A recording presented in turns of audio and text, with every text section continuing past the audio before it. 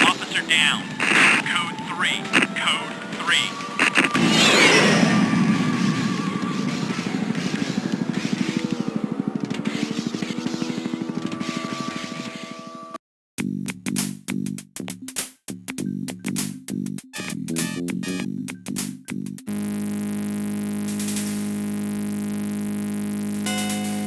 John, let me warn you.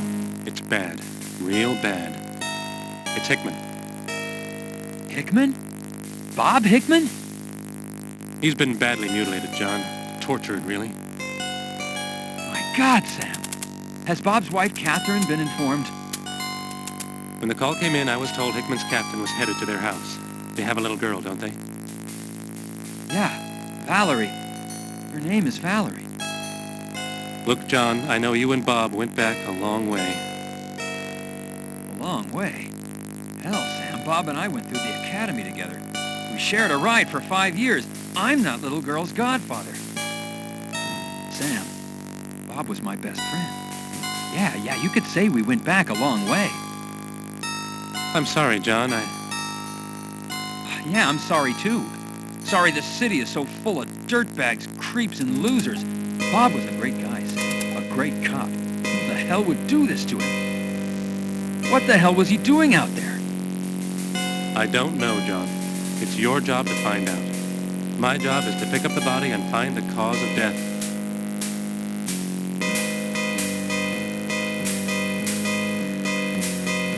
The sun will soon be rising. The back alley to the Lucky Mini Mart. It doesn't look so lucky now. The Lucky Mini Mart, a shopper's dream. Yep, signage is important to a prosperous business. It's a Dare billboard. Many businesses back up to this alley, Detective. An interesting choice of color for an otherwise dreary fence. Trees provide oxygen and shade, both very much needed in the City of Angels. Carrie, the man appears intoxicated and a bit agitated.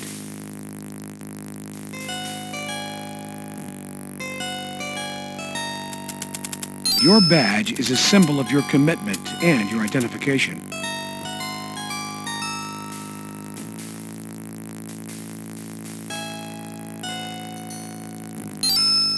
Hello, I'm Detective Carey, LAPD. Would you mind answering a question or two?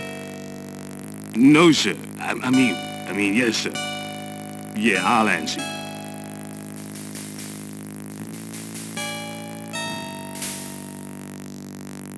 Your department issued memorandum book and pencil.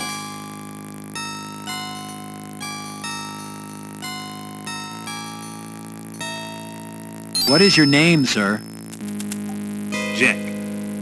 To Jack.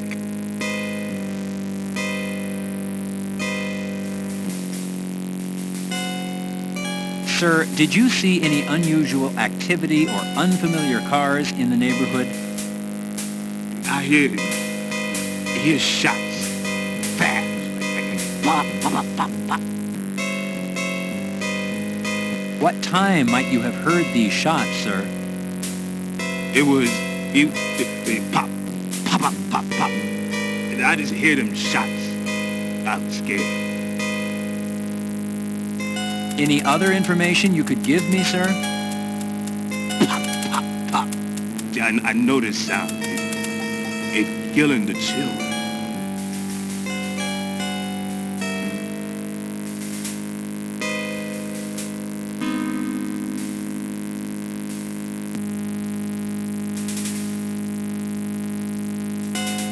This young man appears interested in the alley proceedings.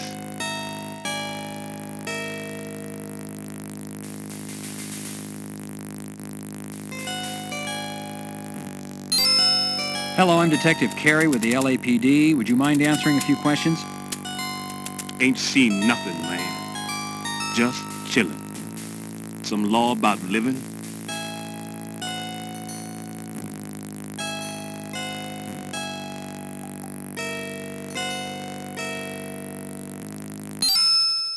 The young man's interest appears a bit suspicious. Always record your gut feelings. Sometimes this job is pure instincts.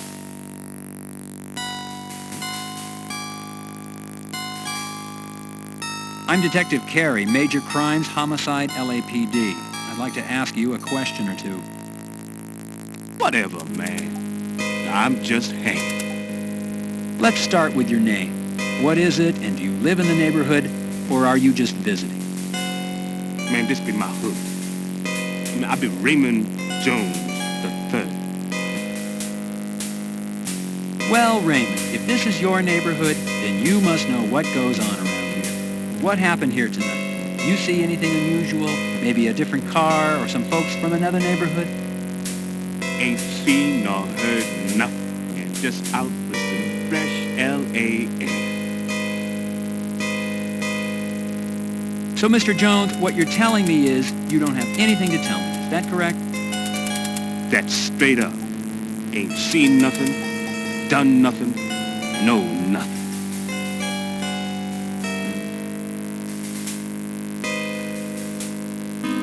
Police banner guard tape secures the alley for investigation. Graffiti mars the neighborhood.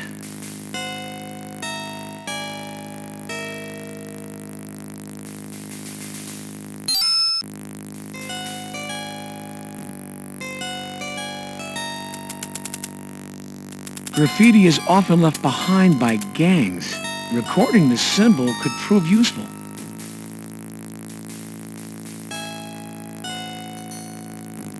It's your car, Carey, a 1993 T-Bird.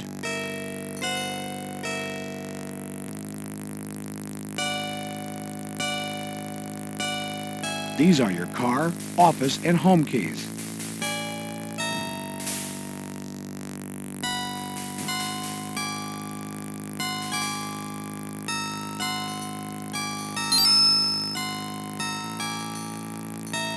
It's your homicide kit.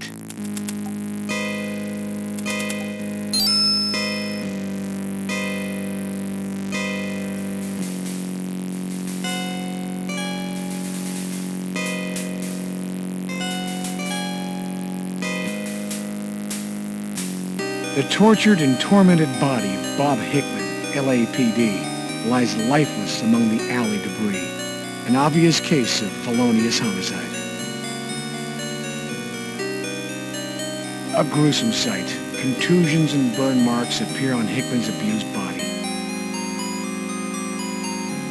An empty holster can mean only one thing: another gun on the street.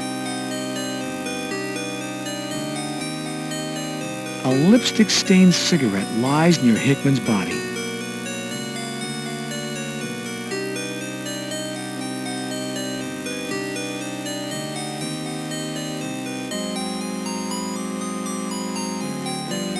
Recording information at the crime scene ensures accurate reports later. Noting that a cigarette lay near the body could prove important later.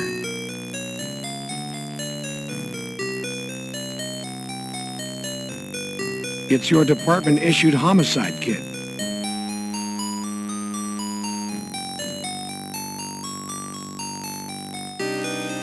Chalk, made in the USA.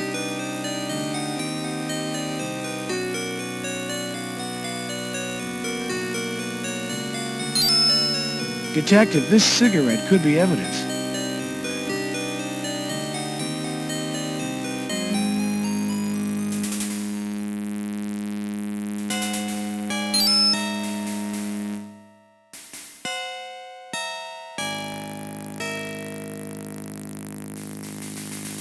It's the Lucky Mini-Mart dumpster.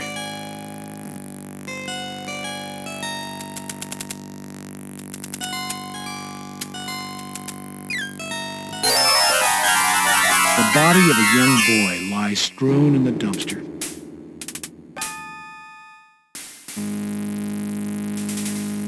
Bullet wounds puncture the boy's body.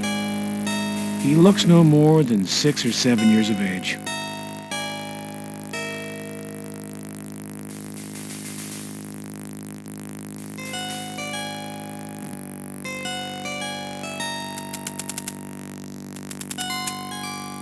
Recording information at the crime scene ensures accurate reports later.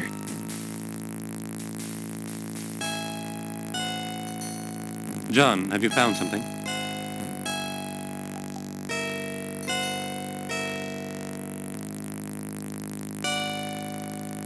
It's Sam Nobles, Deputy Coroner, Los Angeles County.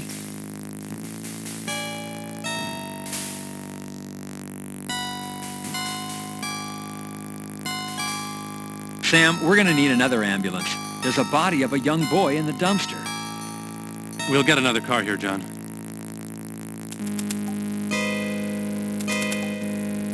He's just a child, Sam. What's happening on our streets? It's a sad state of affairs, John. It's situations like this, a child victimized by violence, that makes it tough to do this job. Sam, do you have a preliminary finding on Hickman's cause of death? It's hard to say, John. There are no evident bullet wounds. There are cervical contusions, possibly asphyxiation.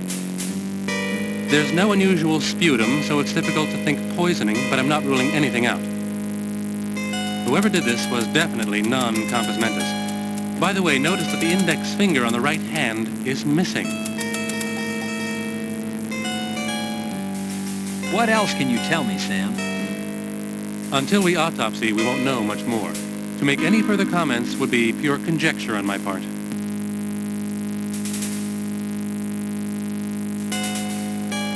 It's Officer Bruce Woody Woodbury, LAPD. Officer Woodbury, when we're finished here, I want the neighborhood canvassed to see if anyone's missing a child, but has not reported it yet. Yes, sir. Officer Woodbury, I'm taking over as lead investigator. Yes, sir, Detective Carey. I have my crime scene log for you. Were you the first on the scene? Yes, sir. Officer Allen and I were on patrol. He was driving. As we passed the alley, I looked to my right. I saw the body. We radioed it in, stopped, set up the perimeter. I didn't know it was Hickman until we got up to the body. I can tell you, sir, I was shocked. He was the last person I expected to see. He was a fine officer. Is there anything else you can tell me, Officer Woodbury? No. We rolled by, saw the body, radioed it in. There was no one in the alley besides the body. The neighbors came out once we set up the perimeter. It was quiet when we got here.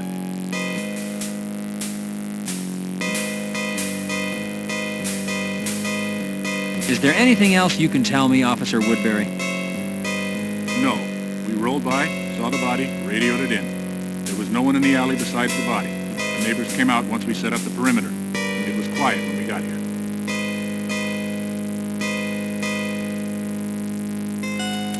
It's Officer Malcolm Allen, LAPD.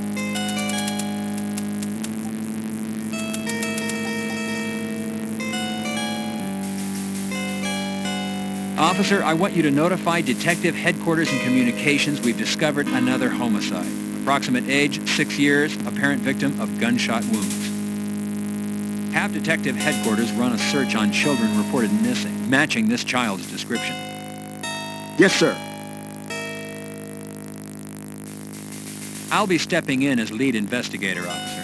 Can you tell me what the situation was when you got here? Yes, sir. Woodbury and I were on our regular patrol. We spotted the body as we drove by. We radioed in, then moved in on the scene.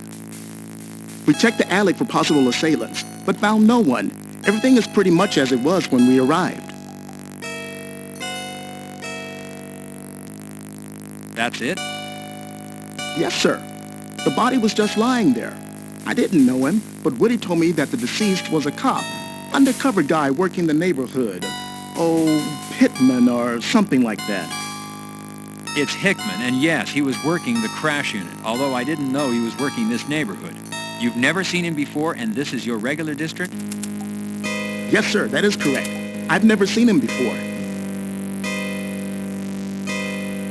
Is there anything else you can tell me, officer? No, sir. It's Chester, Julie Chester, criminalist SID. It looks like it's going to be a busy night for you, Chester. Unfortunately, our streets are being taken over by violence. Innocent people being killed. It's uncivilized, sir.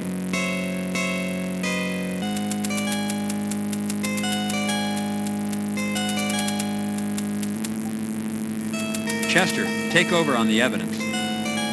Yes, Detective.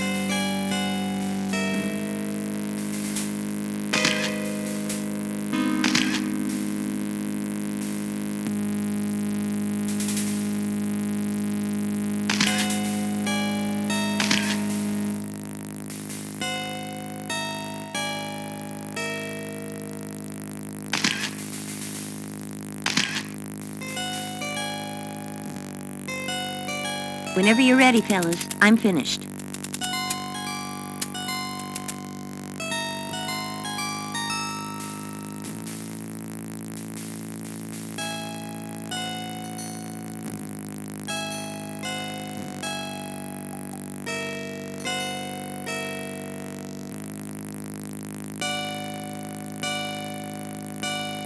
John, we can handle it from here.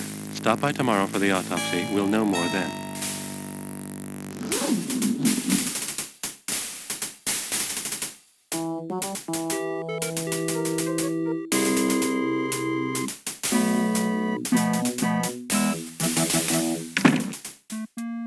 Gary Hickman's death isn't just your personal tragedy. It's a tragedy for the entire force. We've lost a friend, a father, and one damn good cop. As you know, you've been assigned the lead investigator on this case, and I'm going to be looking to you for answers. I'm going to ask you to put aside your personal feelings and deal with this investigation in a professional manner. If you don't think you're up to it, I want to know now.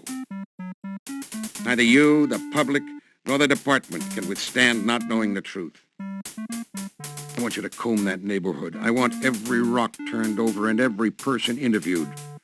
Remember, Hickman was not the only fatality tonight. The family of that boy is grieving also.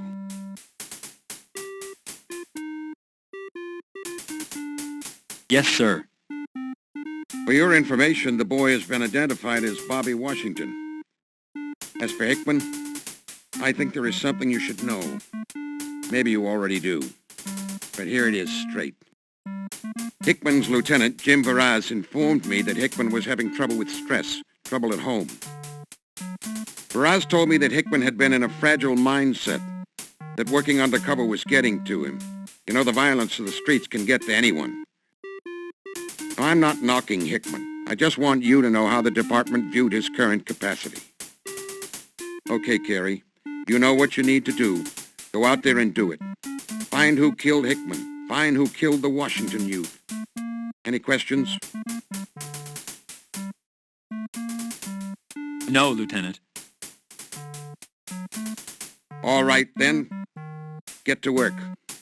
And, Carey, when you see Catherine, please extend my deepest sympathies.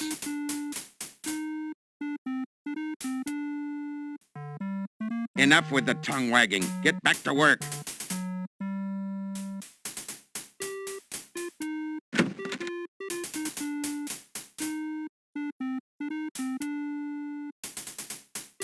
Too bad about Hickman, Junior. Guess this hit you pretty hard, huh? Well, hell, don't let it. Damn scumbags out there. They're just goddamn lucky I'm a desk jockey. If I was on the street, I'd whip their collective disrespectful butts. You know, Junior, this case is gonna generate a lot of paperwork, and a lot of calling. You're just goddamn lucky you got me as your partner in this one. Damn lucky.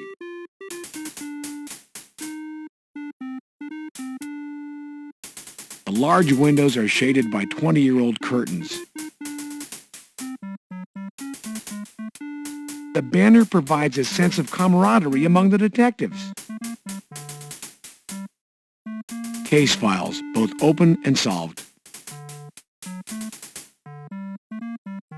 It's Detective Philip Jerica, originally from Houston, Texas, and a damn fine cop. Hal Bottoms, homicide detective, currently assigned to your case.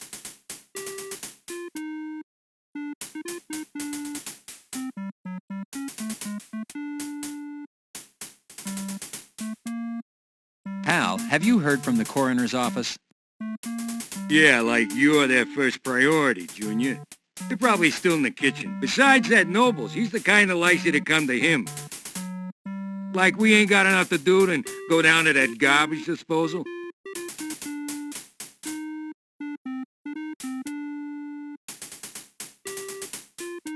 Hal, the lieutenant was pretty direct about the paperwork on this case. Hell, Junior, I already got our murder book set up. I might be afflicted with this damn diabetes, but I ain't lame. You just make sure you do your part. You're the one needing to write up the damn reports. I just gotta file them.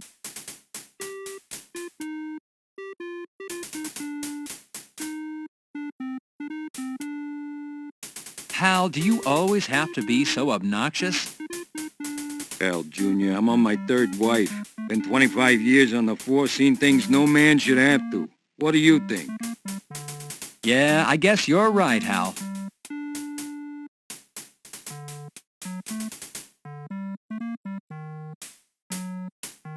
It's your very own desk.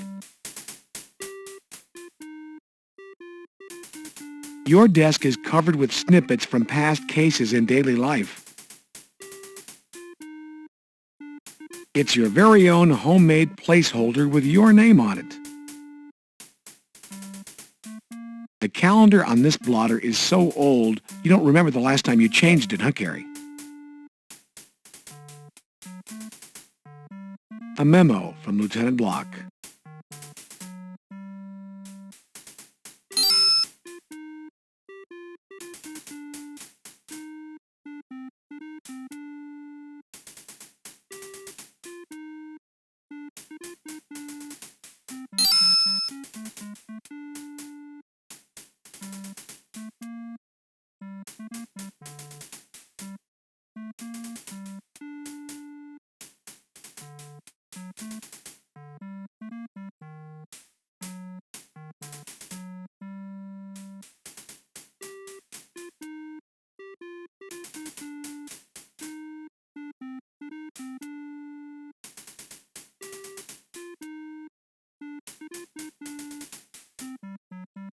Desk drawers.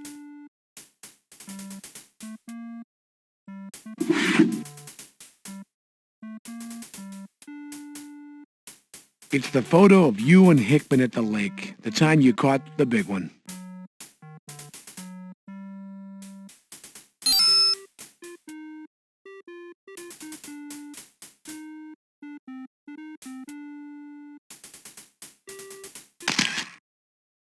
The photograph taken of you and Hickman at the lake, the time you caught the big one.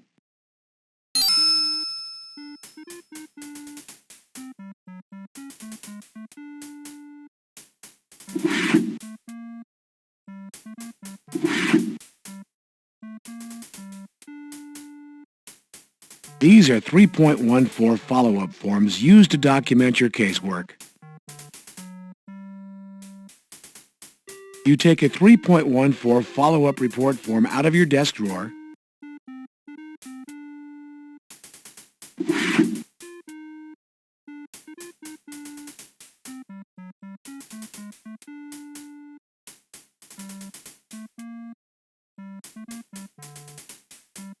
Departmental Follow-Up Form 3.14. Your department-issued memorandum book and pencil.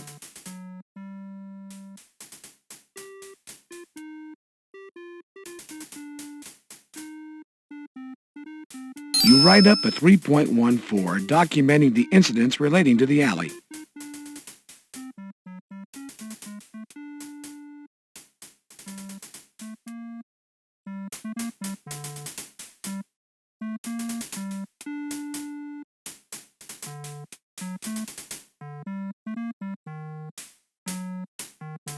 Here you go, Hal. Sure, Junior.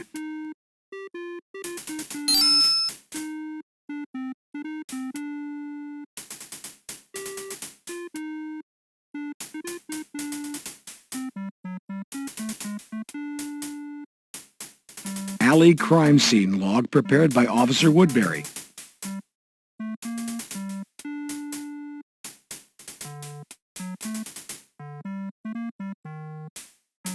here's the Hickman crime scene log. It was prepared by Officer Woodbury from the 77th. Hey, you're damn lucky you got me taking care of this book, Junior. Damn lucky.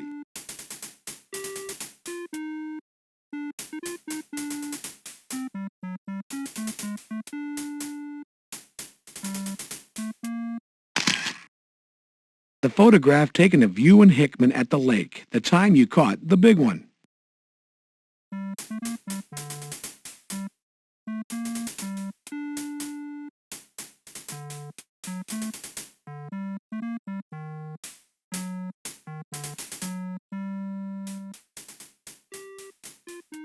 Your department-issued telephone.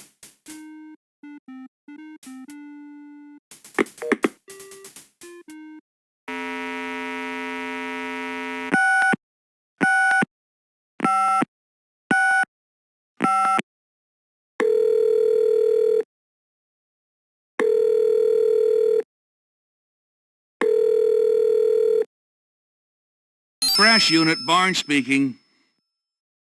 Hello, this is Detective Carey over at Major Crimes, Homicide. Is Lieutenant Varese there? No, he's out in the field. How about I tell him you called? That would be fine, thank you.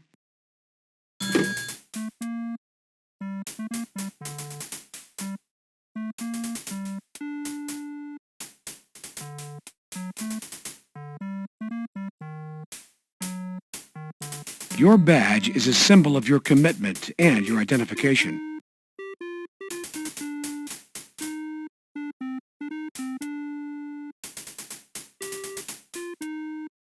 At 286-16.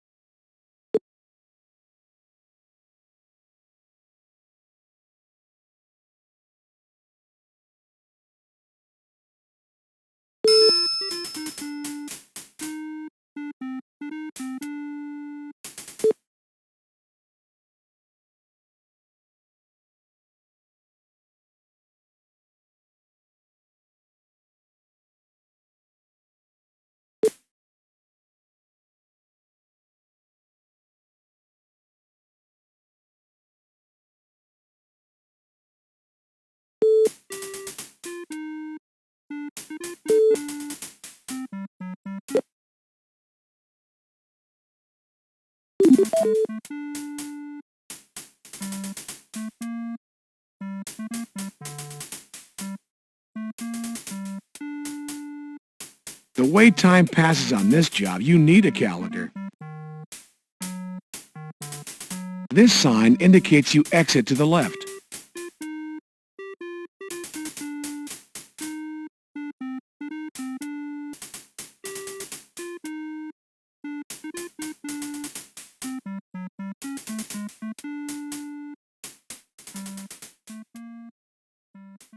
The elevator doors.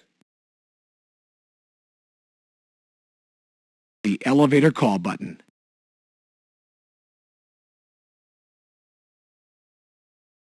You call the elevator.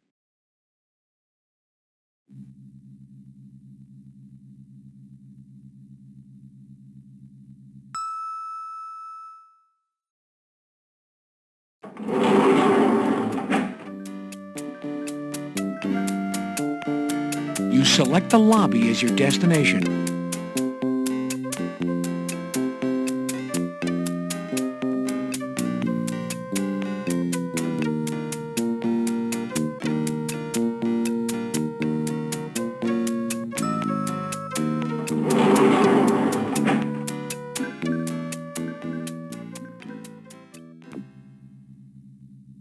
ashtray designates this as a smoking permitted area.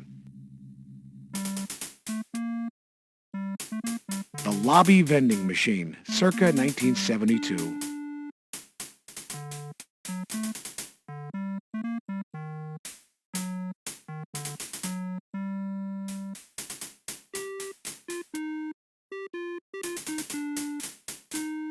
Main lobby to Parker Center. In order, the flags are the Los Angeles Police Department seal, the City of Los Angeles flag, the California state flag, and the American flag. Dare to keep kids off drugs. This is the check-in desk for Parker Center for both employees and visitors alike. Officer Bill Linder, main lobby guard.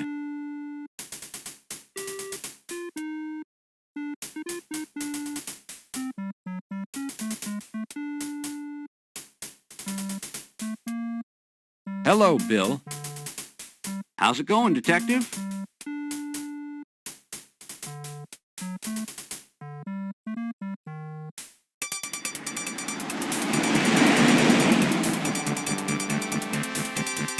Last night, the LAPD was shaken to its roots as Officer Robert Hickman, Police Officer of the Year 1992, was found brutally slain in a South Central neighborhood. Heading up the Hickman investigation is veteran homicide detective John Carey.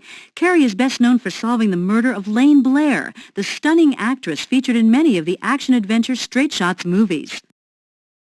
Detective Carey has been unavailable for comment, and all requests for a formal statement from the department have been denied.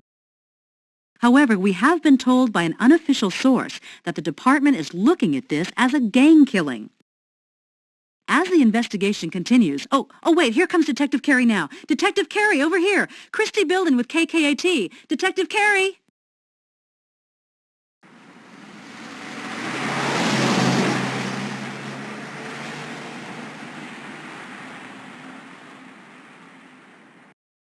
Detective Carey, would you care to make a statement concerning the murder of Officer Hickman? Detective Carey, is it true that Officer Hickman's body was found partially nude? What about the reports that Officer Hickman's body has been tortured and mutilated? Detective Carey, should officers now on patrol in South Central be concerned about their own safety? Has any gang claimed responsibility for Officer Hickman's murder?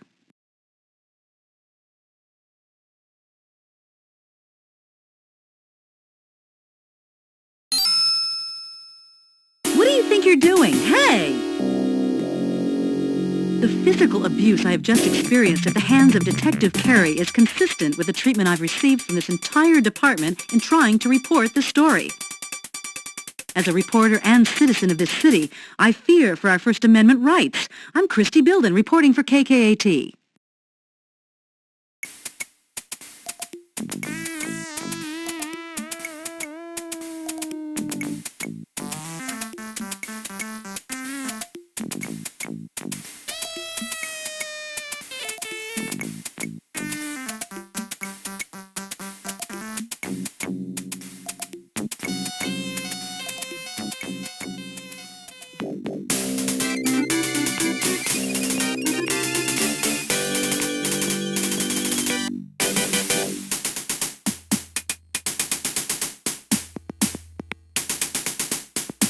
It's the front door to the shooting range office.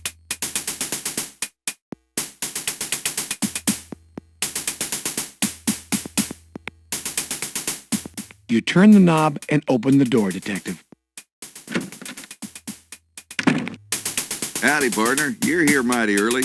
Ain't scheduled to qualify till Wednesday. You planning on a little practice shooting today?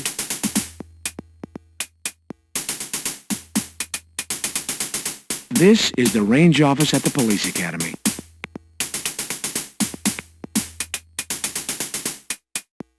It's Bert Arnold, Department Armorer.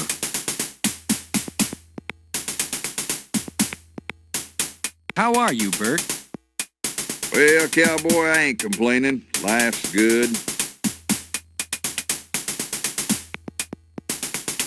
Those are qualification forms.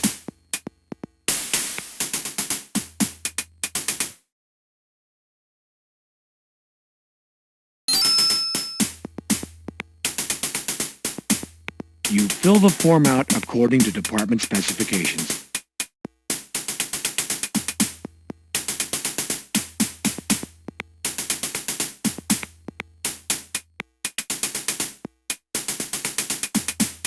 Qualification Form 13.5.1.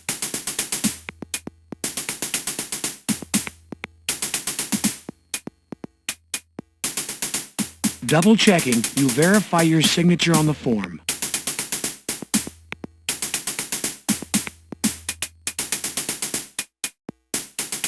Filled out and ready to go, Bert. Thank you, partner.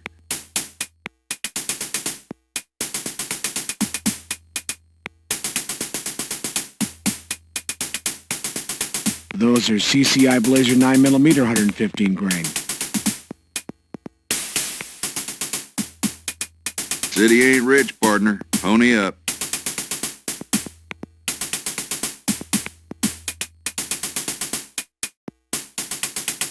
It's your wallet.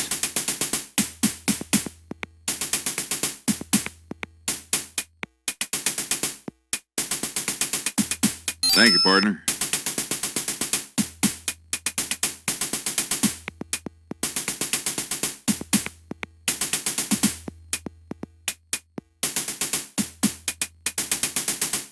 Detective, that's the headgear you're required to wear during range shooting. You pick up the headgear.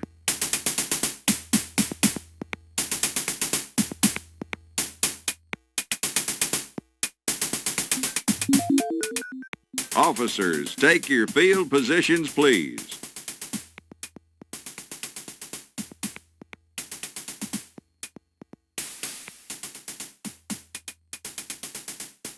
Department ear protectors, a must on the range.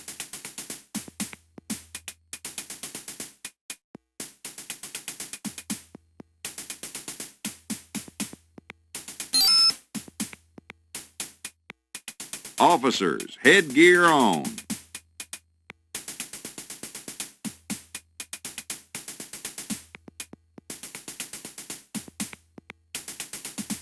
All firearms to low ready.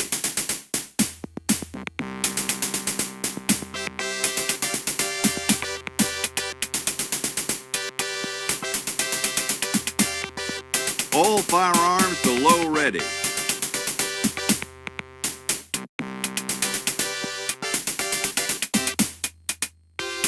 Phase 1. Ready on the right, ready on the left. Attention.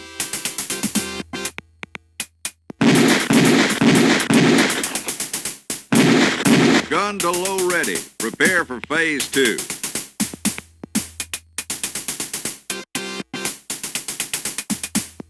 Phase 2. Ready on the right, ready on the left. Attention.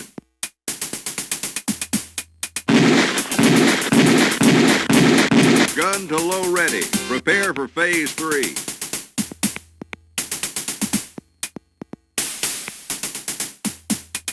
Officers, reload.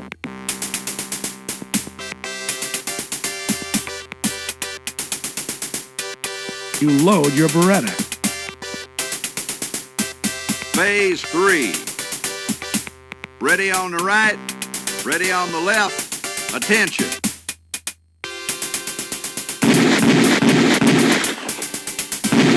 Gun to low ready. Prepare for Phase 4.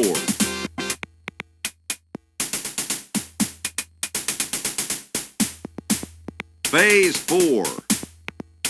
Ready on the right, ready on the left. Attention.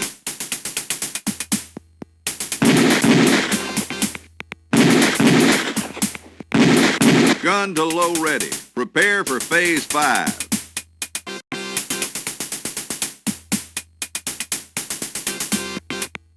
Officers, reload.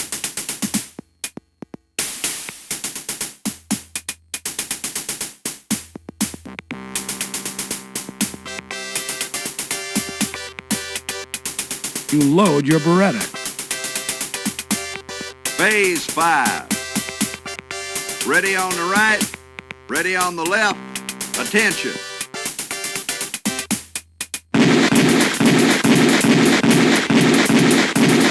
Gun to low ready.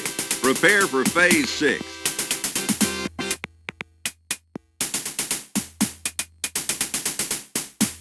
You load your Beretta.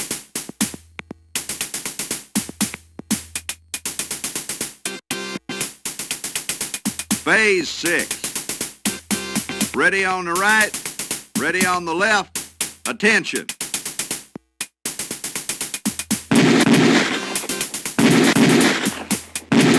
Holster all firearms.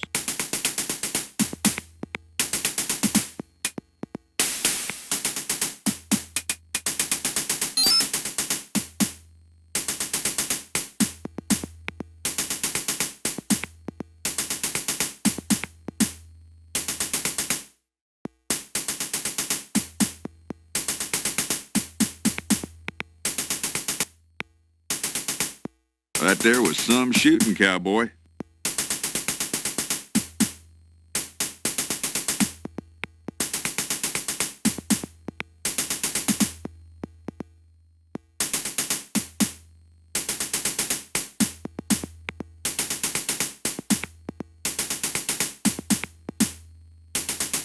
Thank you, partner.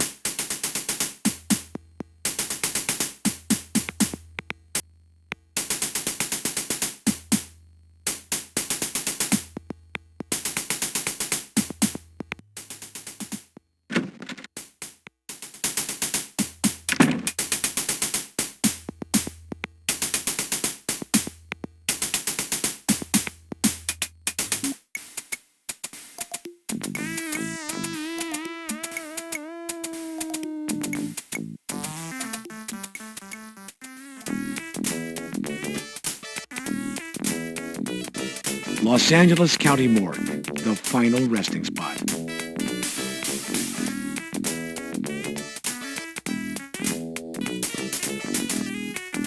Entering the morgue always provides a sense of anticipation.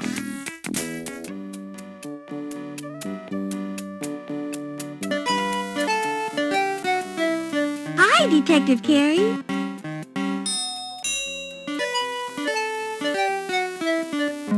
It's Sherry Moore, the girl everyone adores. Hello, Sherry.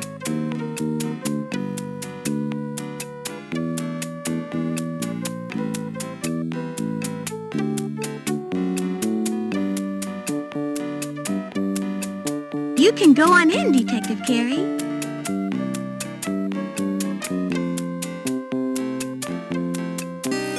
Hello, Detective Carey. How do you stop a lawyer from drowning?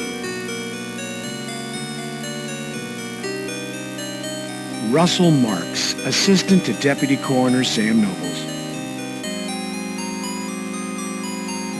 I don't know. Take your foot off his head.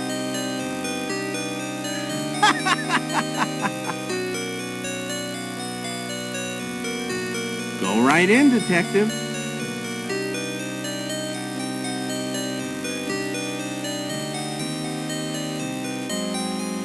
Why did the idiot tiptoe past the medicine cabinet? I don't know. Because he didn't want to wake the sleeping pills.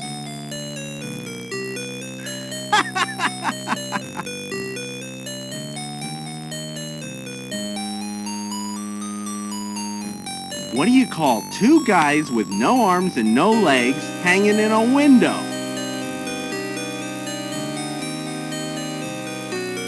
I don't know.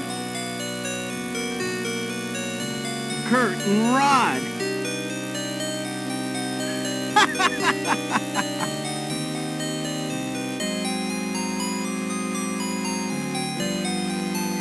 Okay, so a funeral director has 2 funerals in one day, and somehow the wrong clothes got on the wrong bodies.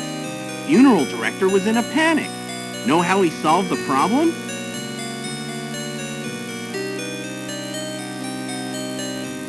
I don't know. He just switched the head.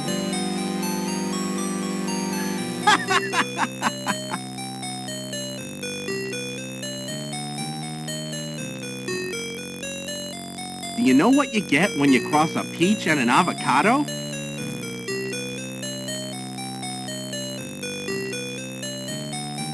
I don't know.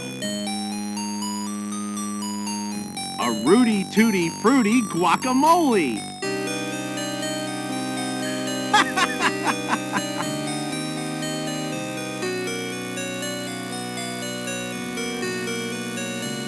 It's Hickman's personal belongings envelope.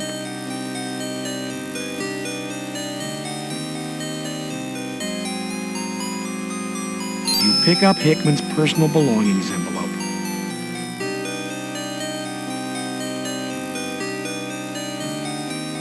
It's Bobby Washington's personal belongings envelope. You pick up Bobby Washington's personal belongings envelope.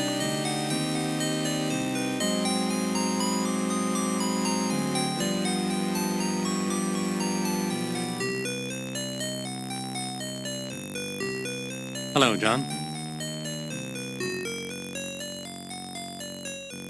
Sam Nobles, Deputy Coroner, Los Angeles County. The body of your best friend now has an incision from the groin to the larynx.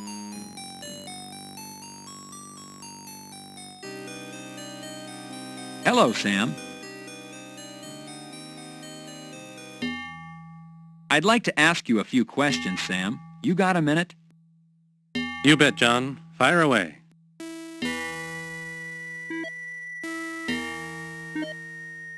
Sam, what can you tell me about the youth? Exactly what would you like to know, John?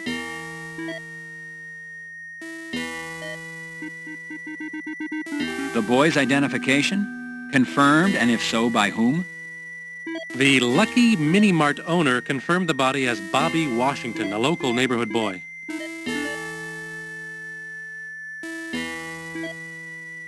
Has the boy's family been notified? Yes, and as I am sure you can imagine, the mother is near hysterics. Her name is Bernadette Washington, and she lives around the corner from the alley. The poor woman is so upset she can't yet bring herself to come down and claim the body, or the few small trinkets we found on the boy.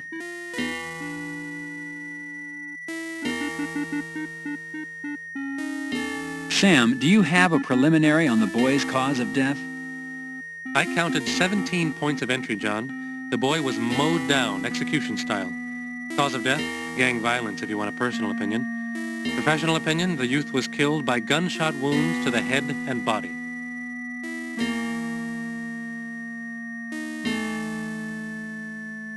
Has the boy's autopsy been performed yet?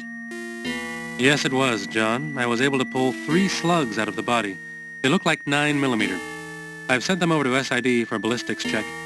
The body is in cold storage, waiting for the family.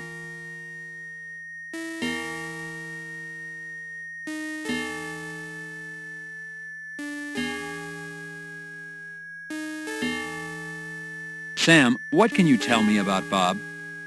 Why don't you begin at the beginning and begin by asking me the specifics? That way I won't miss any topic you might want to explore.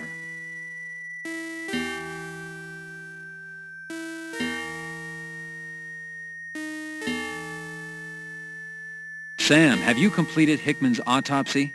What are your preliminary findings? The autopsy is complete. Beyond the surface evidence, I found a ruptured gastrointestinal tract. Fluids were sampled, and I'm having toxicology tests run, including all known poisons.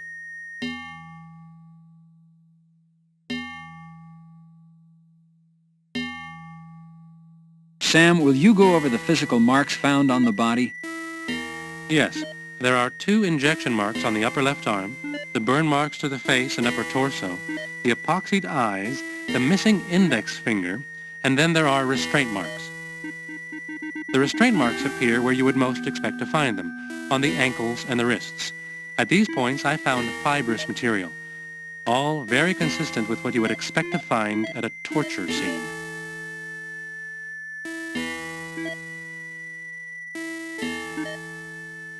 Sam, what can you tell me about the body lividity? Lividity appears 2 places on the body, first and most notably on the buttocks. This would indicate to me that Hickman died while sitting and then was left in that position for a period of time. Or, once killed, he was moved to a sitting position and then left for a time. The second area of lividity appears on the upper back and shoulder area, and I believe resulted from the time the body spent in the alley.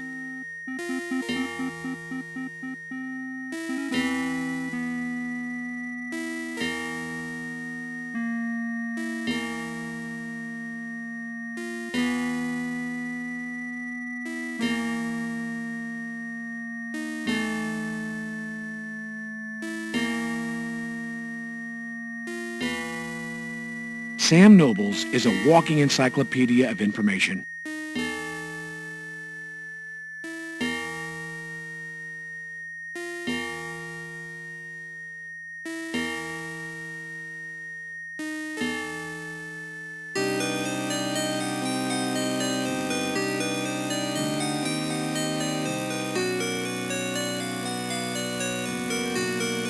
Did I ever tell you what happened to Sam's girlfriend? I don't know. She left him after he tried to put a tag on her toe.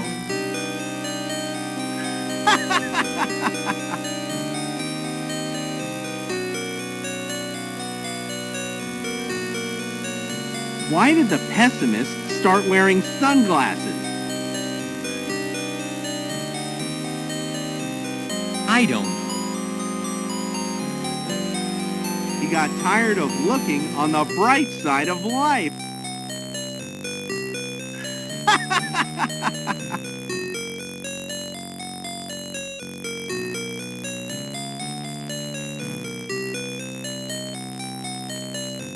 See ya, detective.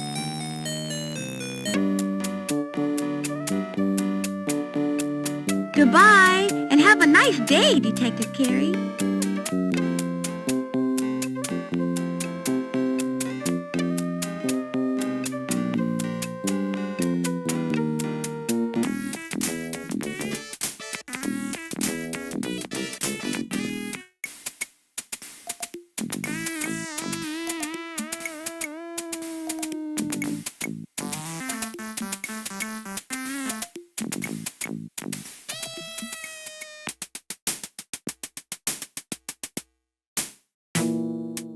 It's police banner guard tape, torn and useless.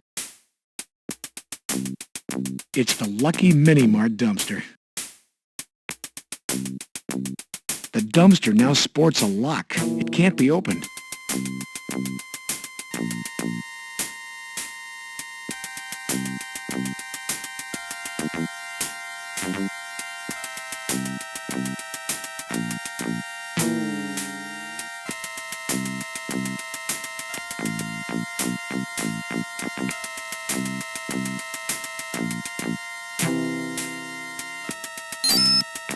Recognizing the graffiti, you make a notation.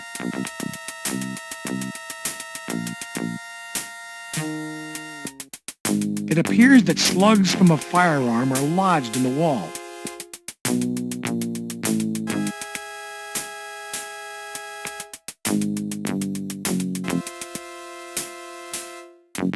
The putty knife is made in the USA.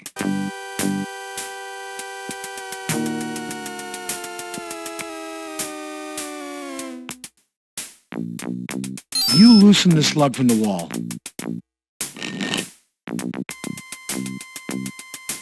You loosen the slug from the wall. You loosen the slug from the wall. You loosen the slug from the wall. You loosen the slug from the wall. You loosen the slug from the wall. You loosen the slug from the wall. You loosen the slug from the wall. You loosen the slug from the wall. You loosen the slug from the wall. You loosen the slug from the wall.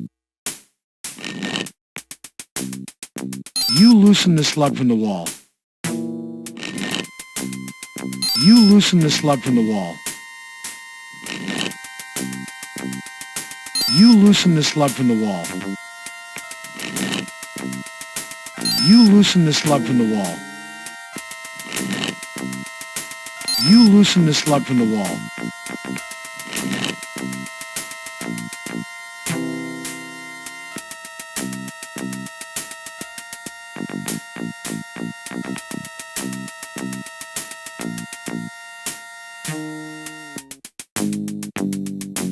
The baggies hold evidence found at crime scenes.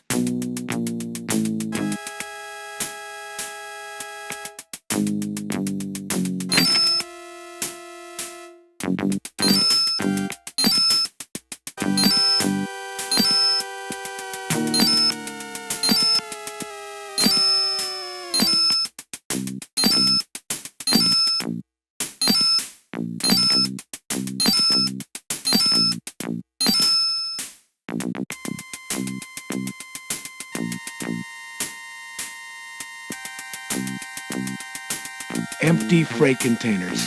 This field must be used to unpack stolen goods. This must be a replacement door for the one lost when this place burned.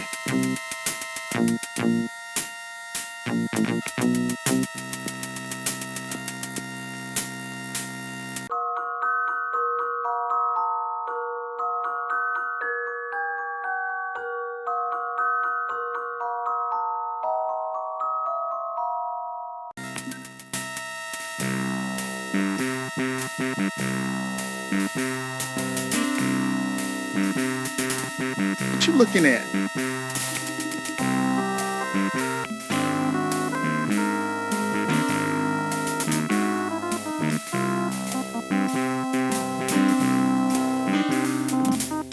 I'm Detective Carey, LAPD, homicide.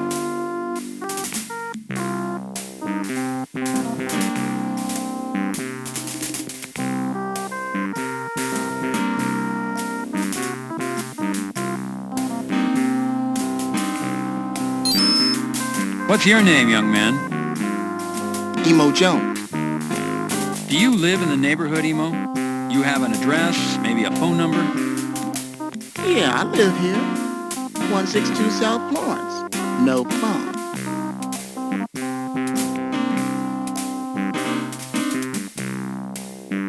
I'd like to ask you fellas a couple of questions. You be the man. Ask away. Last night there was a double murder. A police officer and a neighborhood boy, Bobby Washington. Do you know anything that might help us solve what happened to them? I be knowing nothing. That copper? What he be doing down here anyway? Did you know Bobby Washington? Yeah, that little man was okay. He always be saying he gonna grow up and be the next Dave Stewart.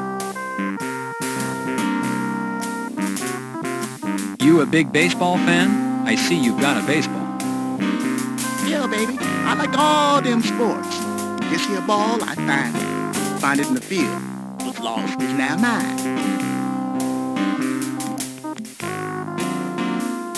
If you can think of anything that might help us, why don't you give me a call down at Parker Center? Just ask for Robbery Homicide Detective Carey.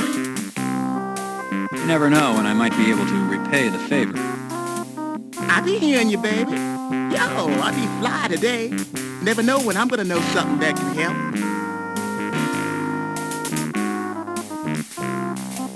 This looks like one tough kid.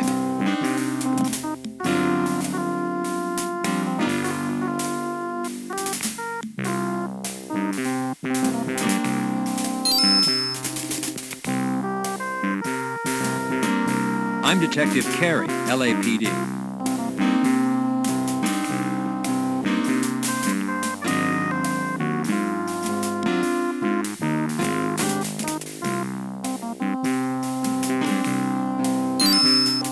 Do you live around here, son? Shit, I live with my grandma down on Hoover.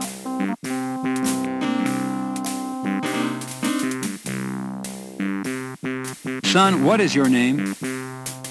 Herbie Lewis. Herbie, do you know anything that might help us solve last night's double murder? Shit, no, man. I was with my granny. You asked her.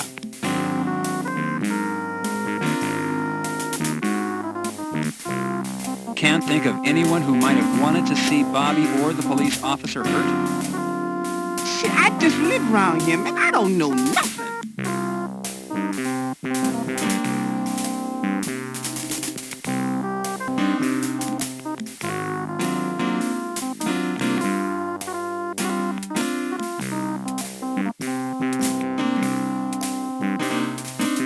The Rainbow Cafe, a rather inviting little place. Customer entrance to the Rainbow Cafe.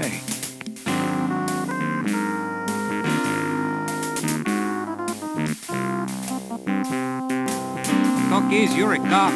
Cops are bad for my business. My advice to you, keep moving.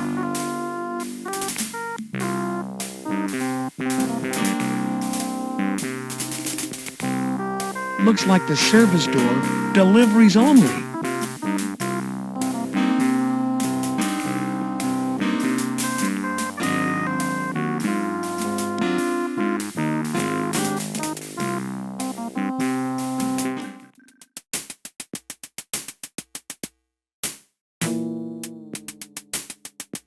This man was at the crime scene last night.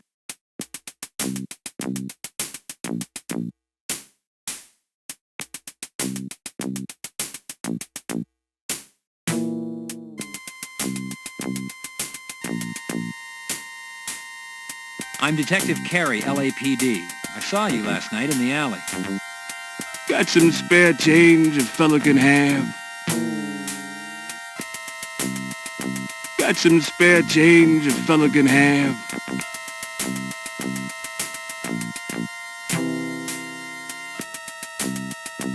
Spare change.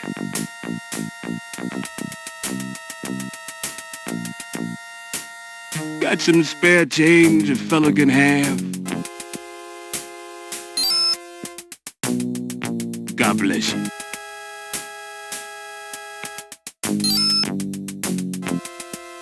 You're very kind.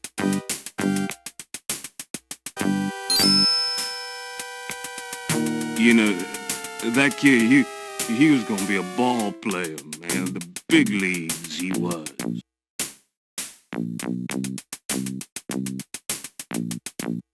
I'd like to ask you a few questions. Yeah, okay, sure.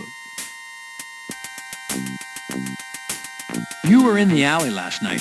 I thought you might be able to tell me what you know about the murders. Yeah, just popping sound. You know, I don't know.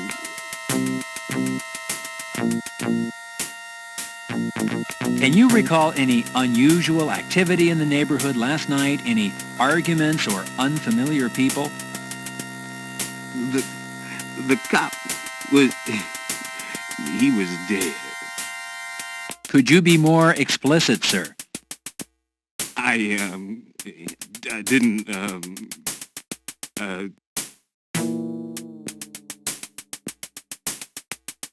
Sir?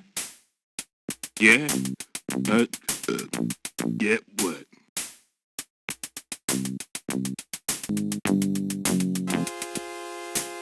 The Lucky Mini Mart. With a name like that, they must sell lottery tickets.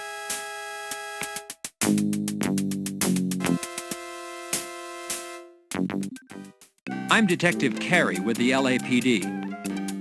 Everybody know who you are. You big cop. Bring big trouble.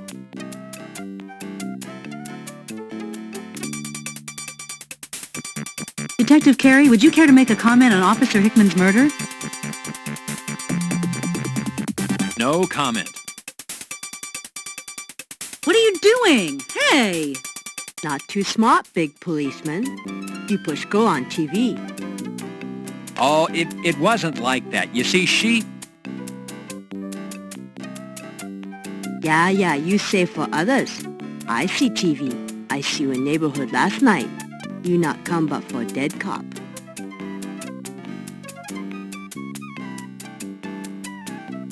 She doesn't look very friendly.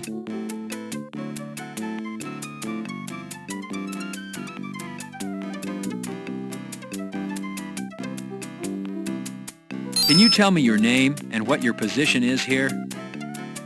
I owner of Lucky Mini Mart. I work hard for my store.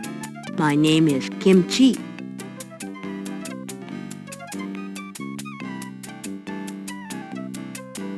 I'd like to ask you a few questions. Okay, you ask. You said you saw me last night. Did you happen to see anything else? Anything out of the ordinary, such as different people or cars in the neighborhood? I already told police all I know. Well, if you think of anything, I'd appreciate hearing from you. Just call me at Parker Center. Ask for robbery homicide, Detective Carey. By the way, Miss Chi, did you know Bobby Washington? He was good boy. Always helped me for free. He good boy. He try and stay away from gangs. No trouble. Bobby good boy. Is there anything else you could tell me about Bobby, Miss Chi? What to tell? Boy's either good or bad. Good boy. I was wondering if you'd remembered anything more about last night's events. I run business. No time to run around and do your job too. You want to buy something?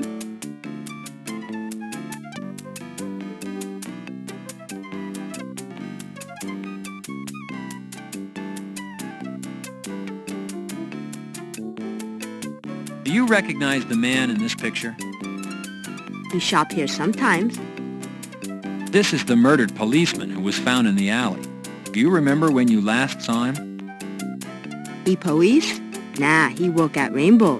He cook.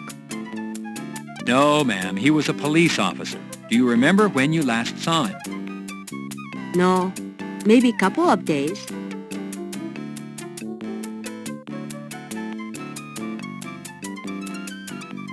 I was wondering if you'd remembered anything more about last night's events. I run business. No time to run around and do your job too. You want to buy something?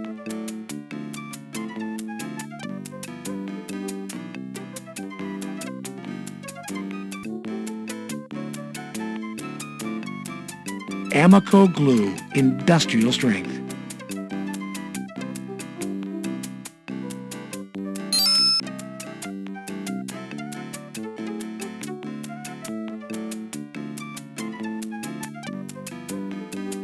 Fresh fruit is a rarity in these small convenience stores. Fresh fruit is a rarity in these small convenience stores.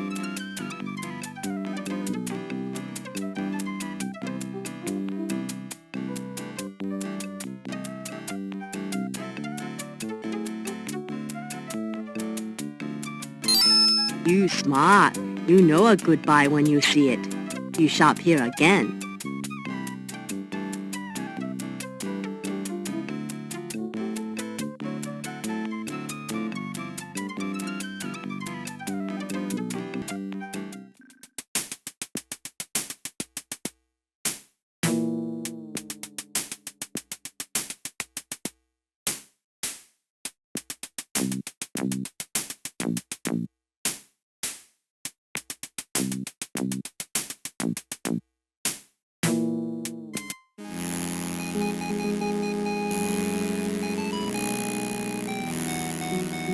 The trees are abloom with the promise of new life. Cracked and broken, this sidewalk is old and in need of repair. The child looks to be about 5 years old.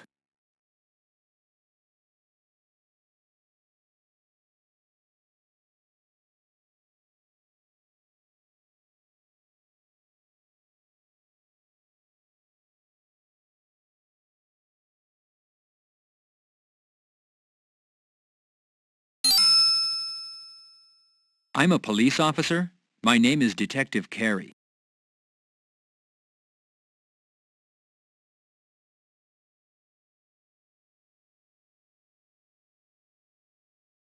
Can you tell me your name? My name is Lysandra. Do you know your last name? Uh-huh. Washington.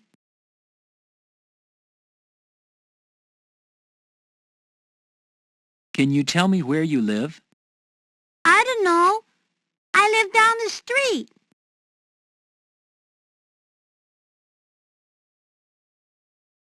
How are you today? Taking your doll out for a walk? Me and my dolly are having a tea party. So it's tea time. We don't have real tea and cookies. We're pretending.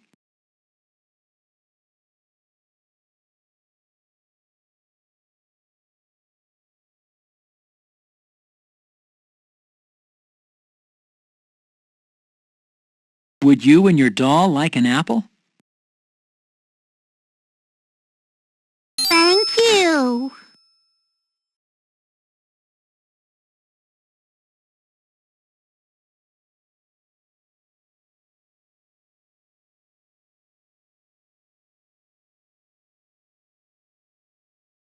The Washington home, a modest house in an older neighborhood.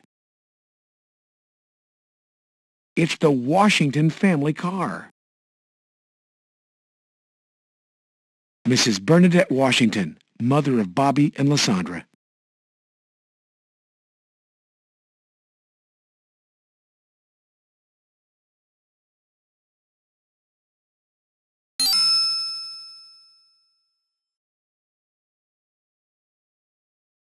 I'm Detective Carey, LAPD, homicide. May I have a moment of your time? Yes, Detective, what is it?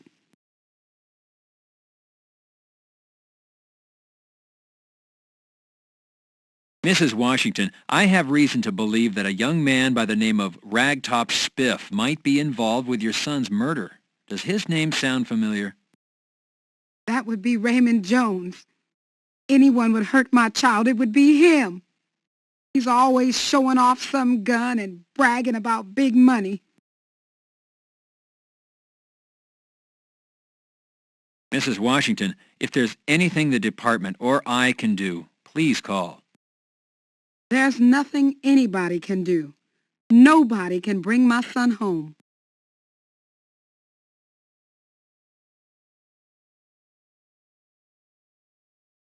Mrs. Washington, can you tell me when you last saw Bobby? Was he with friends? Did he tell you where he was going? He was heading out to play ball. He loved baseball. He always told me he was going to make me proud. He was going to be in the major leagues. He was a good boy, Detective. Never caused me any trouble. He was the man around this house. He was my little man.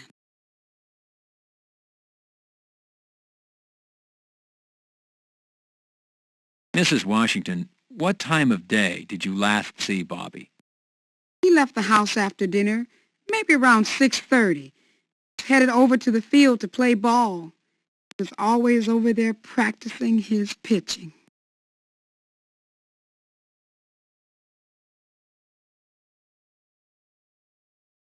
Mrs. Washington, what can you tell me about gang activity in your neighborhood? I don't want to end up dead like my son, Detective. I've got a little girl who needs me. If you want to find out about the gangs around here, why don't you ask around to some of the young men? Not all our boys want to be part of a gang. Maybe one of them will talk to you.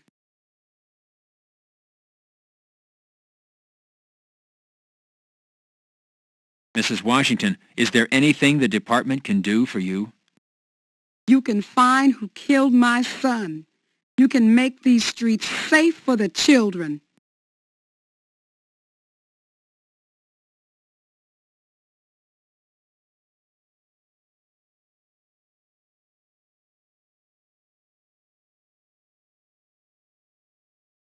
Bobby Washington's personal belongings envelope released from the county coroner's office.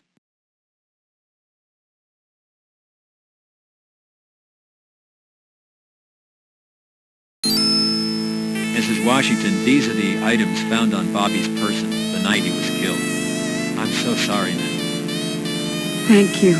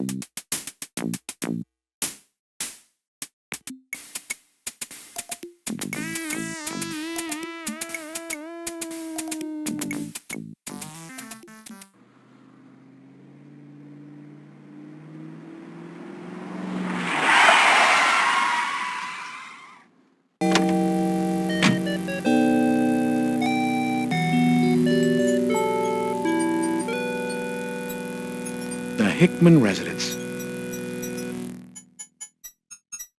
Catherine loves gardening, and it shows, Detective. Double-paned windows are good insulation for both heat and cold.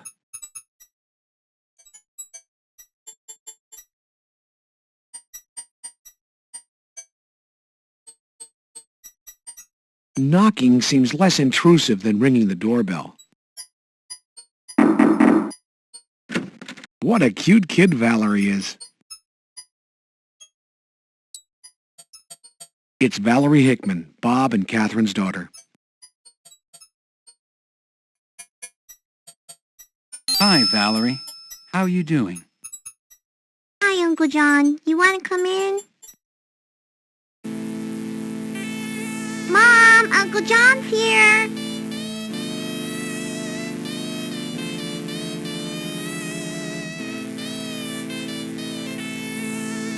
It appears to be Bob's personal items from work. This table was built by Bob 4 years ago. Catherine has wonderful taste in decorating. The shelves contain mementos of Catherine and Bob's life together. The living room decor is friendly and homey. To the left, the hall leads to the private areas of the house.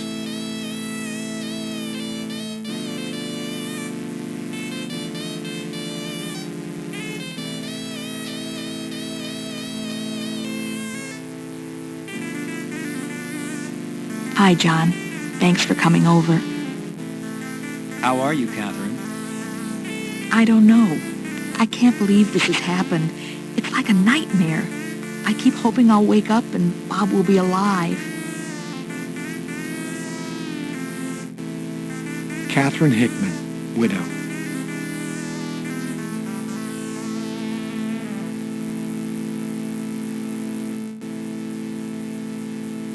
Bob Hickman's personal belongings envelope from the coroner's office.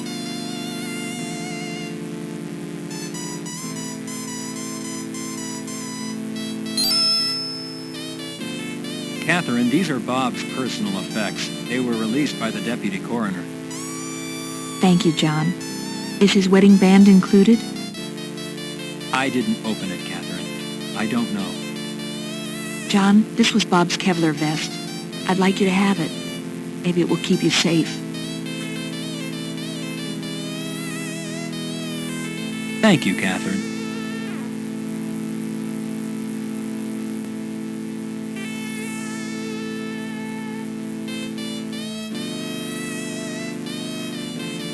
Catherine, I've been assigned lead investigator on this case. I need to ask you some questions. Are you feeling up to it? I suppose so, John. I just can't believe this is happening. I don't know what to do.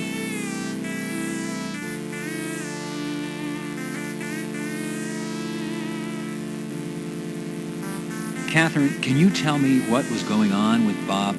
What stress was he feeling? Was it strictly work-related? He would tell me that he couldn't stand to see the little children and the innocent families hurt by all the street violence. He was beginning to hate the gangs. He was having a hard time staying impartial.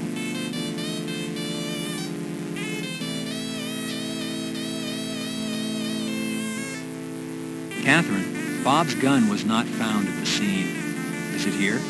Do you know if he had it with him the night he went out? His gun isn't here. I already looked.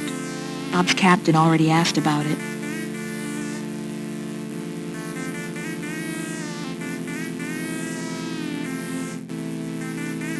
Catherine, I can't go into the details of Bob's death due to the investigation, but if you have any questions, I'll try and answer them. That's all right, John. I spoke with that lovely Miss Moore and Mr. Nobles at the coroner's office. I know all I need to.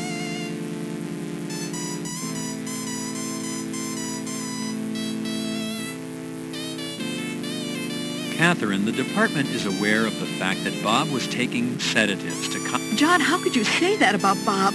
I'm sorry, I can't talk about this right now.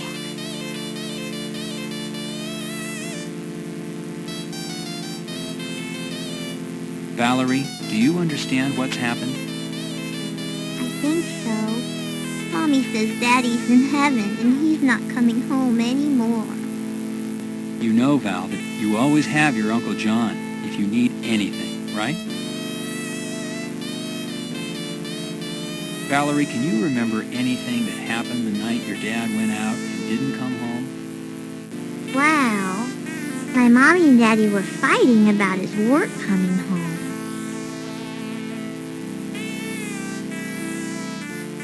Was your dad bringing a lot of work home, Val? I don't know. He always kept it in the closet. That's a nice dress you're wearing, Valerie. Thanks, Uncle John. It's okay.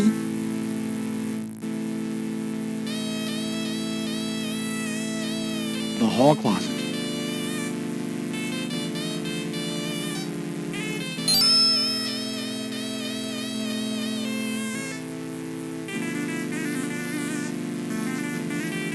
Lightweight jacket.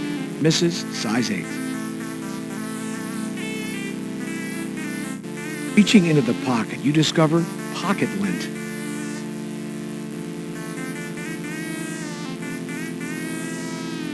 Denim jacket. Reaching into the pocket, you discover a prescription bottle.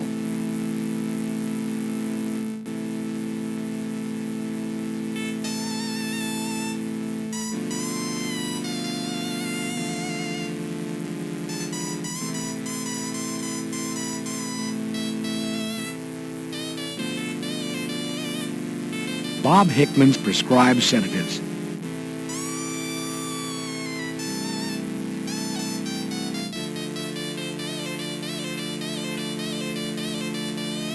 Bye, Uncle John.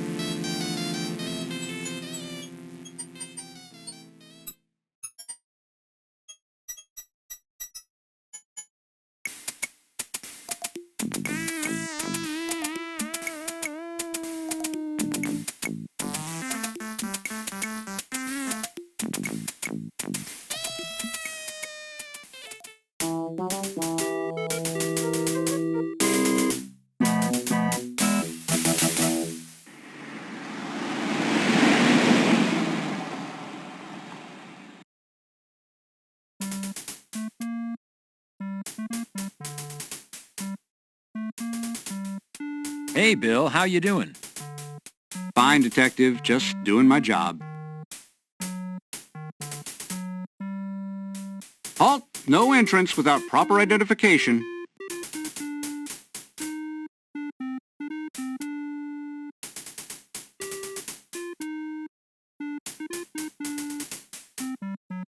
It's your Parker Center identification badge.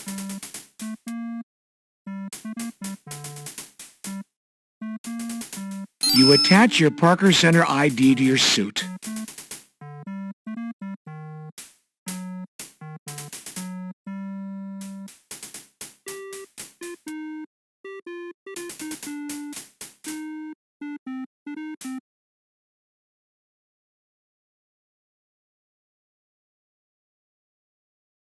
You press the button to call the elevator.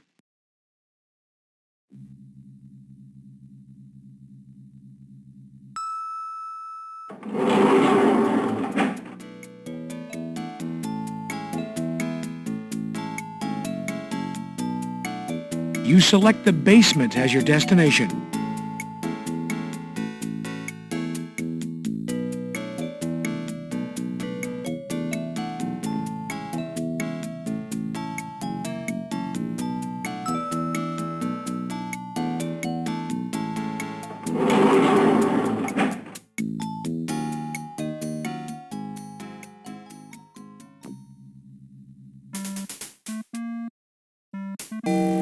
Hello, Detective. How can I help you?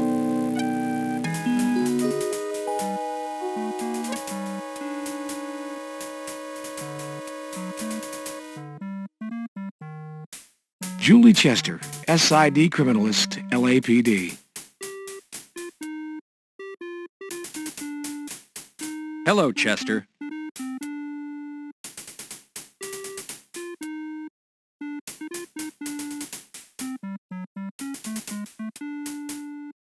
What about fibers found on either of the bodies, Chester? We're running the standard tests. Looks mostly like dirt from the alley. We'll know more a little later.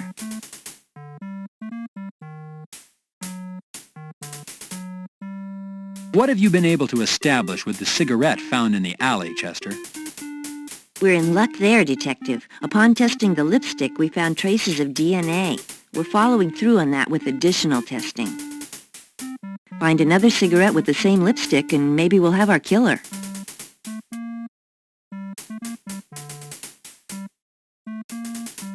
Chester, have you processed Hickman's body fluids? They're in the process, Detective. We don't have any results back yet.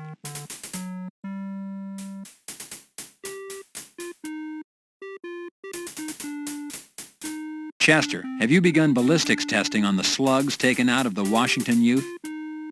Yes, Detective. As a matter of fact, Hickman's service piece is on record. I'm running a match test.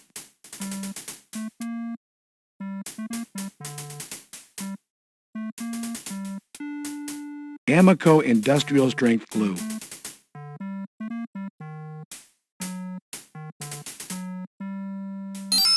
Chester, I'd like you to take a look at this and see if you can match it to the glue found in Hickman's eyes. I purchased it in the neighborhood where Hickman was found. I know it's a long shot. Hold on, Detective. I only need a sample.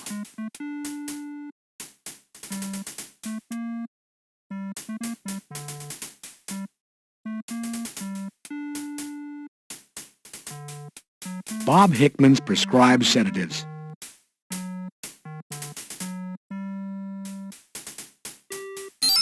Chester, I found these at Hickman's. Apparently he was taking them regularly. Could he have overdosed on these things? Detective, these are Valium, 5 milligrams. Hickman weighed, what would you say, 170 pounds? Hickman would have to have taken what's left in this bottle and coupled it with something else to have killed himself. No, these didn't have anything to do with his death.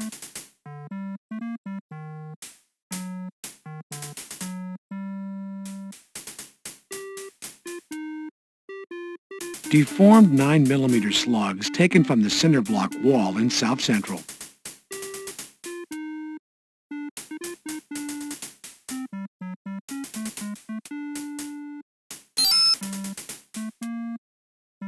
Chester, I pulled these from a cinder block wall not far from the alley in the 77th Street area. I'd like ballistics run on them. I'd like to comply, Detective. However, they need to be processed first. Take them to Teddy with the appropriate paperwork and I'll get right on it.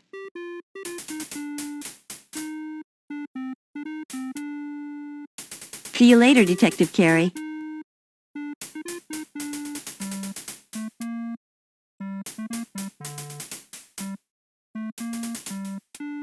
Pressing the button, you call the elevator.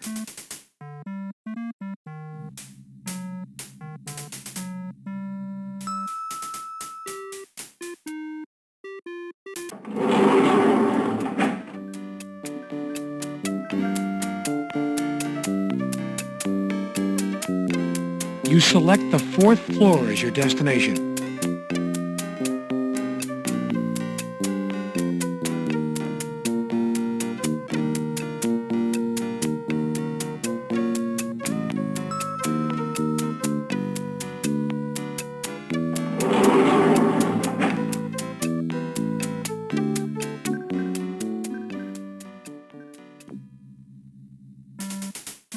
Entrance into property.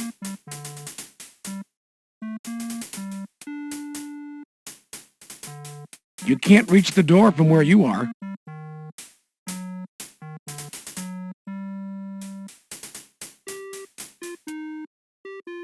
Hello, sir, and how are you doing? How's the investigation going? It's Officer Teddy Baker. Hello, Teddy. Teddy, what was the strangest thing ever brought through here? That would be hard to say, sir. We've had teeth, eyeballs, false and otherwise. We've probably seen just about everything you can imagine and then some.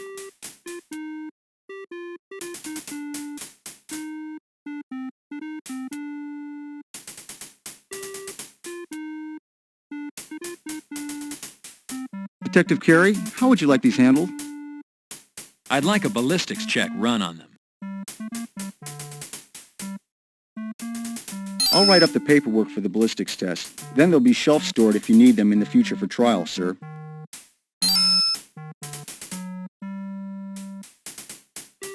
I'll have this filled out in a second, sir.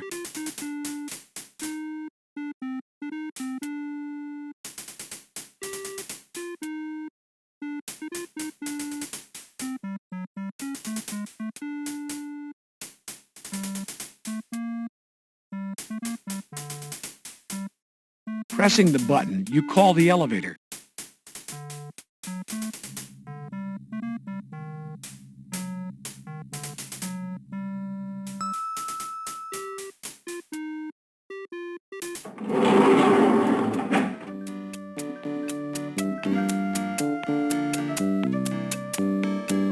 You select the third floor as your destination.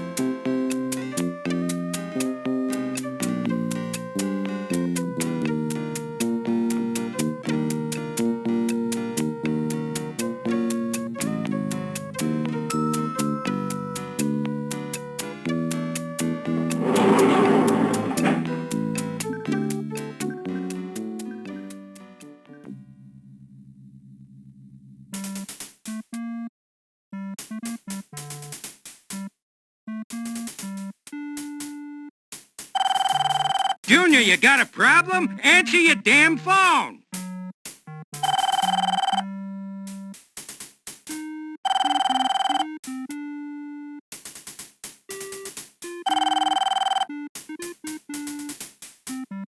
It's your very own desk.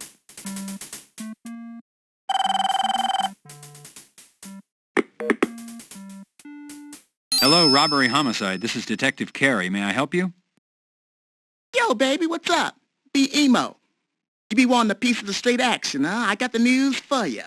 I know some straight-up talk. Yo, baby, yo, you hear me talking? Yes, Emo, I'm here. Are you telling me that you have information concerning last night's murders? Straight up, baby. I'll be waiting by the field if you be interested.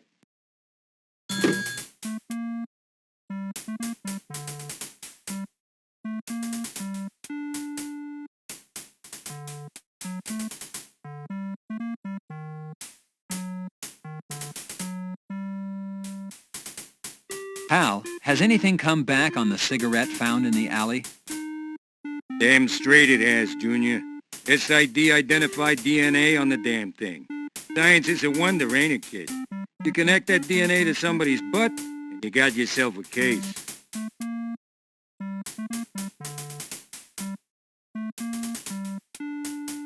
How about test results? Any preliminary information?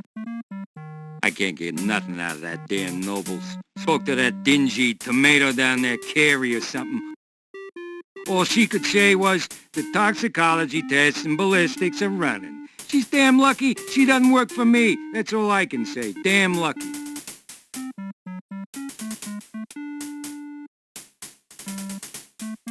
Hal, have you made contact with the folks over at Crash? Were they able to give you any information on Bob? Now, those boys are men, I'll tell you that, Junior. Fighting in the trenches, battling the mean streets. You're to tread lightly, Junior. They're working undercover in that neighborhood. Have been for a couple of months. Your man to talk to is Varaz. You got all that, Junior?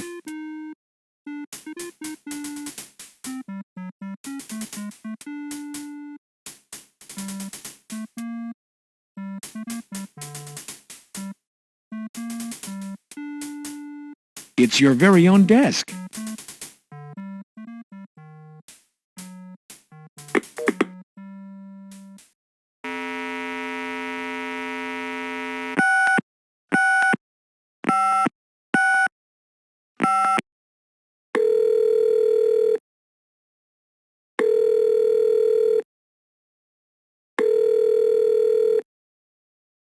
Crash unit, Barnes speaking. Hello, this is Detective Carey over at Major Crimes, Homicide. Is Lieutenant Varese there? No, he's out in the field. How about I tell him you called? That would be fine, thank you.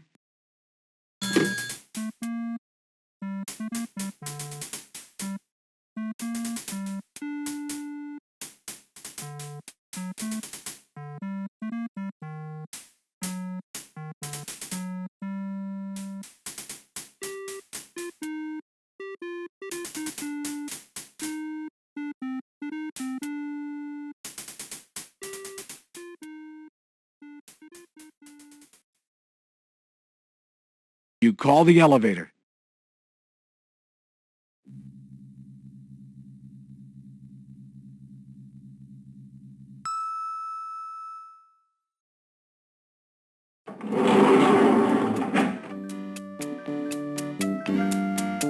You select the lobby as your destination.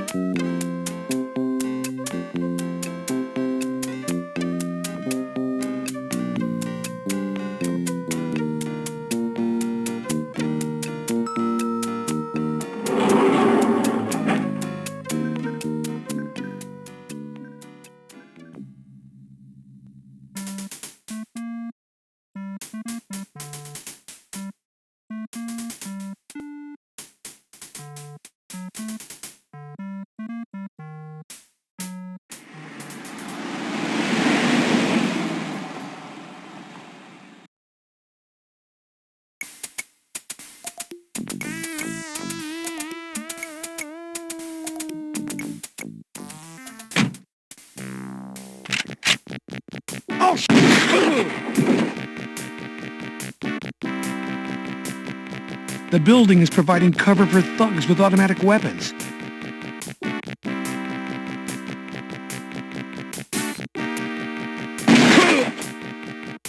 You're hit. Lucky it's only a graze.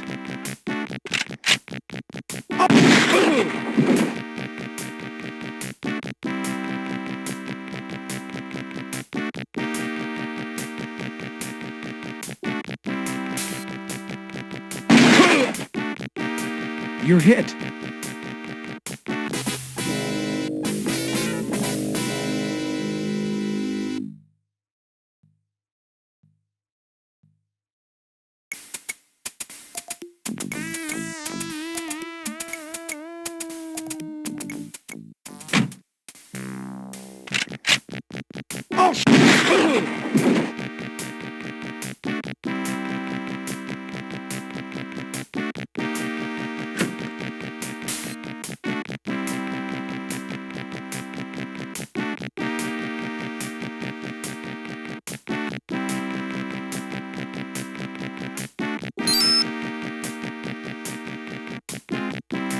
These are 12-gauge double-aught buckshot shells.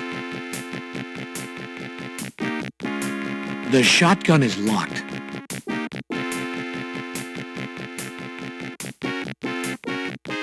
You unlock the shotgun carry.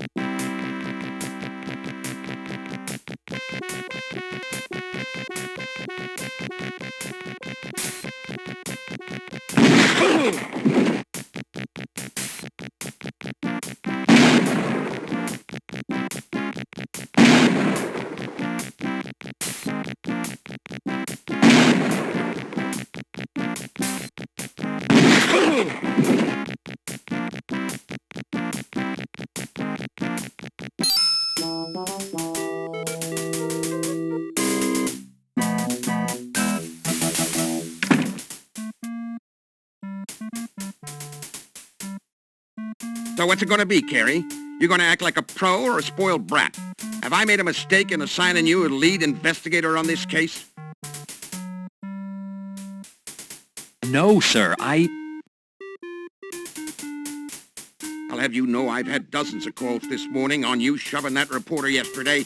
Everybody in town, from the chief to the mayor to outraged Joe citizens, saw you push her. Damn, you were all over the news. Lieutenant, it wasn't...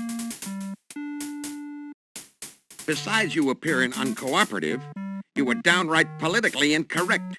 You shove one more reporter, and the department's going to get slapped with a civil suit. Shoving anybody else, and I'm going to give you the boot myself. Lieutenant, I'd like to explain. Then there's the small issue of last night's events, Carey. Would you mind telling me what you were doing in the middle of a crash sting operation? Sir, I received a telephone call from a possible informant. I set up a meeting. I walked into an ambush. So it would seem, Carey, so it would seem. However, your tete-a-tete cost the department thousands of dollars and months of work.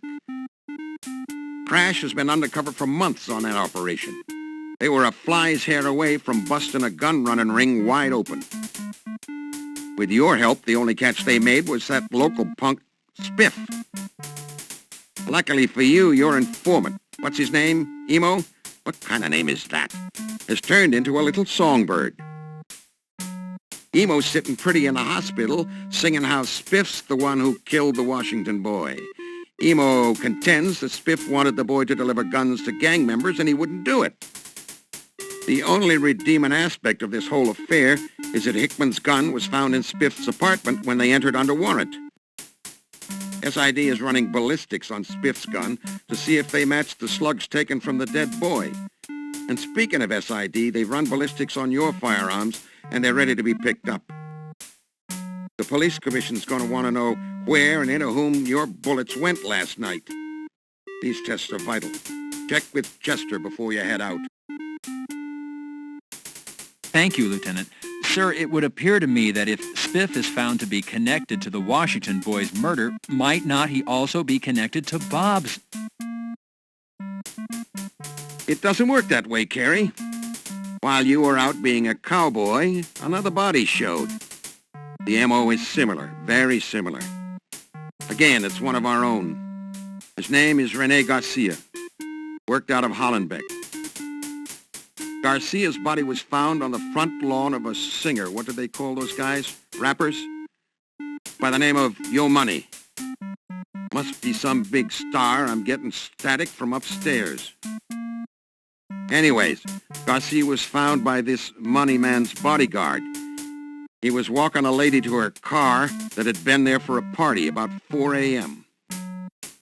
I want you to get over there and see what's going on. And remember, Carey, no cowboy tricks. Just try and be nice, okay?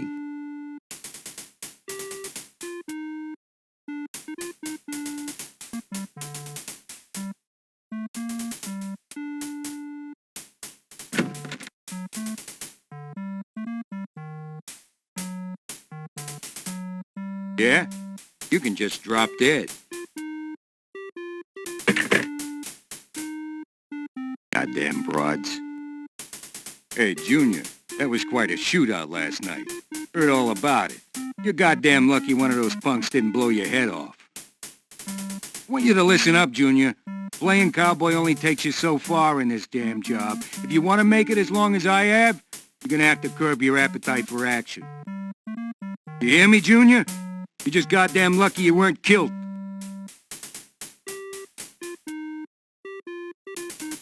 It's your very own desk.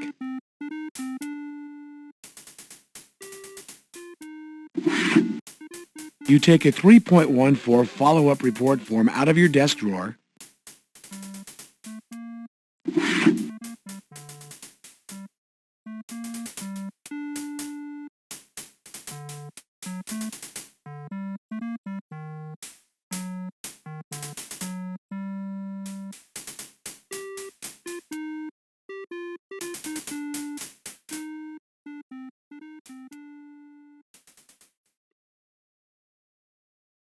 You call the elevator.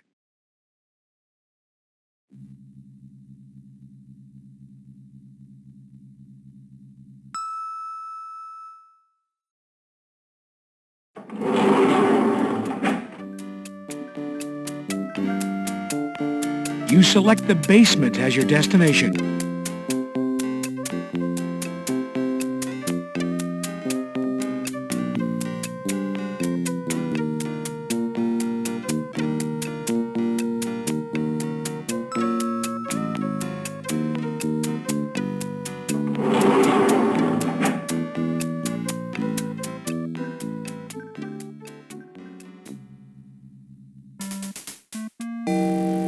Hello, Detective. Here to pick up your firearms? They're all ready.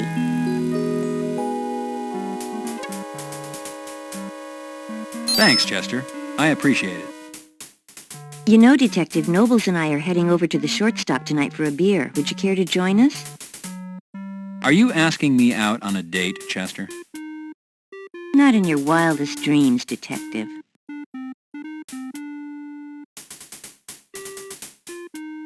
What did you discover about the spent ammo I turned into property yesterday, Chester? They match the slugs taken out of the Washington youth. They don't match with Hickman's ballistics test on file.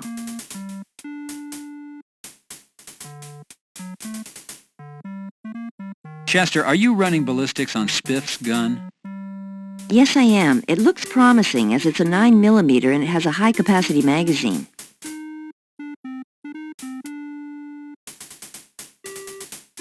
Were you able to find anything out about the glue you sampled? Yes, Detective. It is an industrial-strength glue which shares properties with the glue found on Hickman's eyes. The problem with tracing the glue is that it's sold all over the city, not just where you found it. We use the same brand here at Parker Center.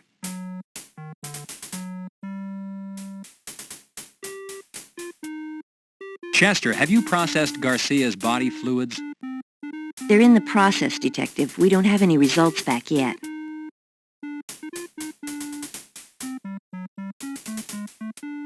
Don't forget the shortstop tonight, Detective.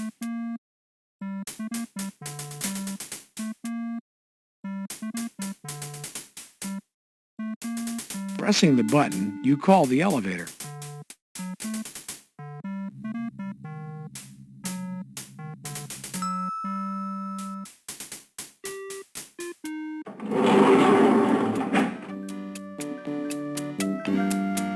You select the lobby as your destination.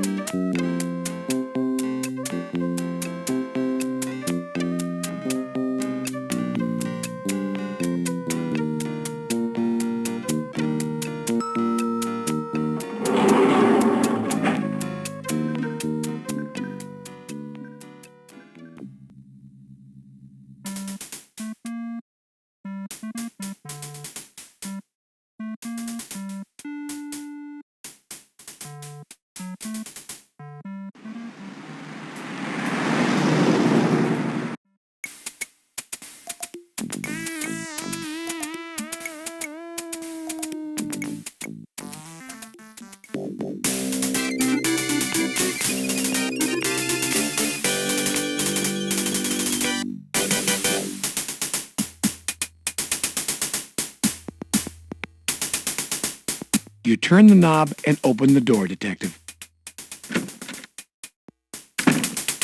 Howdy, cowboy. Heard about it last night. Quite a gunfight.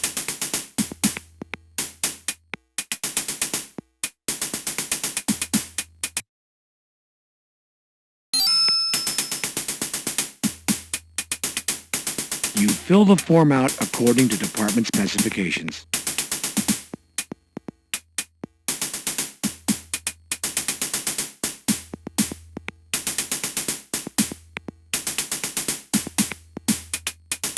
Qualification Form 13.5.1.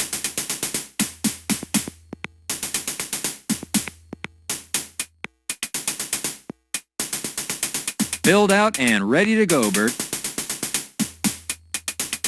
Thank you, partner.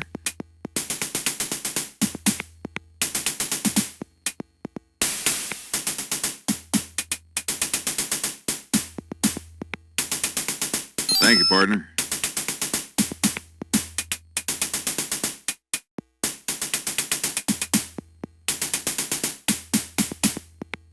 You pick up the headgear.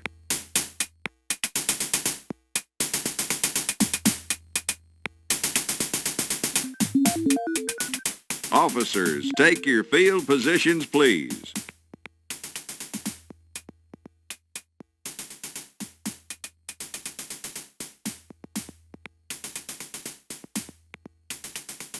Department ear protectors, a must on the range.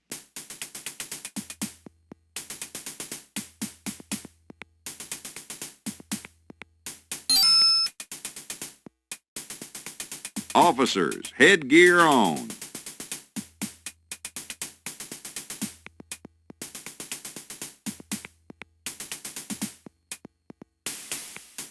All firearms to low ready.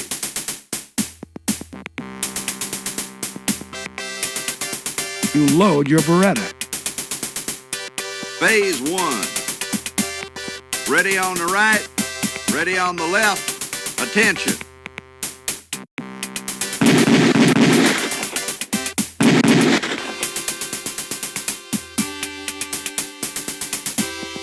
Phase 2. Ready on the right, ready on the left. Attention. Gun to low ready. Prepare for phase 3.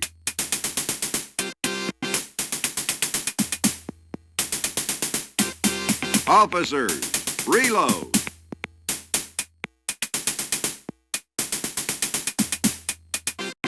You load your Beretta. Phase 3. Ready on the right, ready on the left. Attention.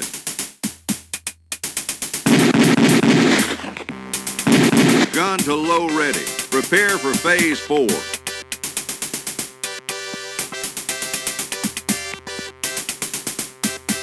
Phase 4. Ready on the right, ready on the left. Attention.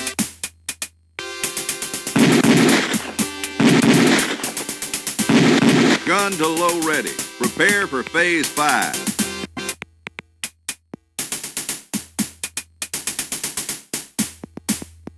You load your Beretta.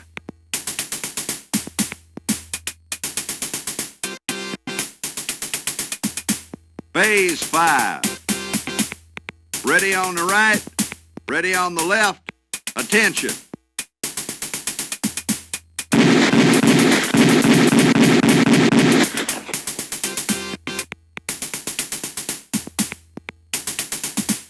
Phase 6. Ready on the right, ready on the left. Attention.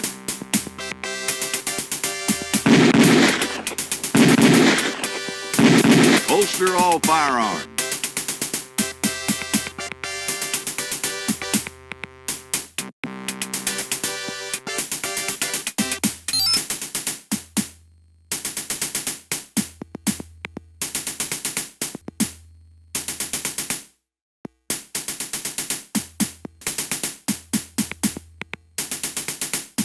That there was some shooting, cowboy.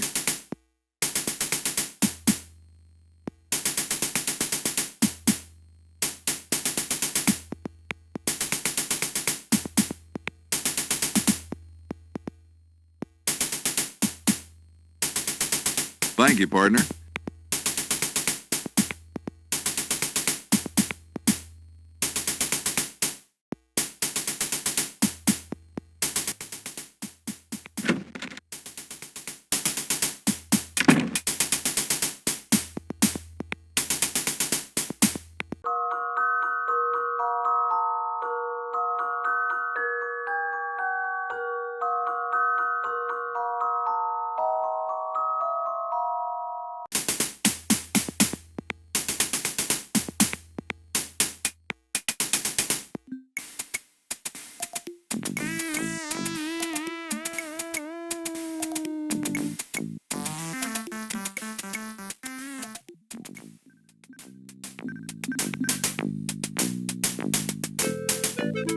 The home of your money, mega superstar rapper.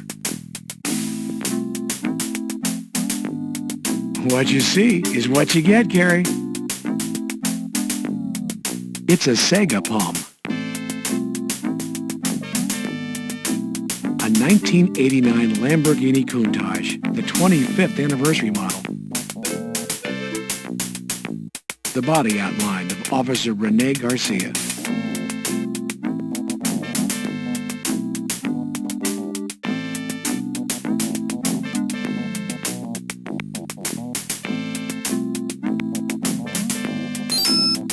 Notating the crime scene's relationship to the house could prove important later.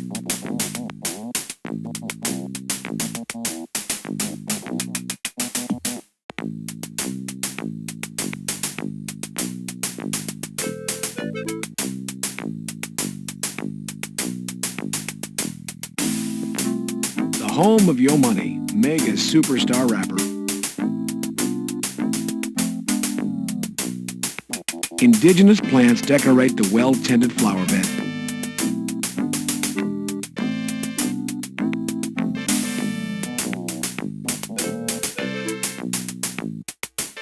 It's a well-tended flower bed.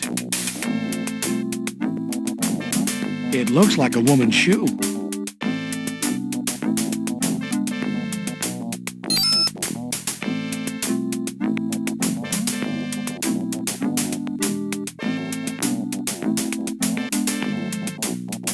It's a broken stiletto.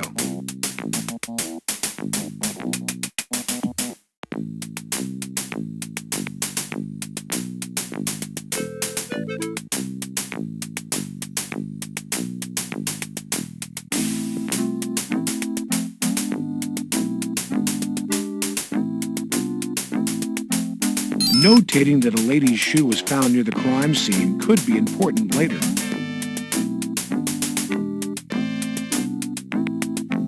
The front door to Yo Money's home.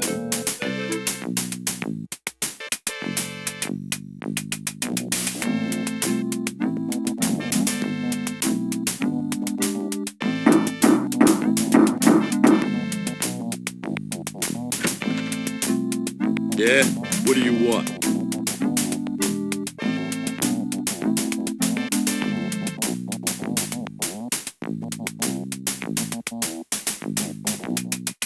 So you got a shoe. What about it? I found it in the flower bed by the crime scene. Have you seen it before? You implying it's mine or something? I'm merely asking if you've seen this shoe before. Well, hey, yo, you put it that way, no. I ain't seen it before. Unless, of course, it was on some babe's foot. Babe's foot? Could you clarify that for me? What babe? Shit, man. There's so many coming and going all day and night. I mean, who knows their names?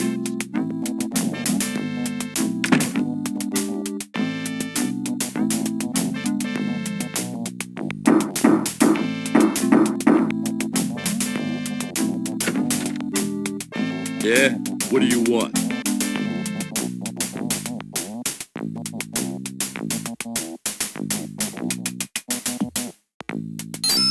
Hello, I'm Detective Carey, Homicide LAPD. I'm here to speak with Yo Money. Is he available?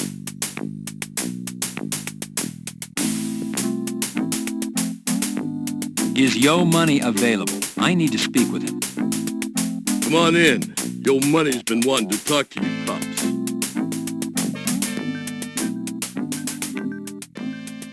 Well, look who's here, our representative from the police department. It's about time you got here. Have you seen the mess out in our lawn? Do you have any idea what kind of field day the press is having with this? Do you have any idea what this is doing to record sales? A dead cop on our lawn. What the hell are you doing about it? I think you people planted that dead cop on our lawn. Probably knew something he shouldn't. And what better way to diffuse attention than to dump him on the lawn of a controversial rapper? This is such bullshit. I want that yellow tape off our lawn immediately. I want the persons responsible to own up. If this screw sales on Money's record, I swear I'll make sure some butt is carried.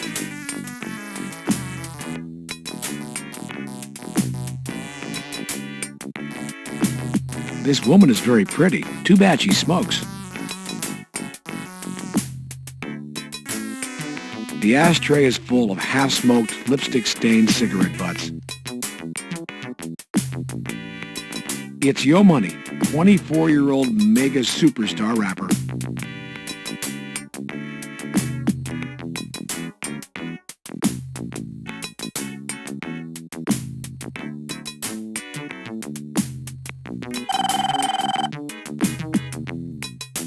Hello?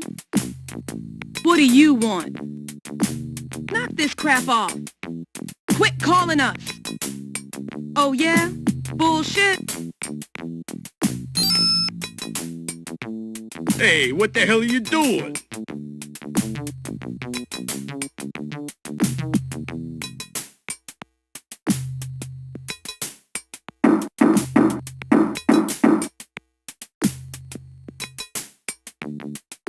Yeah, you want something? I was wondering if I might speak with Yo Money once again. All right, but this time, mind your manners.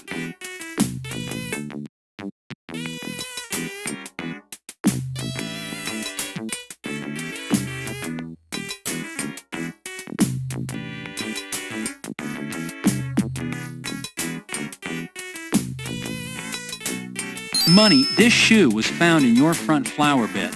Do you know where it might have come from? Well, lots of booty coming and going around here. Could you clarify yourself, Money?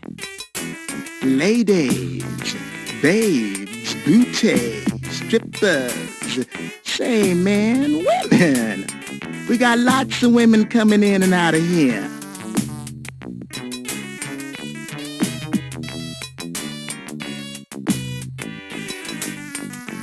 Hello, Money. Sorry to intrude. Yo, man, what's your business?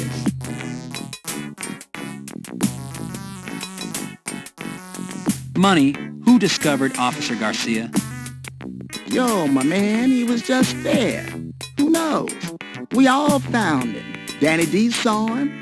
I saw him. He was just there, man.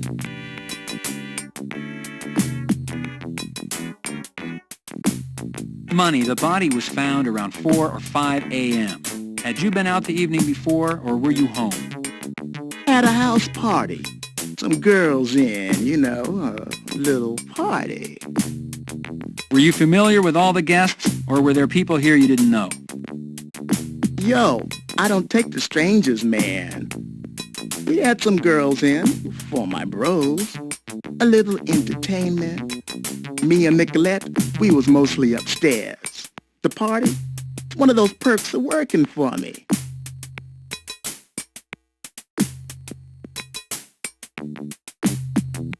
Money, your music is controversial. Do you know of anyone who would want to harm your reputation further?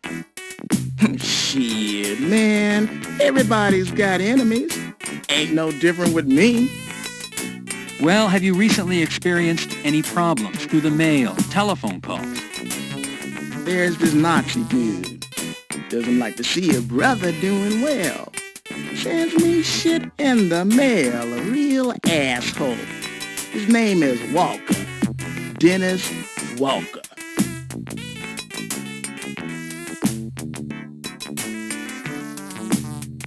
What can you tell me about this Dennis Walker?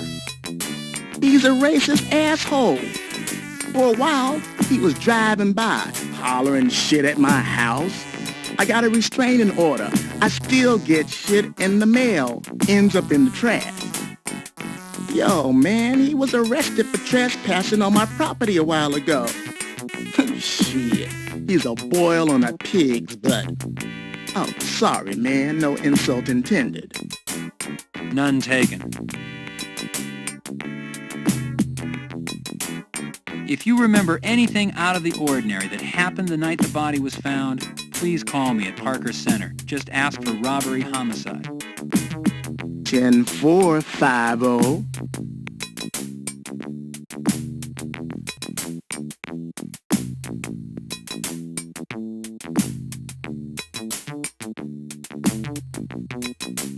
Do you recognize this shoe? I found it in the flower bed out front. What are you saying? I'm some kind of cheap cow? Where do you get off? No, I didn't mean to insult you. I found this in close proximity to where the body was found. Well, it's not mine. I wouldn't wear such a cheap piece of trash. If you're gonna insult me, you better leave now.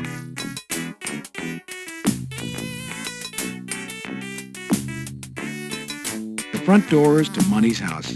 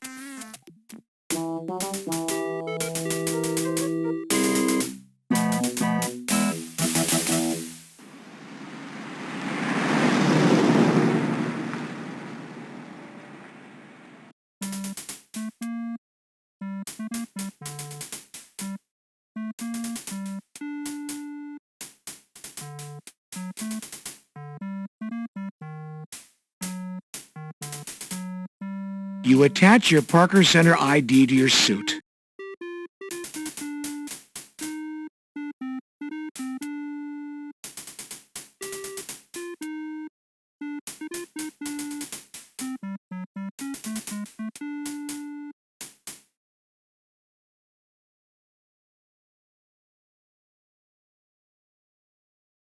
You press the button to call the elevator.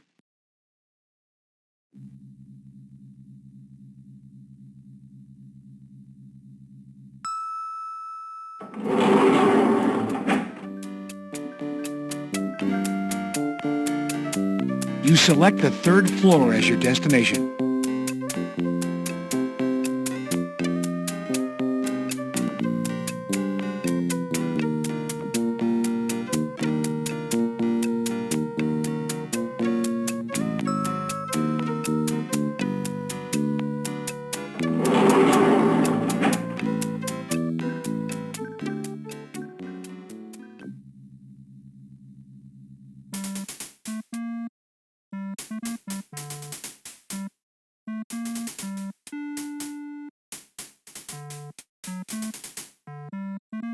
At 286-16.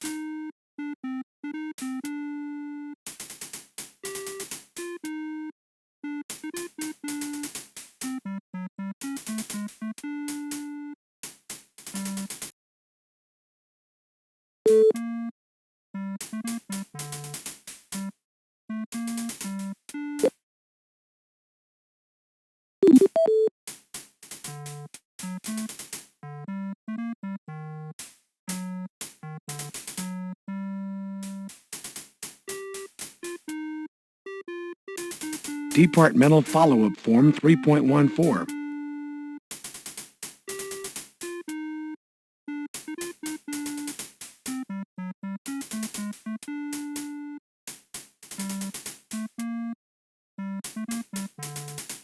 Here you go, Hal.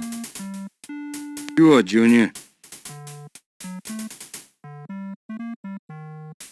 Look, Junior, I'm not going to do all of the paperwork around here. Fill out the damn report and then give it to me.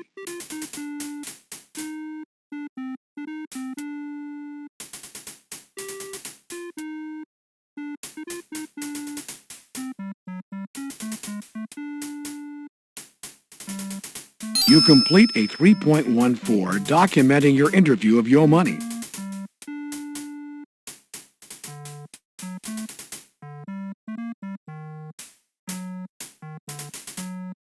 Here you go, Hal. Sure, Junior.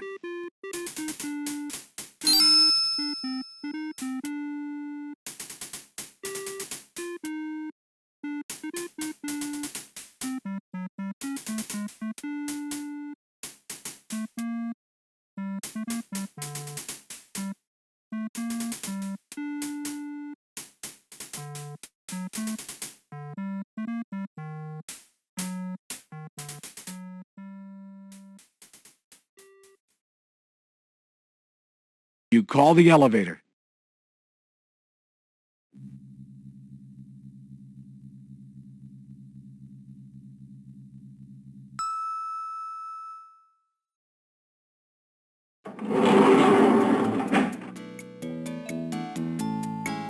You select the lobby as your destination.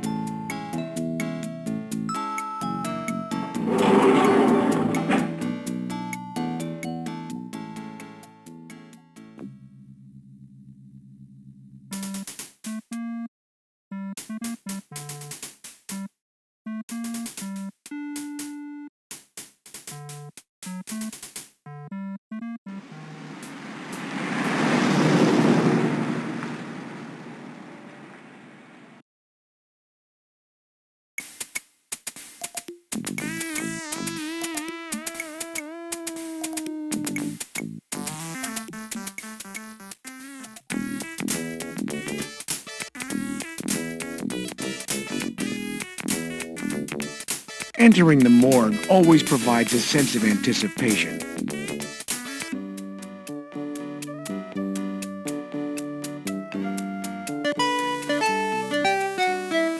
Hi, Detective Carey.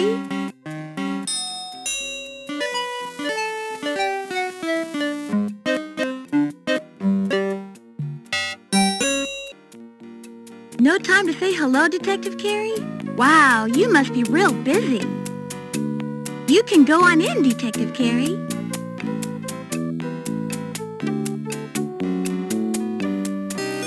Hello, Detective Carey. Why did the idiot think he was a king?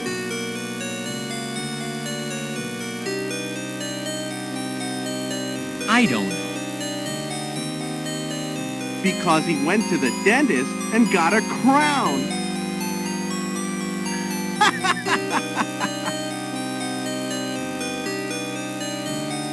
Go right in, Detective.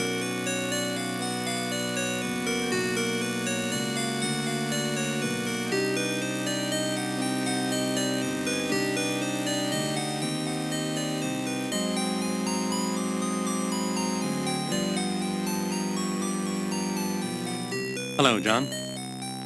John, why don't you join Chester and me at the shortstop tonight? I'll buy you a cold one. And you look like you could use it.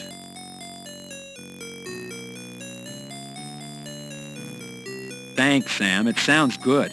I'll try and make it.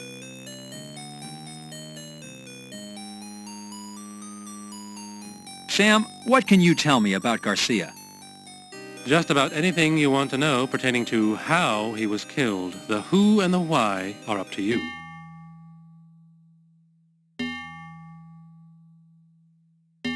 Has the autopsy been performed?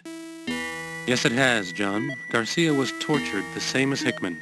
Injection marks in the upper left arm, irregular cigarette burns to the face and upper torso, missing extremities, this time toes, glued orifice, this time the mouth, and a ruptured gastrointestinal lining.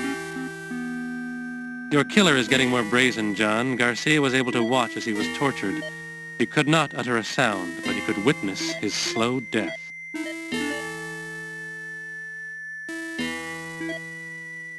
In your opinion, Sam, what's the cause of death?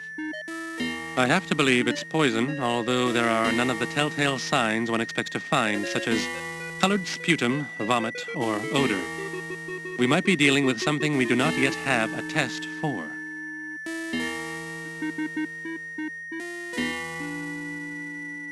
Was there lividity on Garcia? Yes. Once again, there was primary and secondary lividity. Primary was located on the buttocks, secondary on the upper back and shoulders. I would venture to say that Garcia was tortured and killed while sitting up, left for a while, and then moved. Your killer has transportation, John. He could strike anywhere.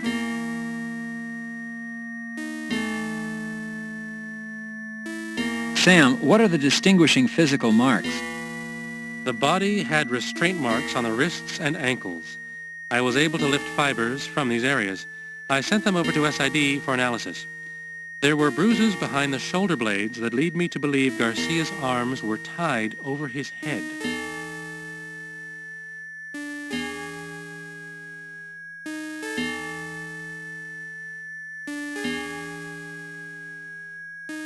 How about a toxicology report, Sam?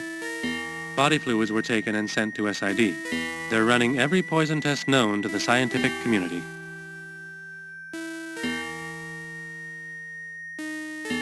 The burn marks, they're consistent with a cigarette burn? Yes. I was able to lift ash samples out of the burned skin. I sent them to SID for analysis.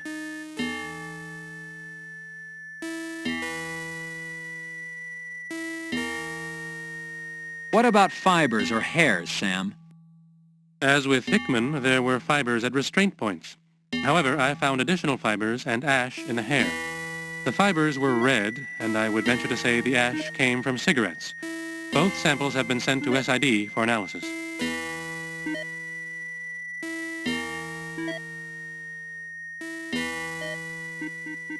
Is there anything else, Sam? Well, yes. Neither Hickman nor Garcia had food residue left in what once was their stomachs. That's rare. There's almost always residue. I might mention to you that Garcia's mother came down to claim the body and pick up any personal effects. Apparently no one had mentioned that her son was found naked. When I told her, and that consequently there were no personal effects to speak of, she went ballistic. A word of warning, John, I think she's gunning for you next.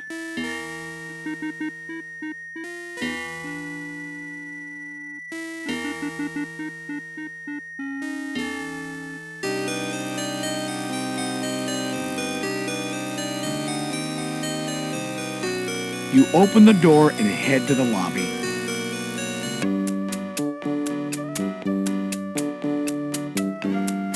Goodbye, and have a nice day, Detective Carey.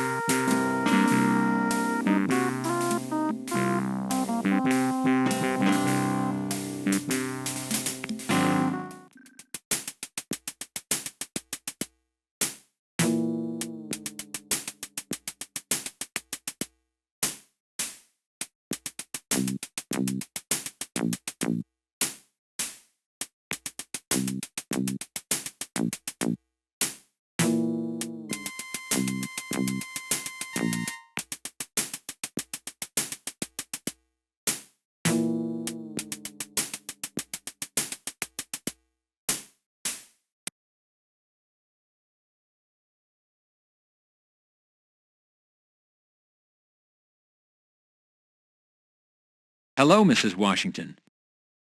Detective Carey, hello. How are you today, Mrs. Washington? A little down, Detective.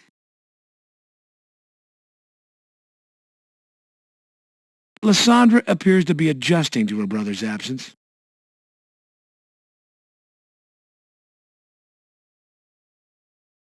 Hello, Lysandra. Do you want to know a secret? I see a real pretty lady in the alley. I seen her when my brother was dead.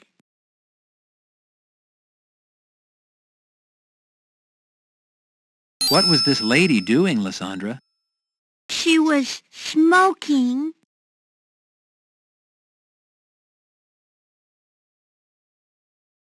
Lysandra, what did this lady look like? She was pretty, and she had pretty clothes.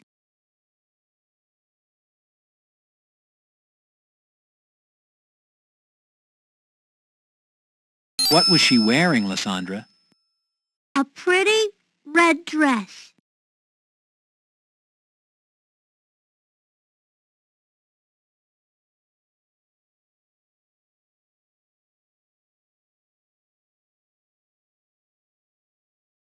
The information about the woman in red might be important if it's true.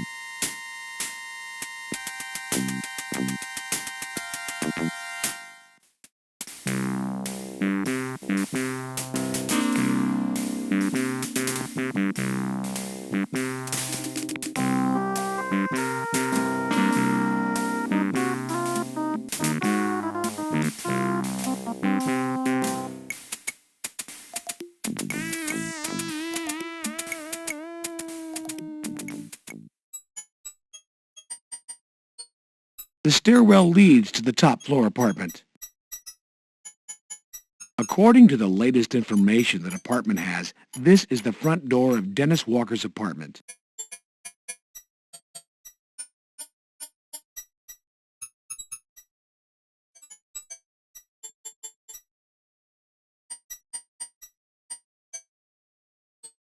You notate the general description of the apartments.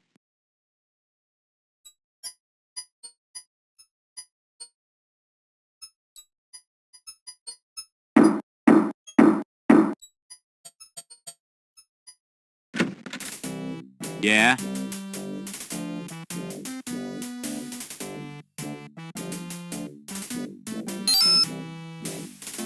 I'm Detective Carey, LAPD. Are you Dennis Walker?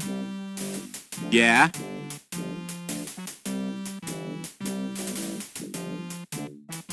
I'd like to ask you a few questions. Yeah, come on in.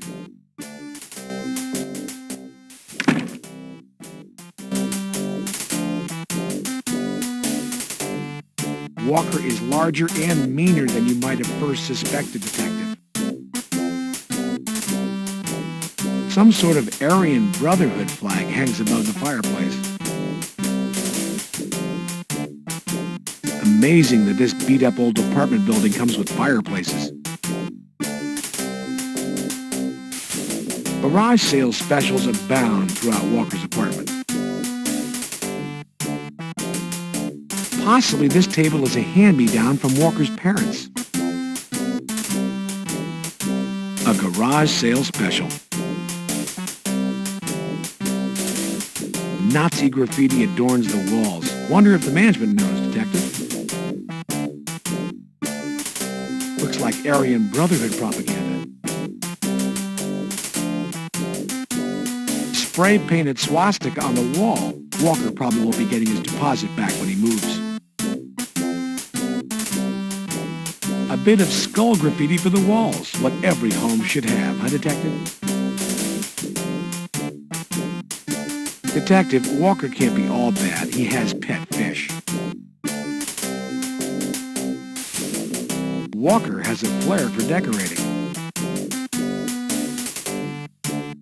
Now this lamp belongs in House and Garden.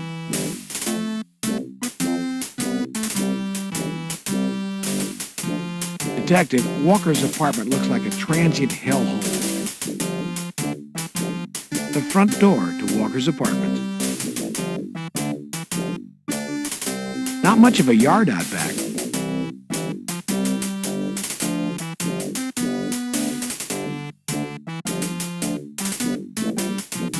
Dennis, you know a man by the name of Yo Money. He has a restraining order against you. Is that correct? I can't hear you.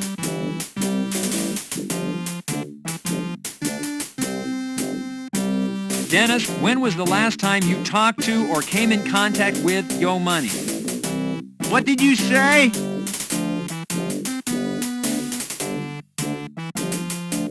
What is this music you're playing?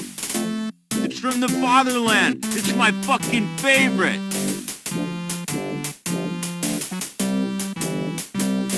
I can barely hear you. Could we turn it down a little? Go ahead, turn it down.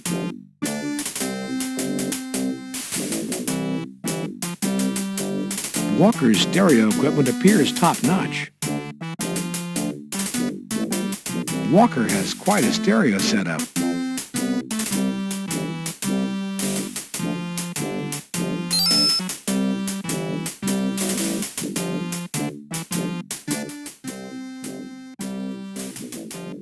She looks like a little bulldog, a nasty little bulldog.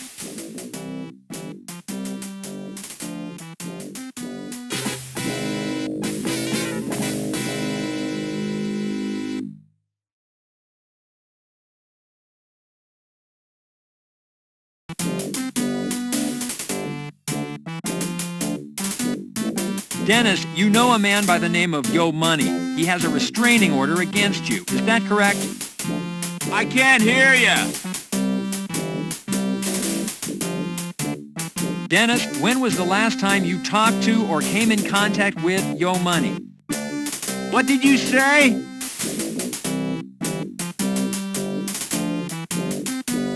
What is this music you're playing? Tales from the Fatherland. It's my fucking favorite. I can barely hear you. Could we turn it down a little? Go ahead, turn it down.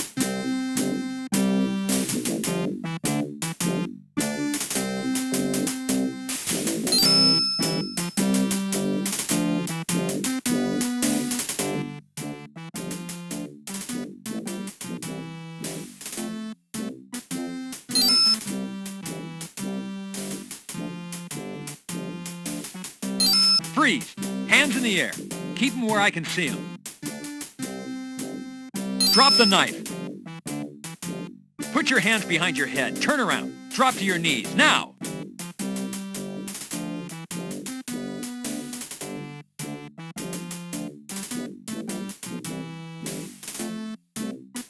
Department issued handcuffs.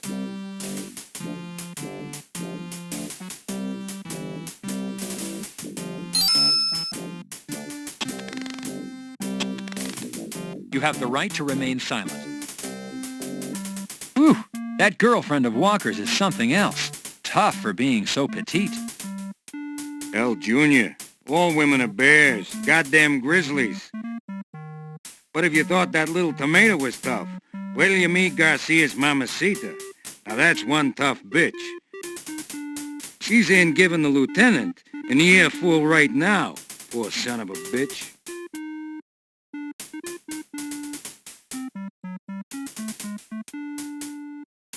I am Rosa Garcia. Are you the detective investigating the death of my son?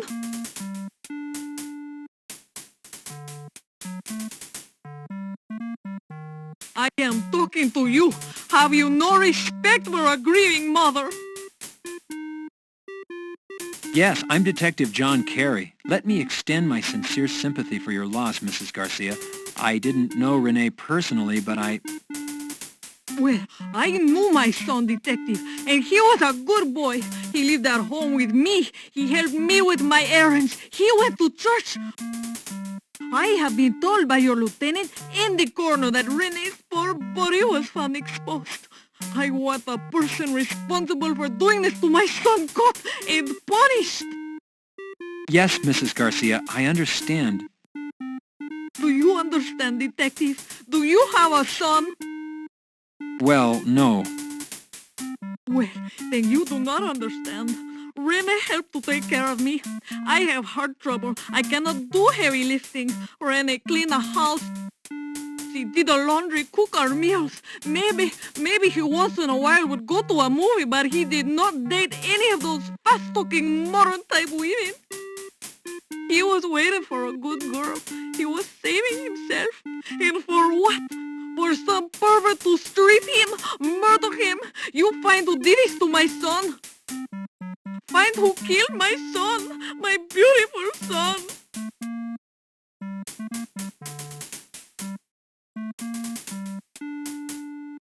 I see what you mean, Hal. Yeah, she's got one hell of a personality, huh, Junior?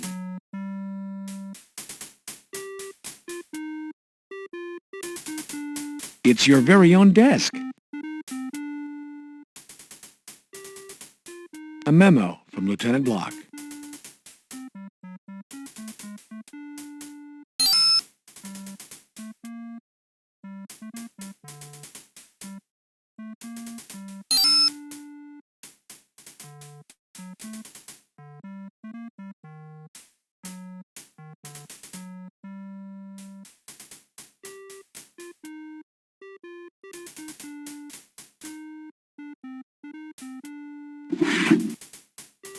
You take a 3.14 follow-up report form out of your desk drawer.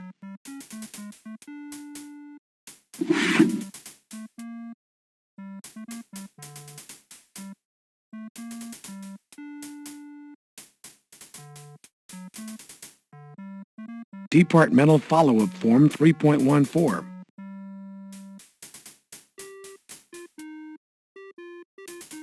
You complete the report on Wendy James' arrest and attempted assault on an officer.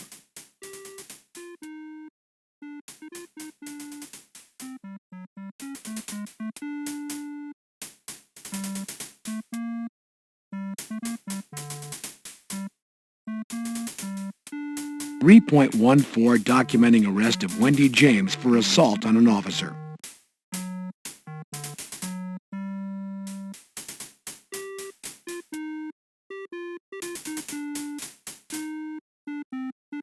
Here you go, Hal. Sure, Junior.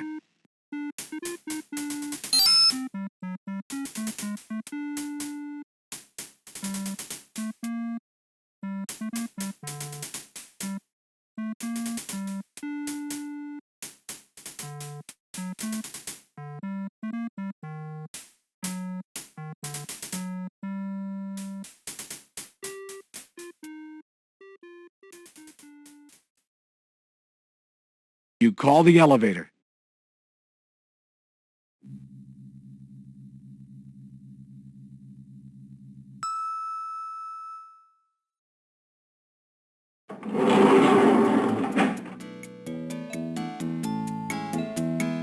You select the lobby as your destination.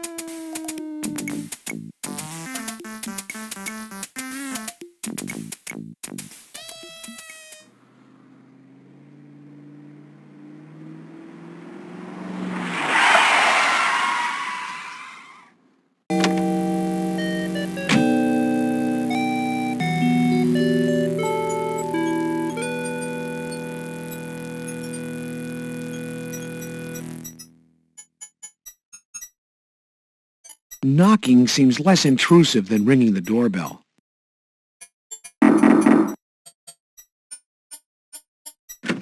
Hello, John. Won't you come in?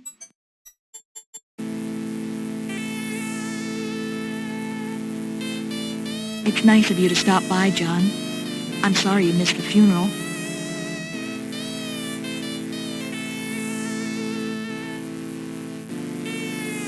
The flag off of Bob's casket. Catherine Hickman, widow. Catherine, I wasn't informed about the time. I wanted to be there. I understand, John. I know how busy you are. I heard about the shooting you were involved in. When I realized you weren't there today, at first, maybe you'd been hurt. Then the chief told me you were fine. I was worried. Thanks for your concern, Catherine, but you don't need to worry about me. I should have called or... Oh, no. I know how you guys work. It's your life. I understand. I was wondering how the investigation was going. Nobody would really tell me very much today. I guess they didn't want to upset me. Well, there's good news. Bob's name has been cleared of any wrongdoing or involvement with the Washington boy's death. Bob's gun was retrieved and ballistics testing cleared it as the murder weapon. However, new evidence suggests that Bob's death is unrelated to the alley incident. It appears we might have a cop killer on our hands. Oh, John, that's horrible. Really horrible. Catherine, I know this is a rough time for you, but I need to ask you to think back to the night of the murder. Can you think of anything out of the ordinary happening that night? Any phone calls? Anything Bob might have said? Did he mention anyone, maybe a name you're unfamiliar with? Bob and I had an argument. He went out, John. I don't know where he went or if he saw anyone. Thing is, he didn't take our car. I don't think anyone picked him up. I mean, we started arguing and the whole thing just blew up. He was gone before I really had a chance to understand what happened. Can you tell me what you argued about? We fought over his drinking. Everything was manageable until he started taking sedatives to calm down from work. The combination made him mean. He'd yell at Valerie and me for no reason. That's how he left when he went out that night. He'd been drinking and taking pills. John, I sent Bob out there to be killed. It's all my fault. You're wrong, Catherine. It's not your fault. Someone took Bob's life, and I'm going to find that person.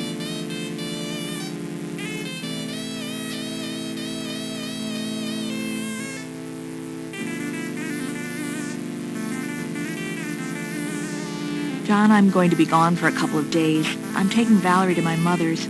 I think she and I could both use some rest. I'll call you when we get back. Have a safe trip, Catherine. Thank you, John. Thank you for coming by.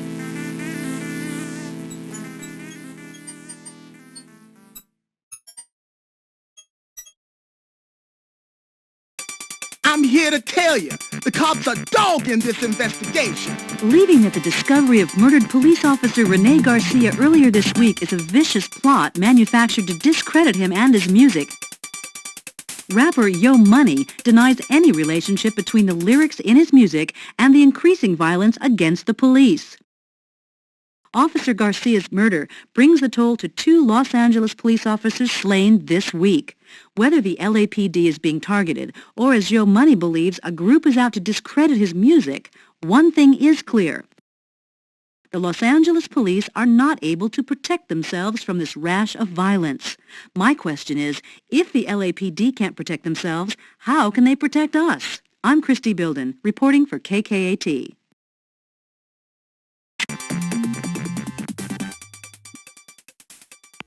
You bitch! What does she know? Yeah, I got a safety right here. Here's the cold one I promised you, John. Enjoy.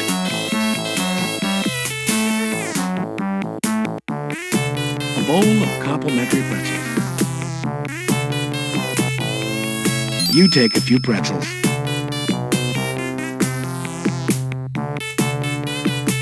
Sam sure looks different in street clothes than he does in his greens. Julie looks beautiful tonight. Sam, how many autopsies do you think you've performed? John, I have been in the autopsy business for over 13 years. There is no honest way I could tell you off the top of my head. Let's just say better than 5,000. Sam, what do you like to do in your free time? Well, John, I'm quite mesmerized with my personal computer. Did you know you can make spreadsheets, write letters, and play games on them? Sam, how long have you and Chester known each other? Chester and I have known each other for 5 years, Karen. At one time, we thought there might even be a little sexual tension between the two of us. Sometimes I think there still is. Oui, ma chérie? Sometimes I think there still is, Sam. Sam, I think you've had enough to drink. You look really nice tonight, Chester. Are you saying that because I usually don't look nice, Carrie? Chester, what kind of name is that? A last name, Carrie. Do either of you realize that you both have gender-based last names, and that they're cross-gendered to your own sex? It's a rather pedestrian observation, I realize, but true. Sam, sometimes it's so obvious you're Mensa. Chester, how come you became a cop? Same reason as everyone else. My father was a cop. Rampart Division.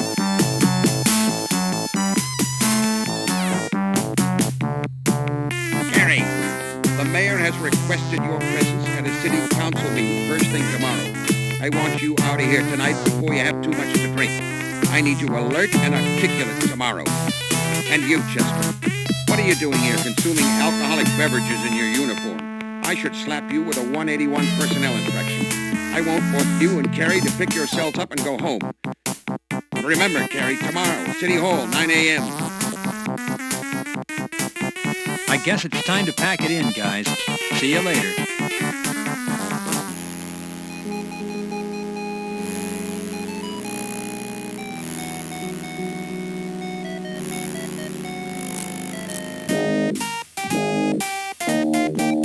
Gary, another body was brought in this morning. Same M.O. This time it isn't an officer. It's a female. Current status, Jane Doe. She was found in Griffith Park. The mayor and the city council want to ask you a few questions. Get up there, and remember, do not divulge anything that could harm this case. Ladies and gentlemen, I see Detective Carey has been kind enough to attend this session. Detective Carey, please step up to the podium.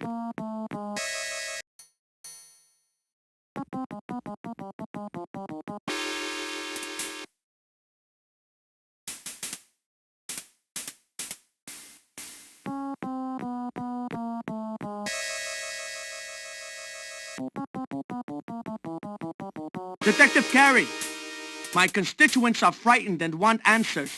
What is the status of your investigation? Hey, Carey, if the cops can't protect themselves, how are they going to protect me and my family? Detective, we need protection. What are the police doing about that? Detective Carey, I own a business, and I'm afraid to stay open at night now. Is the police department stepping up patrols? Carey, are my children safe? How do I know this murdering wacko isn't a cop? Detective Carey, Christy Bilden with KKAT. What can you tell us about the body found in Griffith Park this morning? From what we understand, the victim was not a police officer, which would indicate that this killer is not necessarily targeting one group. Your comments, please.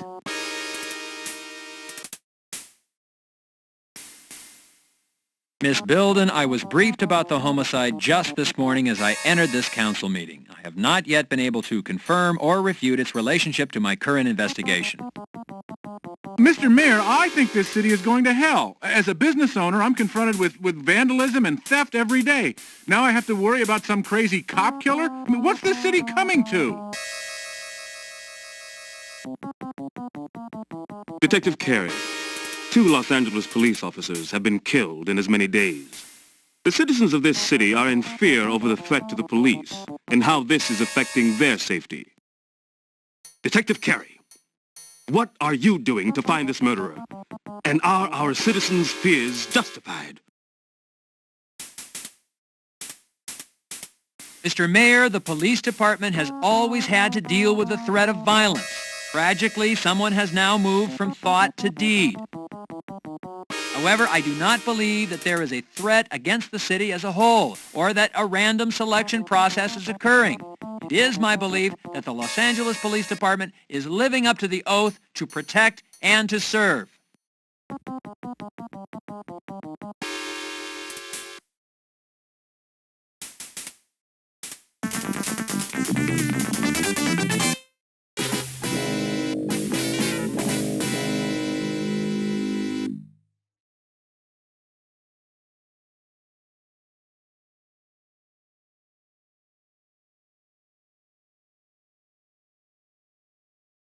Mr. Mayor, the police department has always had to deal with the threat of violence.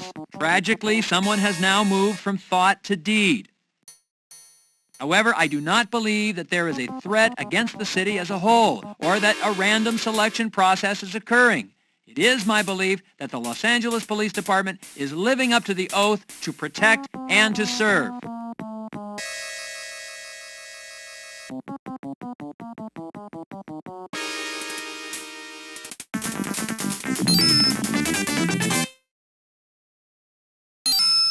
Drop the stick.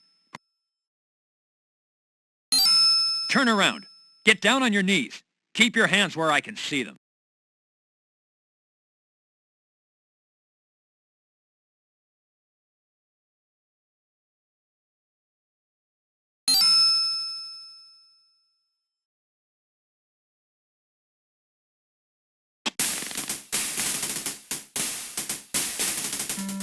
What a morning I've had. First the mayor and the city council, and then Walker. Geez, the feds are talking to Walker right now. Apparently, he's a real special case.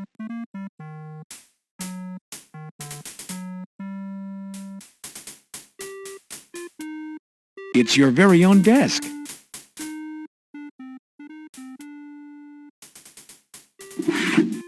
You take a 3.14 follow-up report form out of your desk drawer.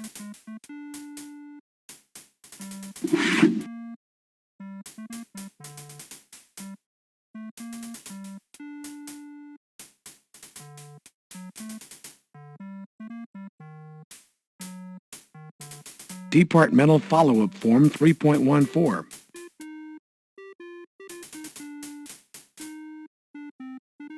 You complete report 3.14 documenting assault by Walker.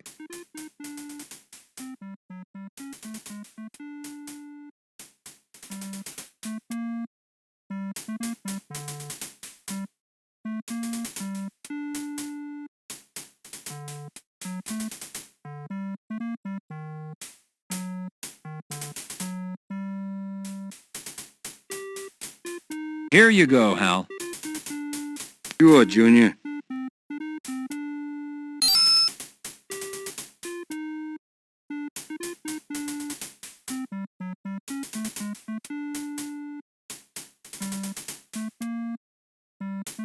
Hal, what have you heard about a body with a similar M.O. showing up at Griffith Park? Hell, Junior, it looks like it belongs to us. I wasn't there, but that Nobles was. He knows all about it.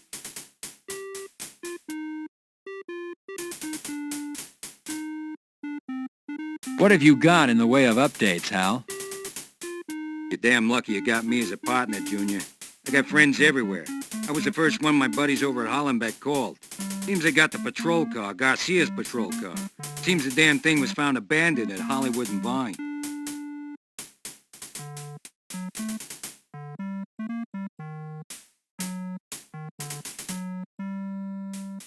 Hollywood and Vine? That wasn't Garcia's patrol area, was it? Hell no, it ain't, Junior. Seems our good son ain't so good. Either that or hell, Junior, he was good at something damn good.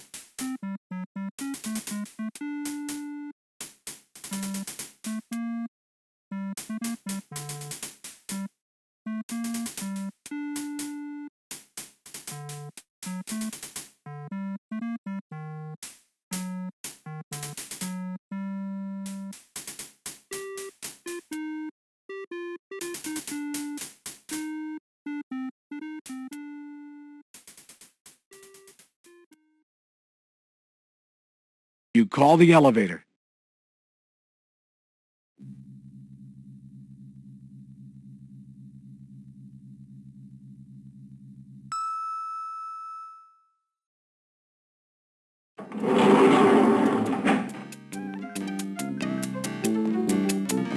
You select the lobby as your destination.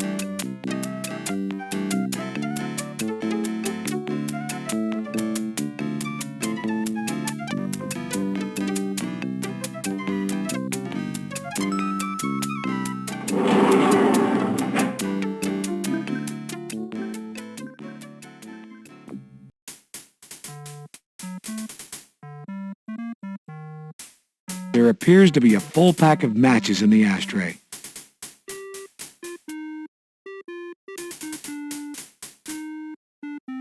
Someone has left a pack of matches. Never knowing when you'll need a light, you pocket them.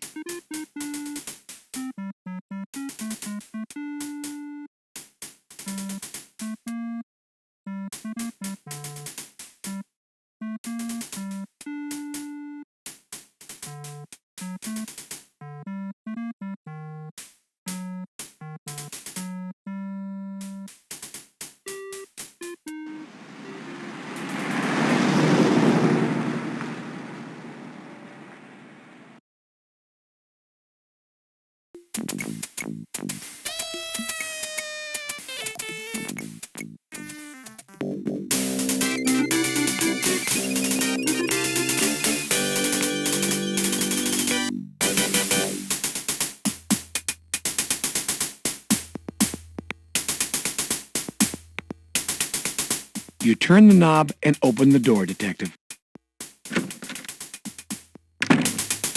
Hello, partner. Today's the day. You ready to qualify?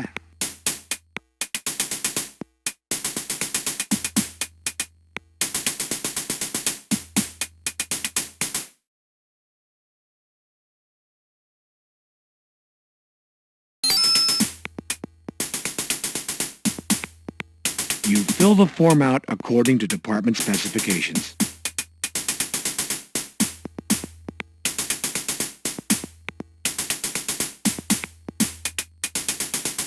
Qualification Form 13.5.0. Here you go, Bert.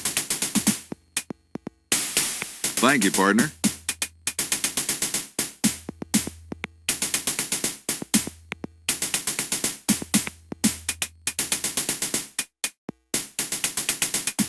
You pick up the headgear.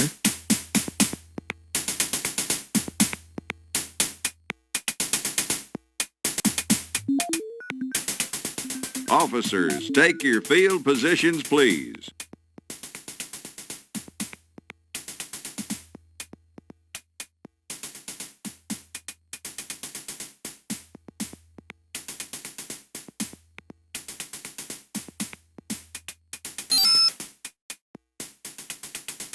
Officers, headgear on.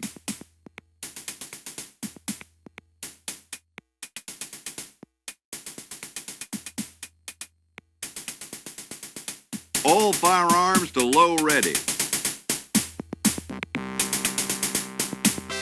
You load your Beretta. Phase 1. Ready on the right, ready on the left. Attention.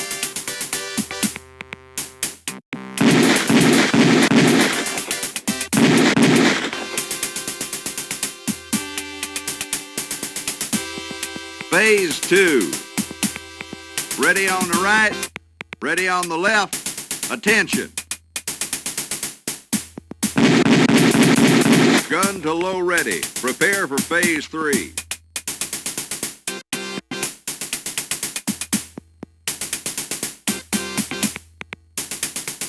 You load your Beretta. Phase 3. Ready on the right, ready on the left. Attention.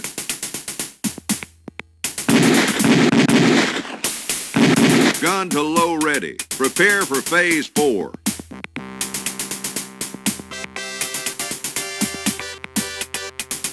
You load your Beretta.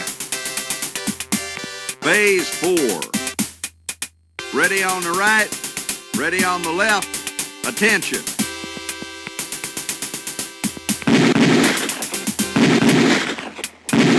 Gun to low ready. Prepare for Phase 5.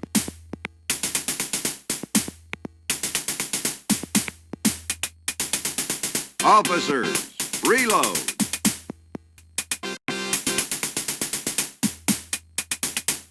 You load your Beretta. Phase 5. Ready on the right, ready on the left. Attention.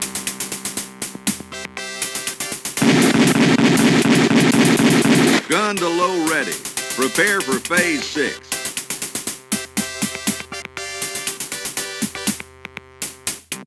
You load your Beretta.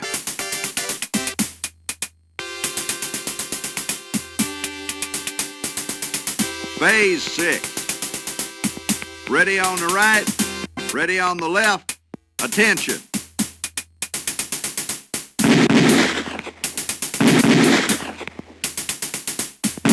Holster all firearms.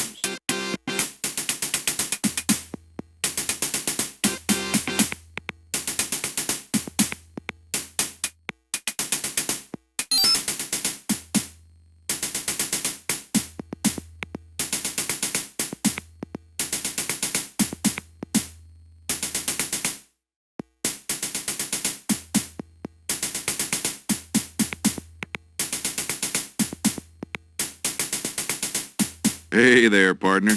Out there was some pretty fancy firing. Your score's going to impress the brass. I'll be sending your results over to your lieutenant. You're making him proud at Parker Center there, cowboy.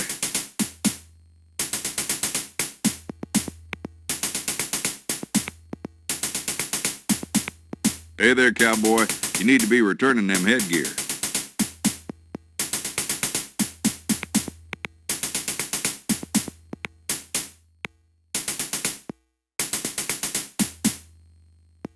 Thank you, partner.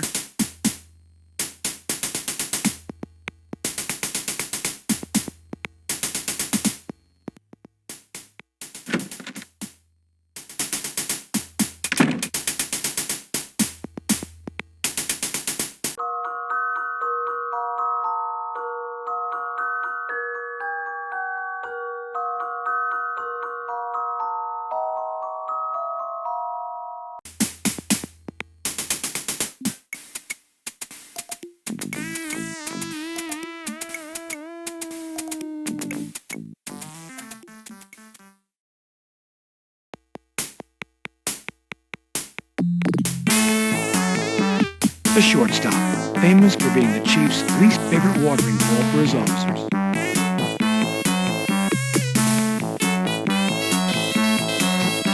Police patches from departments all over the nation fill the frame. Detective, this man appears to be enjoying his daily paper. He looks like the poster boy for Gold's Gym. Looks like this guy takes the game of pool pretty seriously. A prime example of a 90s woman, independent and self-sufficient. Neal Schmall, the best bartender of them all. Hello, Neal. How are you? Fine, kid. I see you're having trouble with the press. That's too bad.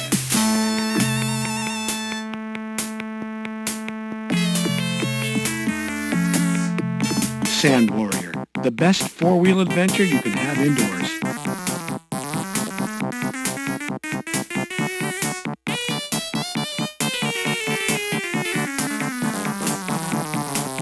There's nothing like a relaxing game of Sand Warrior.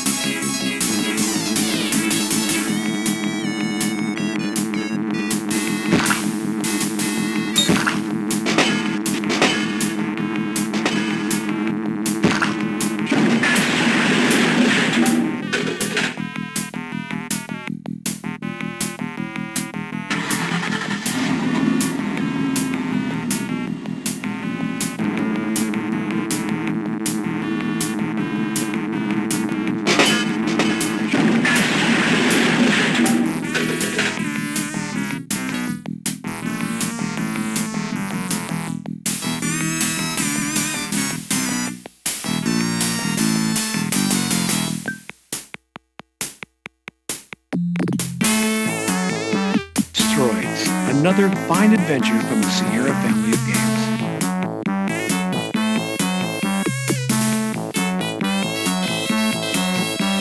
Taking a well-deserved break, you slip a few coins into the machine.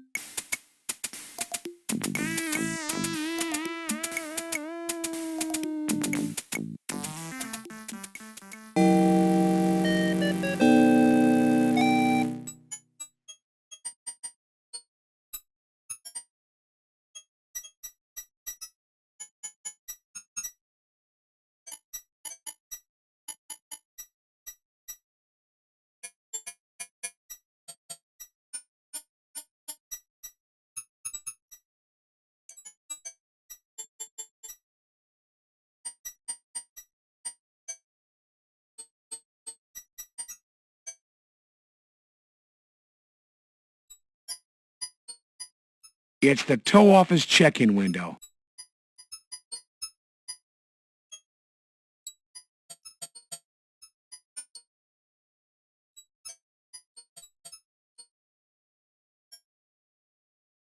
Hello, I'm Detective Carey, Homicide LAPD. I'd like to take a look at the patrol car that was brought in. I don't recognize you, pal. Can't let you in. That car is part of an investigation. I'm heading up the investigation. I'd like to take a look at the car. Oh, sure, pal. Now, how do I know you're not the perverted weenie hacking up all these bodies, huh?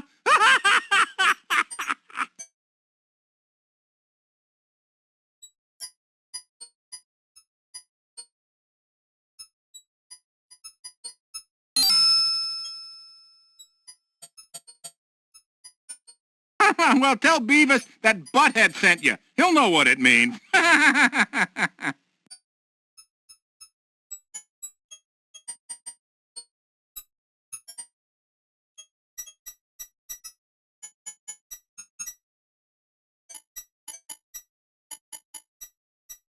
Hey, you whippersnapper. Can I help you? It's Billy Bob Strum, Hollenbeck Yardman.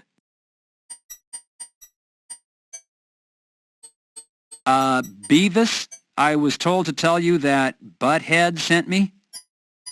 Huh?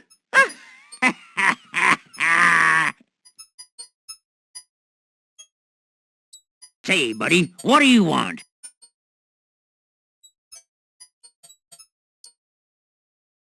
I'm looking for a patrol car that was brought in from the Hollywood and Vine area. It had been abandoned. Well, come right in there.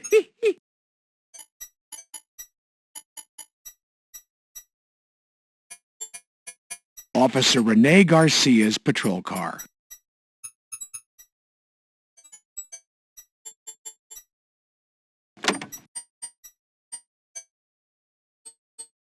MDT, Mobile Digital Terminal, linked to the ECCC, Emergency Command Control System, found in all LAPD patrol cars. A piece of newspaper lies on the seat. You pick up the small piece of torn newspaper.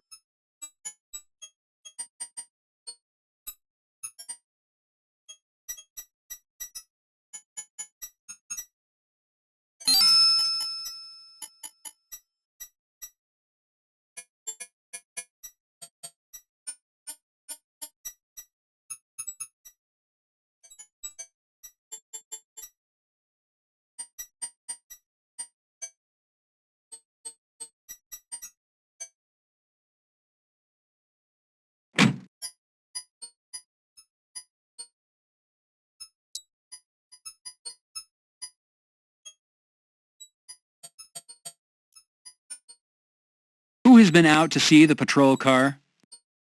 Well, of course, there was SID. Then there was this lady, big gal. She was yelling and screaming that she was the mother of the downed cop. Well, she looked too dad-burn young to be anybody's mother to me. Well, I just told her to keep on a-moving, that nobody was touching that car. Well, she just upped and huffed off, she did. Yep.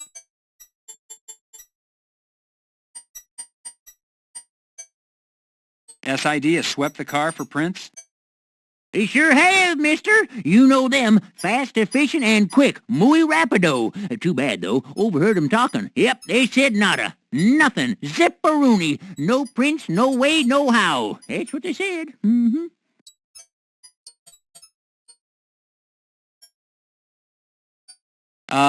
Your name isn't really Beavis, is it? Beavis? What are you, plumb loco?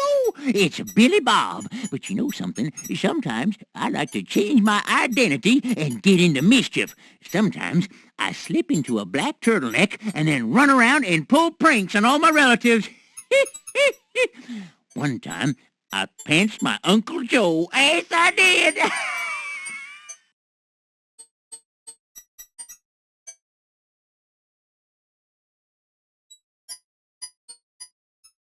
Well, thank you for the information and your time, Billy Bob.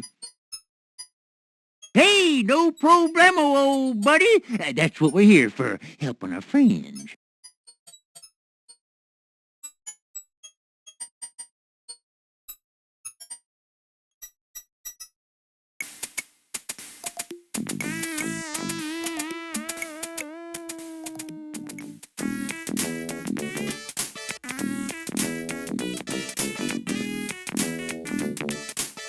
Entering the morgue always provides a sense of anticipation.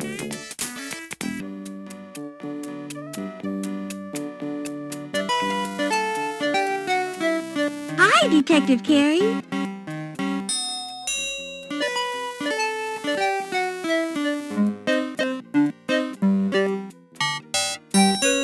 No time to say hello, Detective Carey? Wow, you must be real busy. You can go on in, Detective Carey.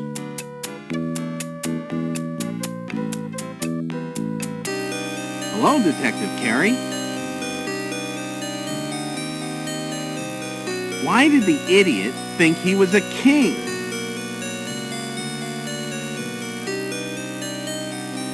I don't know. Because he went to the dentist and got a crown.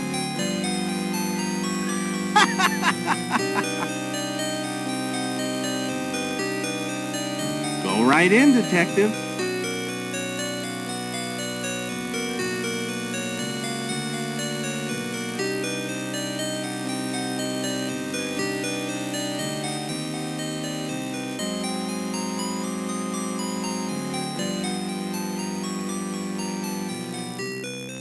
Hello, John.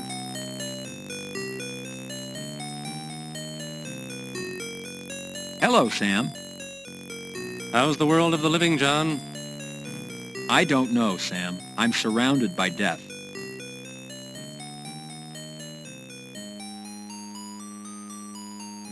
Sam, I understand another body was found this morning in Griffith Park. What can you tell me about it? More than you probably want to know, John. More than you want to know.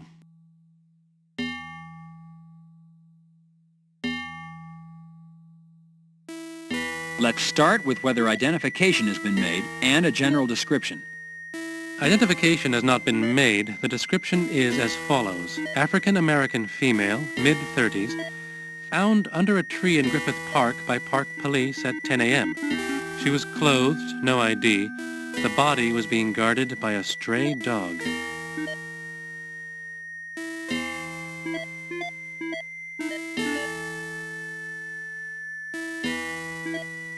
Has the autopsy been performed yet? As soon as she arrived, John. Same M.O. The burns, injection marks, the glue, it's all there. Body fluids and a tissue sample have been taken. Both have been sent to SID. Your killer is keeping busy, John. Very busy.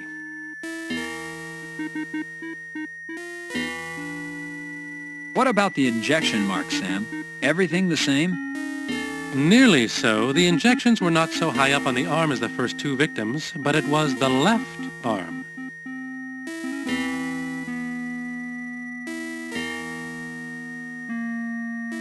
What about lividity, Sam? Primary only, buttocks, back, and shoulders. All consistent from lying in the park. Your killer moved her soon after the deed. Apparently, he's working faster.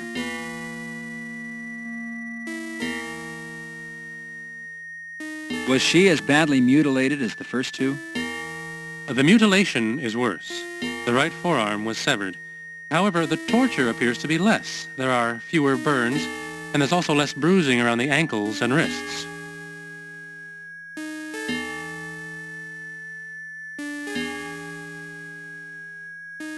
What orifice was glued shut, Sam? Your killer was kind to her, John. Both her eyes and mouth were glued shut. He didn't make her watch.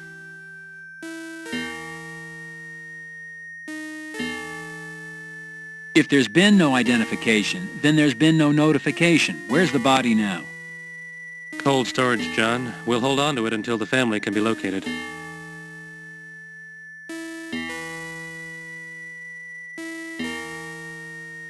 Anything else I should know, Sam? It might turn out important, maybe not, but I scraped a sticky substance off her shoe. I've sent it to SID for analysis.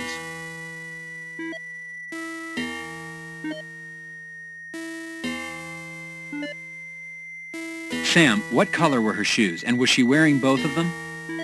Blue and yes.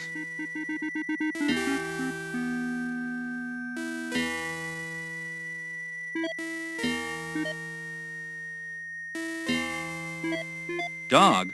The body was being guarded by a dog? Yes, it was rather comical and strangely sad at the same time. Here's this woman in the prime of her life, lying mutilated under a tree, and protecting her is a stray dog. Park police couldn't get past the dog. We couldn't move in. It was only after we called animal control and the truck showed up that the dog ran. I'll tell you, John, that dog has been picked up before. That dog recognized the truck.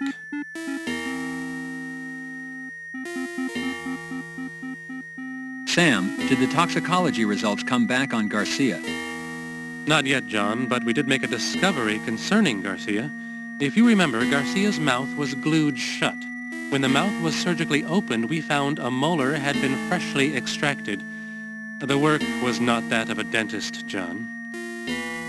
Thus far, your killer has a finger, a full set of toes, a forearm, and a molar. You know what that means, don't you? Yes, unfortunately I do, Sam. I'm looking for a serial killer who takes a souvenir of the kill. It means he enjoys the kill itself and wants to relive it through the object. I need to find this person fast, Sam. Real fast.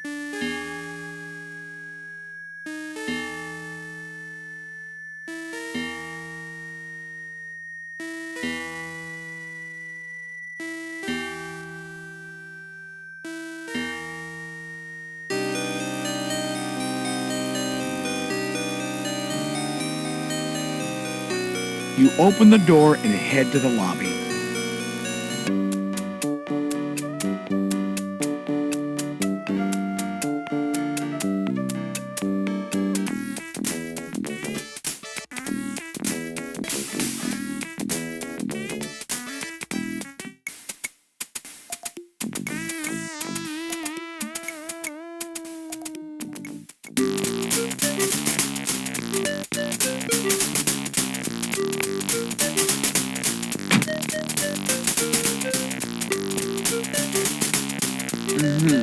Hey, handsome.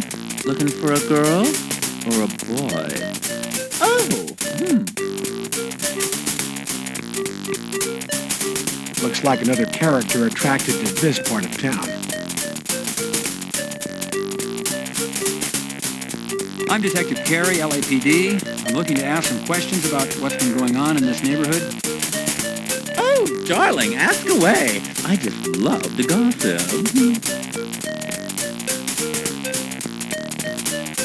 Woo, am I being arrested? Gonna throw me in a cell with a big old burly guy, huh? Ooh, darling, start the party.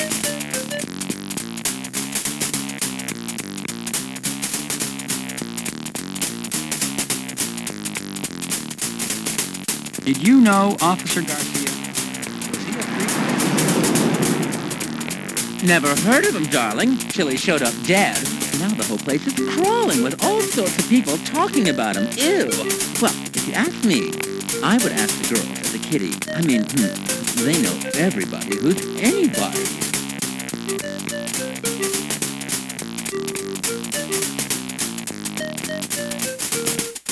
Did you see an abandoned patrol car in the neighborhood?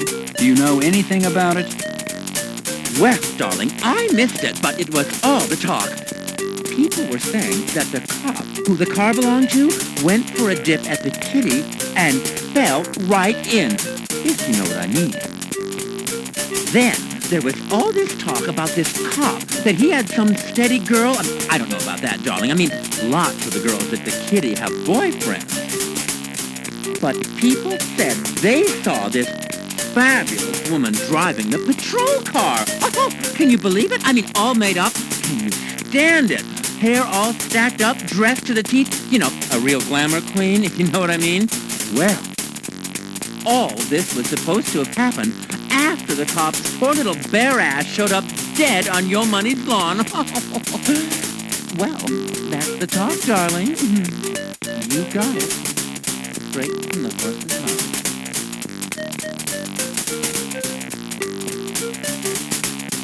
What can you tell me about this? Well, just that she was supposed to be absolutely gorgeous. I mean, I didn't see her, but I heard she was one big, beautiful, honkin' woman. I mean, it's not really my thing, but by now, the size of her breasts have probably become legendary.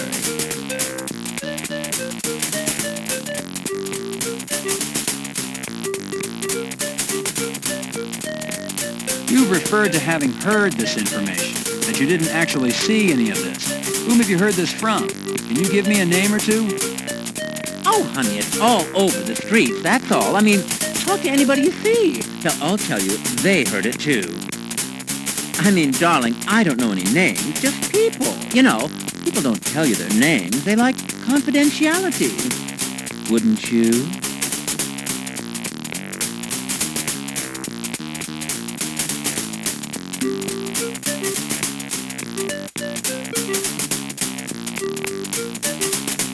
Have you seen any unusual activity in the neighborhood?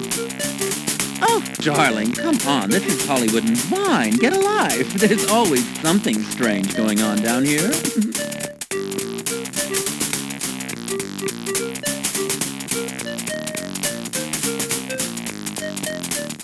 The Bitty Kitty sign, a beacon to lonely hearts all around the city.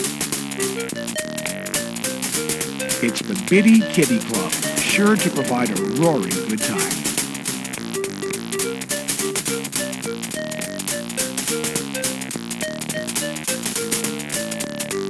You push the door open.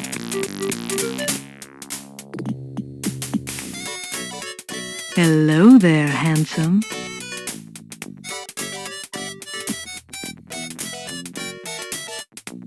The Bitty Kitty is itty bitty. Boy, can that girl dance. She's non-stop. She certainly looks like she's in good shape.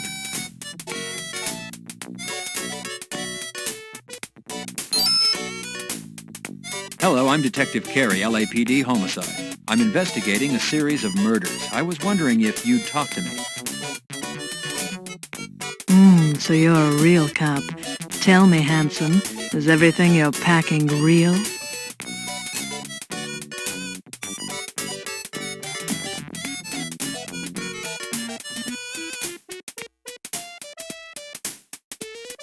Do you know a police officer by the name of Rene Garcia? About 190 pounds, 6 feet tall, late 20s, full mustache. He might have come in during the day, possibly in uniform. Maybe. Lots of cops come in here. This Garcia sounds like he could be any number of fellas that pass through here each day.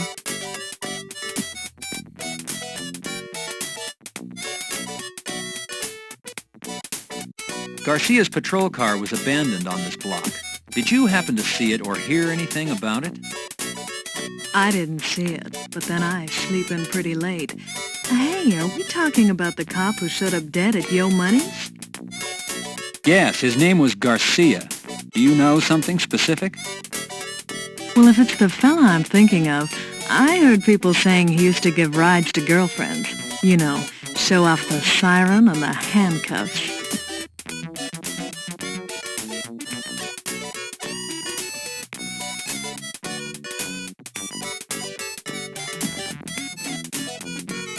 The Bitty Kitty has quite a reputation. The way I see it, we're doing social work here. Lots of lonely men in the world. You ever get lonely, handsome? Besides, I'm just doing this until I get a break. I'm really an actress. I've already been in one picture. It was called Foaming Fun. I was the girl the worm monster ate. I was in a jacuzzi and a big worm came up out of the water. I screamed and then the water got all bubbly. I guess it ate me.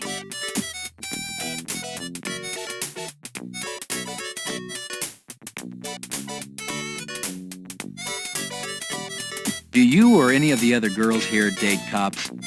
Could Officer Garcia have had a girlfriend who worked here? It's club policy that we don't date the customers, but everybody does it. I don't know if this Garcia dated anyone here. All the girls are, well, pretty quiet about their private life. Nobody wants to get fired.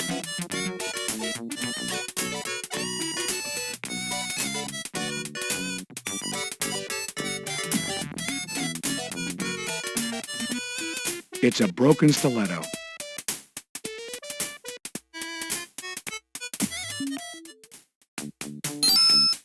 I found this shoe in Yo Money's garden. Money told me he had strippers in his house the morning Officer Garcia's body was found. Do you know if any of the girls from the Kitty know Money or were at a party at his house this week? Does this shoe look familiar? Well, it's true all us girls know celebrities, and Money does come here. We've all been invited to parties one time or another out at his place.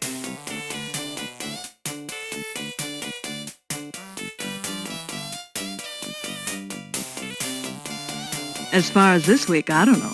I do know it's not mine. I'm very petite, and that would never fit me. Barbie might know, though.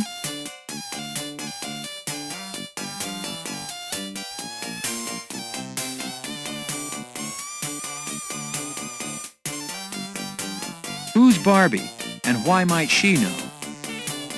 Barbie runs the place, handsome. Barbie can. Ever heard of her? She is infamous. Well, she'll know if any of the girls are at Money's this week. You can ask her. Where is Barbie? Can I talk to her? She's taking a nap right now. She'll be up later. You could come back.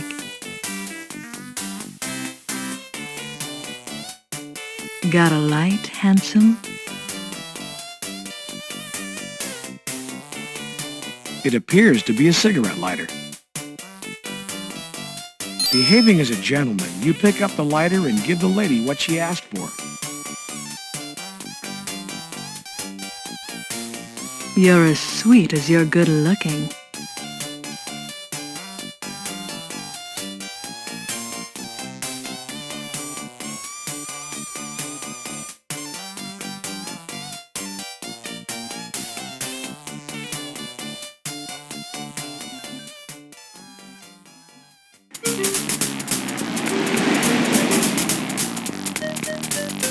It appears to be a piece of broken glass or mirror.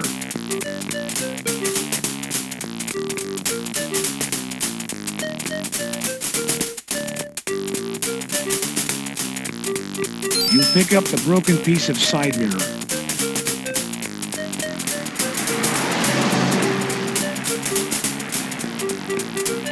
It's the front door to Ragin' Records. Go on in.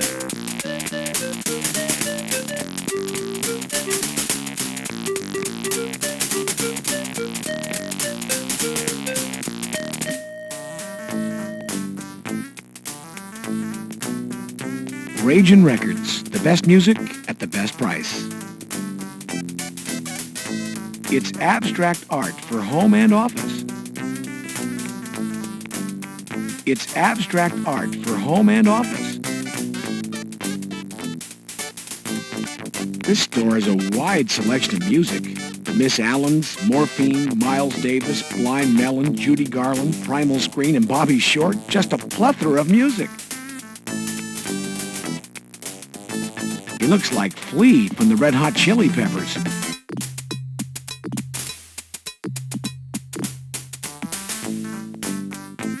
How's it going, dude?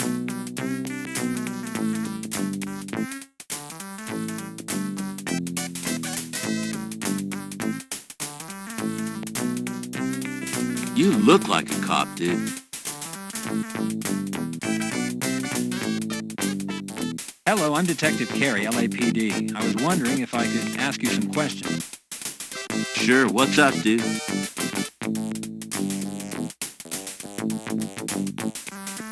An LAPD patrol car was abandoned in this neighborhood the other day. Did you see it or hear anything about it?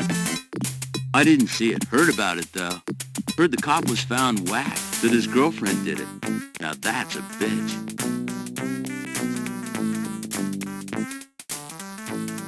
The officer killed was a man named Rene Garcia. Does that name sound familiar to you? Maybe you remember seeing a uniformed officer in here buying music. Or maybe you remember seeing him next door, watching a show, fraternizing with the girls.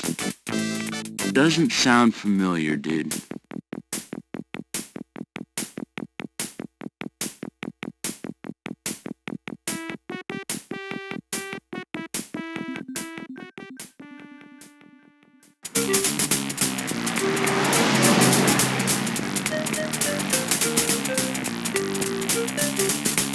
You push the door open. Why, hello there, darling.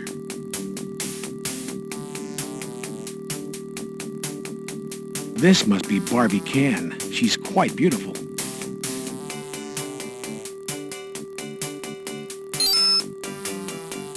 Hello, I'm Detective John Carey, LAPD, Homicide. I was wondering if I could ask you a few questions. Absolutely not, darling. I don't talk to police. Officially, that is. You see, darling, I'm very well connected, and I really don't want any trouble. What I could tell, darling, could cause this city to come crashing down.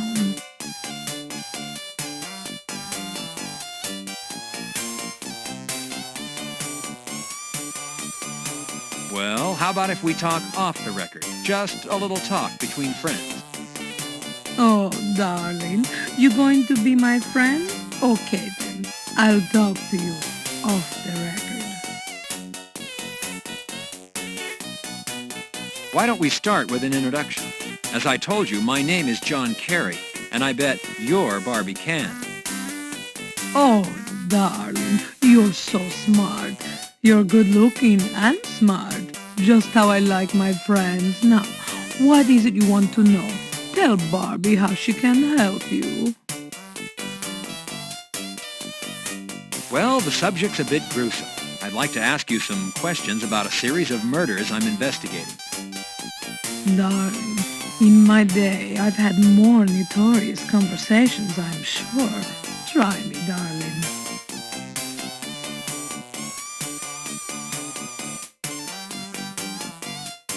A police officer by the name of Rene Garcia was found murdered. The officer's patrol car was abandoned in this neighborhood. Have you ever met or did you know Officer Garcia? Oh, darling, I heard about that boy after he was found dead. Then all that talk, I do not think I knew him. We get so many young men in here.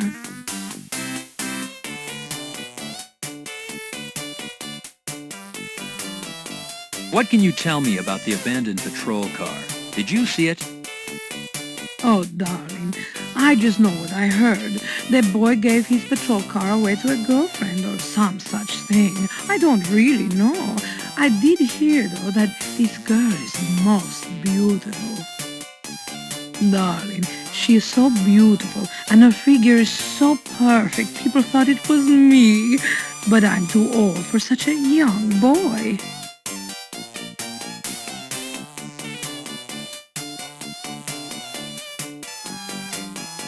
Do the girls here date the customers? Would it be possible that one of your girls dated Officer Garcia? Darling, I have rules, but what those girls do, I cannot control. They are young women. They're all looking for husbands. It is possible, but I do not know one who was dating him.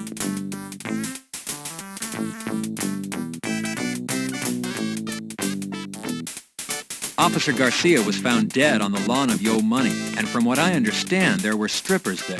Do you know Yo Money? And do you know if any of your girls went to a party there Monday evening? Oh, darling, the money man is wonderful, so strong, such a lover of beautiful women. He does not always schedule his parties through me, that bad boy. If some of my girls were there on that night off, I have no idea.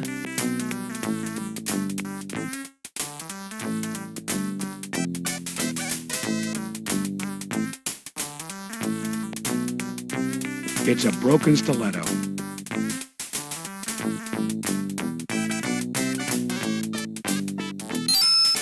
This shoe was found on Yo Money's lawn after the party and after Officer Garcia's body was found.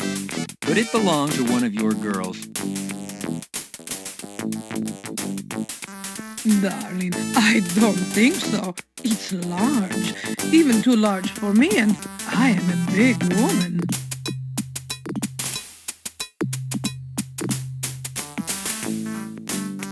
Darling, I think it would fit you better than it would fit me.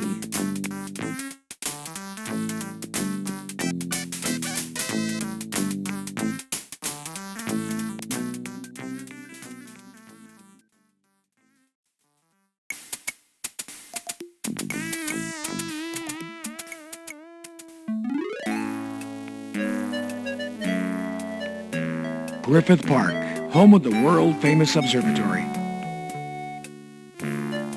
Oak trees as far as one can see. The area has been taped off. It must be where the Jane Doe was found. The dog appears protective of the tree.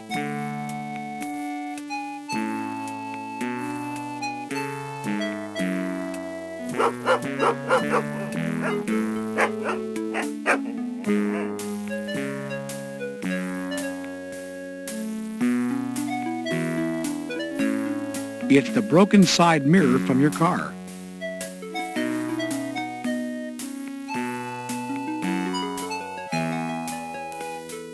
The sun, reflected into the dog's eyes, shoos him away.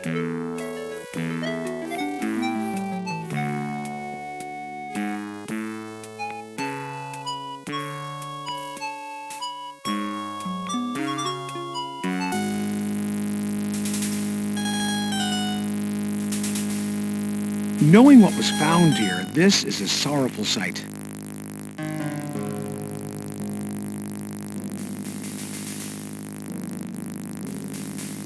Removing the dirt reveals a bone.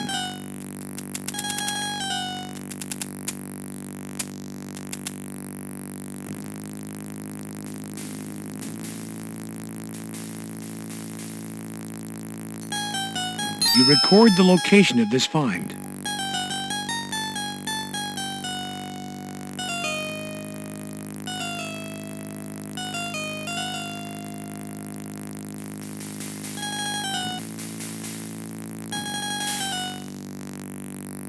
Placing the bone in the bag is essential to maintaining the integrity of this potentially valuable evidence.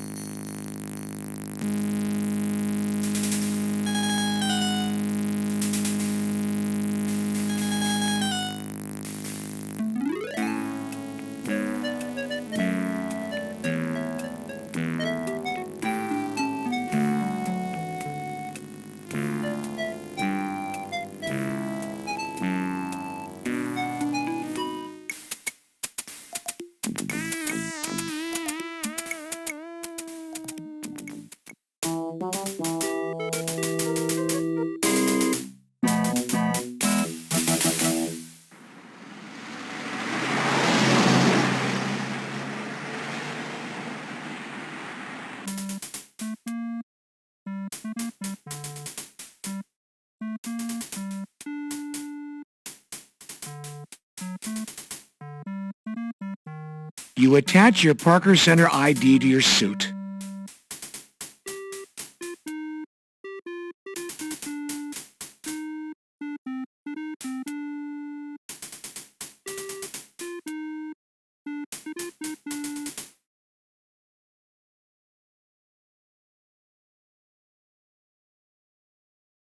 You press the button to call the elevator.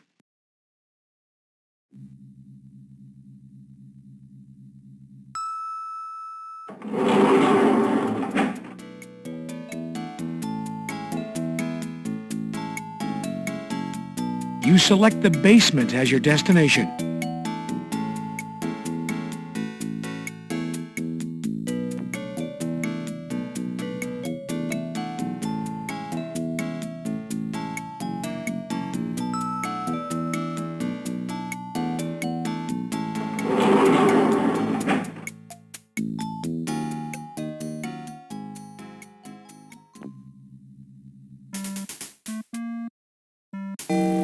Hello, Detective. How can I help you?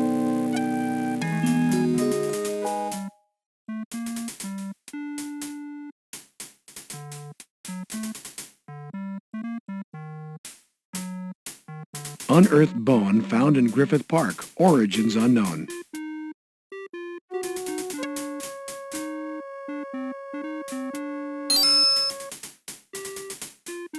What do you think, Chester? I found it at the discovery site of Jane Doe 1201K. Can you run a DNA test on it? That looks human, Carrie. If you want it tested and want a fail-safe case, you'd better process this correctly. Take it to Teddy.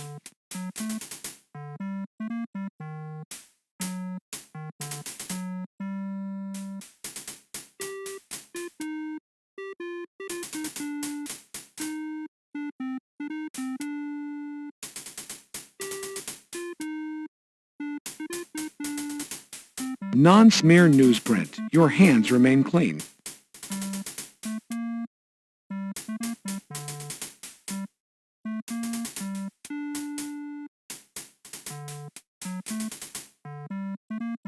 Chester, have you heard of either of these two places? Detective, are you asking me out on a date? No, Chester.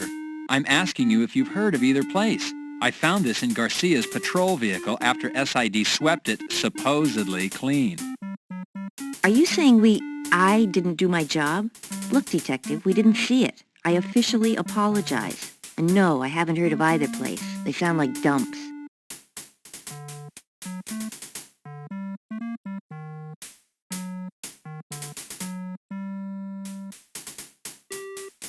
Menthol garden cigarette. Taken from the ashtray at Yo Money's house.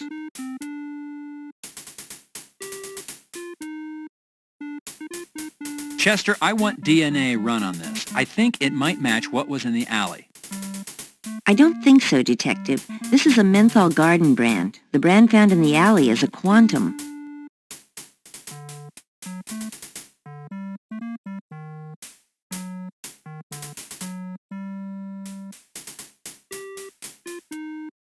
Hello, Chester.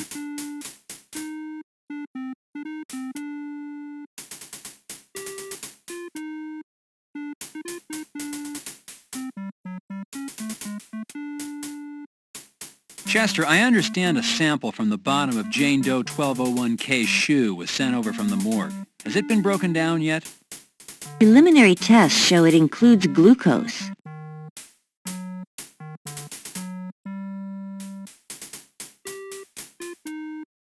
Have you determined what the grease stain is, Chester?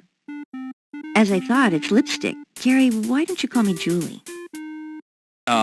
Maybe I will, Chester.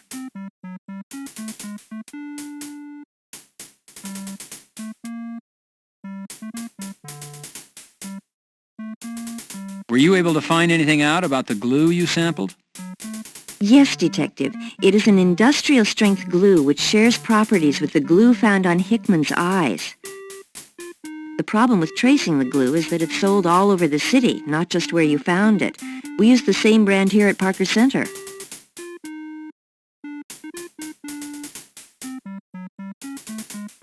See you later, Detective Carey.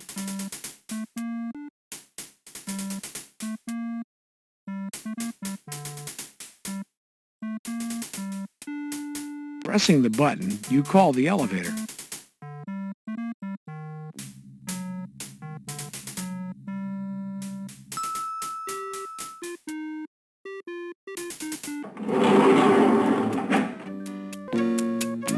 You select the 4th floor as your destination.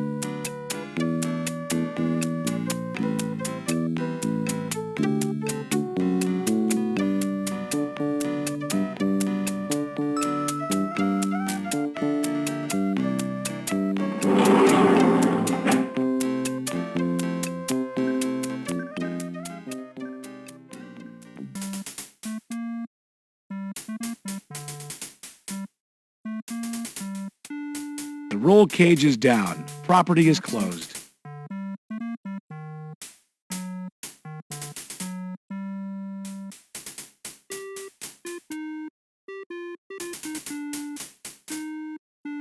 Pressing the button, you call the elevator.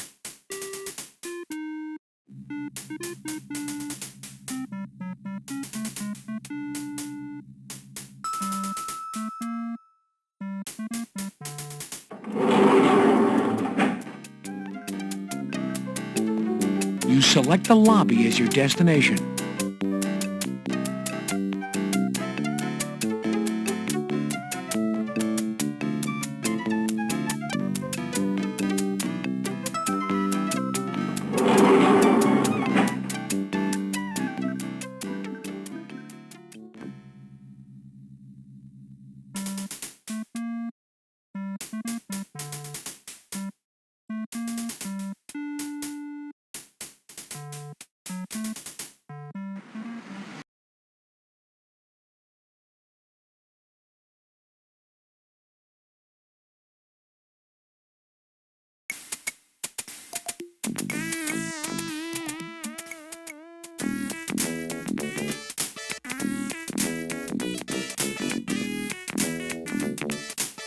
Entering the morgue always provides a sense of anticipation.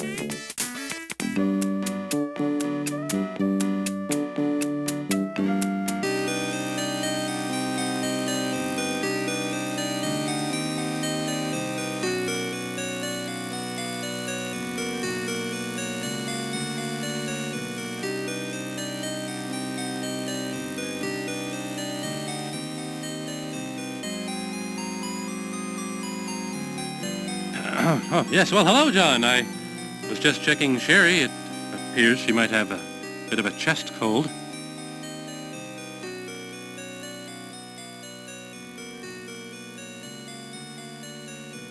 On to the business at hand, John. 2 bodies were brought in this afternoon. They fit your killer's M.O. Both have burn wounds on the face and upper torso and ruptured gastrointestinal linings. One is a John Doe, Caucasian, late 50s. The other, an Asian Jane Doe, late 60s.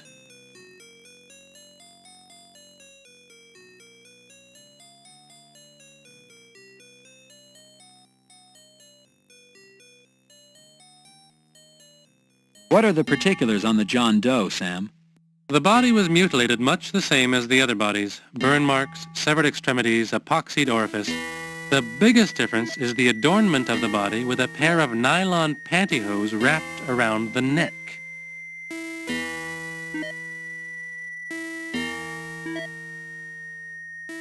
Have you performed the John Doe autopsy? No, tomorrow, first thing. I did go over the body for a cursory look when it was brought in. You have a monster on your hands, John. A killing machine.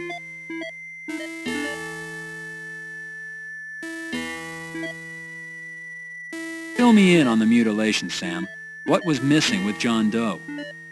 The ears, John. They were crudely severed, removed after death.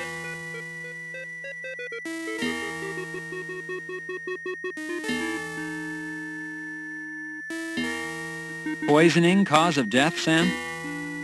It was not asphyxiation as one might first believe upon seeing the nylons around the neck. A cursory examination of the neck reveals no bruising. The nylons appear to be strictly decorative. Upon autopsy, I believe poisoning will surface as the cause.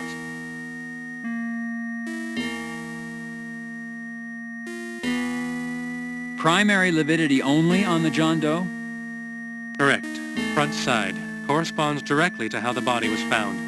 Your killer is working fast, John. Directly after the kill, they're being moved.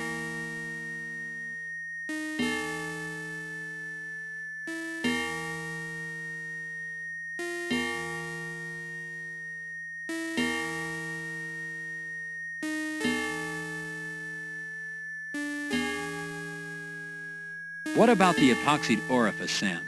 How was the John Doe affected? The mouth was affected. Between both bodies, you have the epitome of hear no evil, say no evil, see no evil.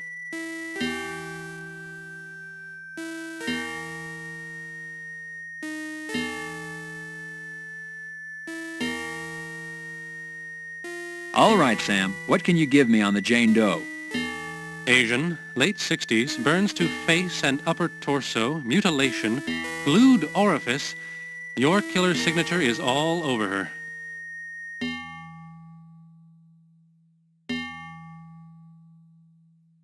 What about the autopsy, Sam? Have you had time to perform one? No, John. I plan to do it first thing in the morning. I was able to give the body a cursory look over, however. There's no doubt it's your killer's handiwork.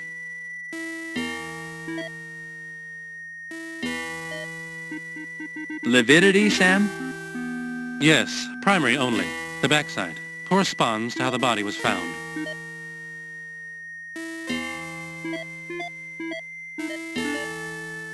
Poisoning, cause of death, Sam?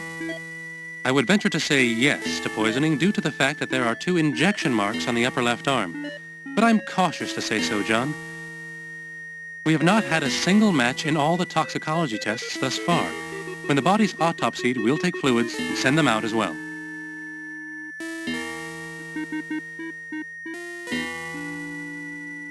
What is the level of mutilation, Sam? The left foot was crudely severed. Once again, judging by the lack of apparent blood loss, it was removed after death.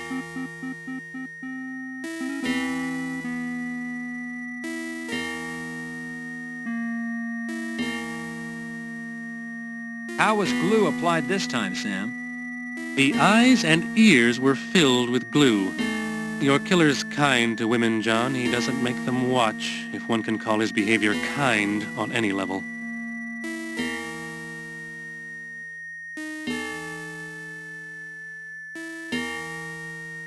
Sam, what's the situation surrounding the body's discovery? The call came in from a small business owner on Hollywood and Vine. The naked bodies were piled one on top of the other in the back seat of a Ford Tempo parked in front of his music store.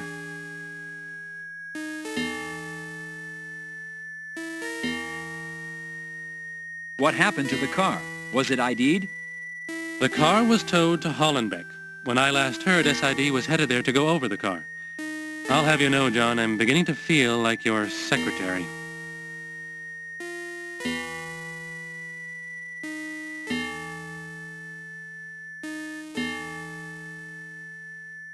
Unearthed bone found in Griffith Park. Origins unknown.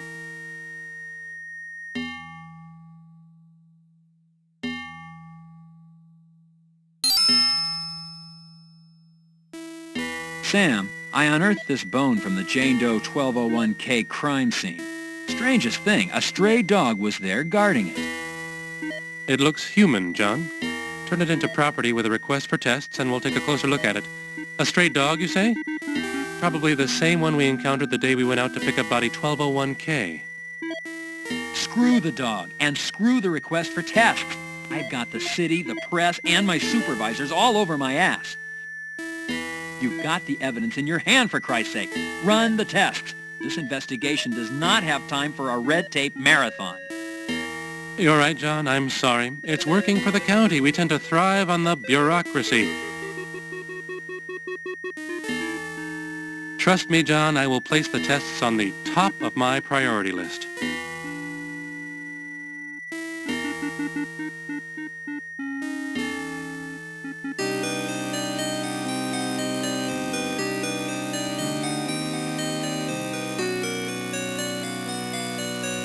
You open the door and head to the lobby.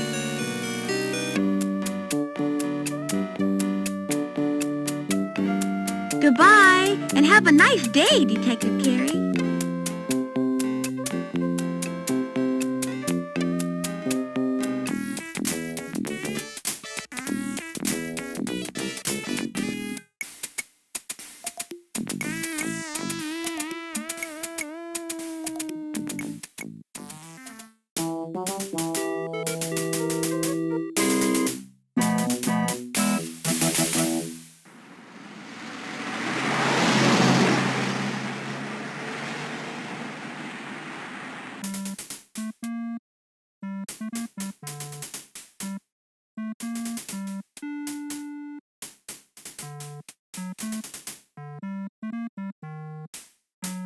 You attach your Parker Center ID to your suit.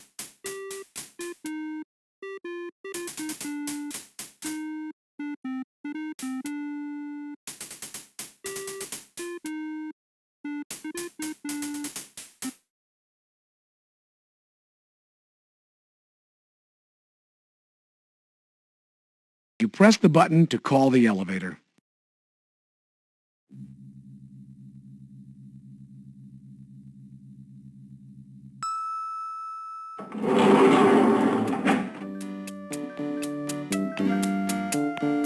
You select the third floor as your destination.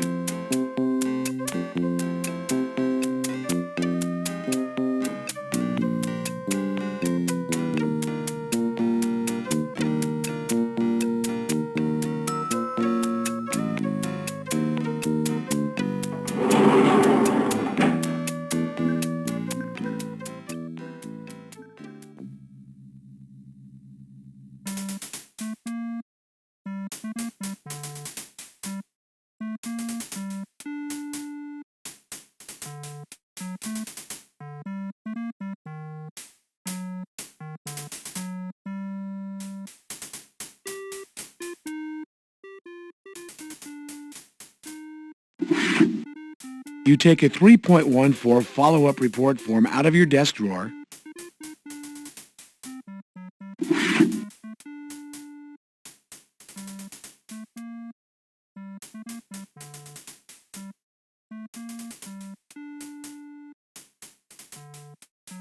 Departmental follow-up form 3.14.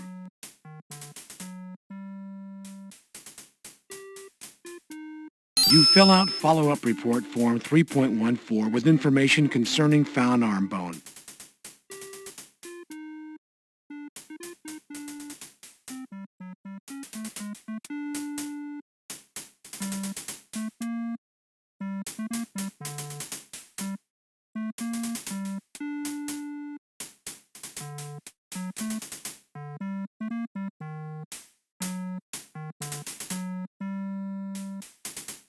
Here you go, Hal.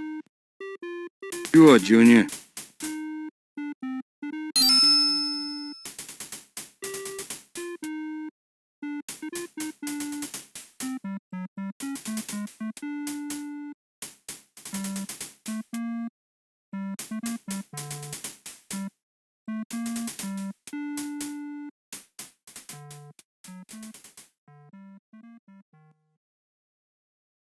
You call the elevator.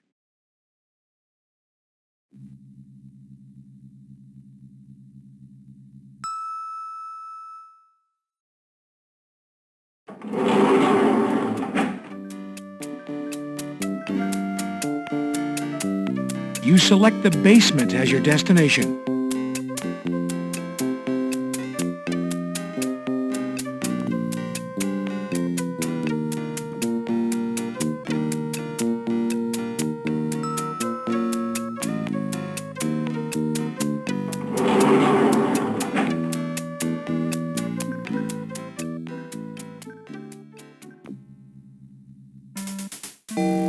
Hello, Detective. How can I help you?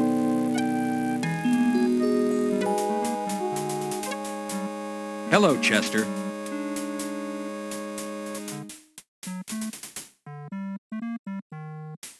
Do you have a preliminary on Jane Doe 1201K's body fluids? Nothing's back yet, Carrie. We sent samples out to Quantico. Whatever we're dealing with, it's lethal. Unknown and lethal. See you later, Detective Carey.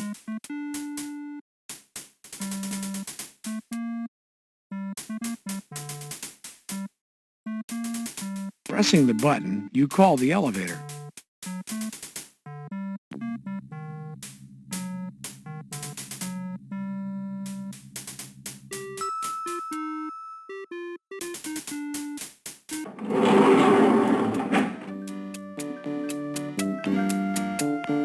You select the lobby as your destination.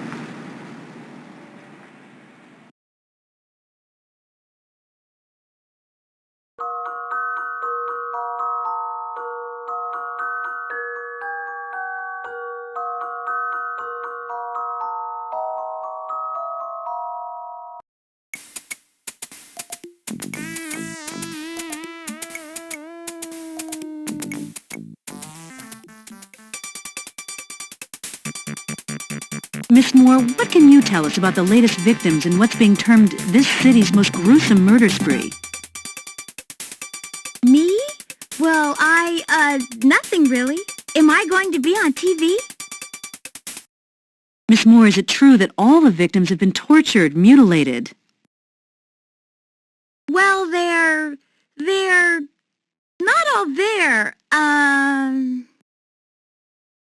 Miss Moore, is it true that Officer Rene Garcia and the latest male victim, an unidentified John Doe, were both found not only tortured but naked? Well, yes. Well, no. You see, is that camera on? So, Miss Moore, are you confirming that John Doe was not entirely nude, that he was found with a pair of nylons on his person? Is it true the nylons were wrapped around his neck? How'd you know that? So you are confirming this information. Detective Carey, can you comment on the nylons wrapped around the neck of the victim? I have nothing to say to you, Bilden, nor does Miss Moore. Hi, Detective Carey. Sherry, I'm taking you home. Bilden, you muck up my investigation and I'll have your job. Come on, Sherry. Detective Carey, the public has a right to know. It's their safety at stake. Detective Carey. In the wake of this city's worst nightmare, 5 people, including 2 Los Angeles police officers, have been found mutilated and murdered.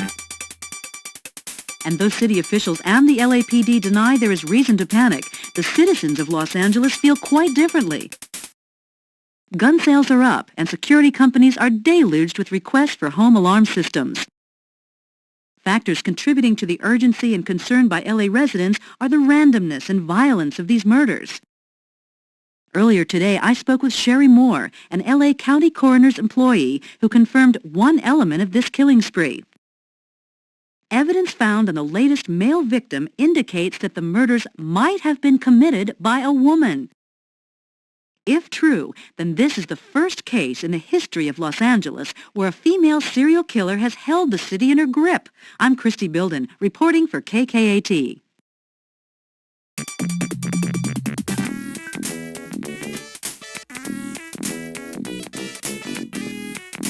Sherry, what you did last night by talking to the press caused citywide panic. Do you understand that? What this investigation does not need is a city full of people arming themselves, holding up, and not talking to the police. John, Sherry didn't mean any harm. She was taken by surprise by that newswoman. Weren't you, Sherry? I don't care. The result is that the city is in a panic. The mayor is up in arms, and the press is having a field day with this investigation and the department. I'm really sorry, Detective Carey. I thought maybe they're from Star Search, or maybe Entertainment Tonight. Honest, Detective Carey, I didn't mean to cause any trouble. I wouldn't hurt a fly, even if it was flying around and buzzing in my ear. Honest. John, how can you be mad at a girl like that?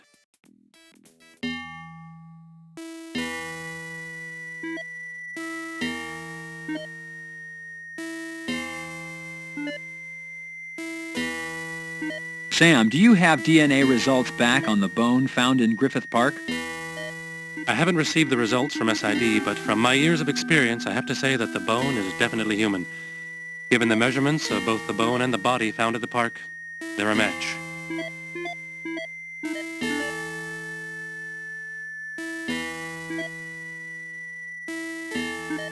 Has autopsy occurred on John Doe 7216M? Yes, John, it was first this morning. The gastrointestinal tract was ruptured as I suspected, and also as I suspected, there was no asphyxiation. The nylons wrapped around the neck were in no way connected to the cause of death. It looks like poisoning. Fluids were taken and sent out.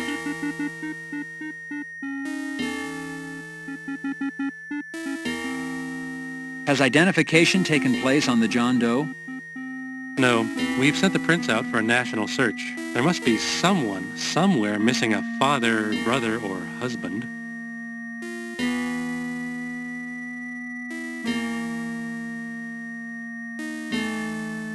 Is there any preliminary report on the fluids? No, John, they only went out this morning. However, I am not hopeful for a match. You know, John, there are thousands of poisonous substances out there. Many have yet to be identified and cataloged by the scientific community. It's like hunting for a needle in a haystack.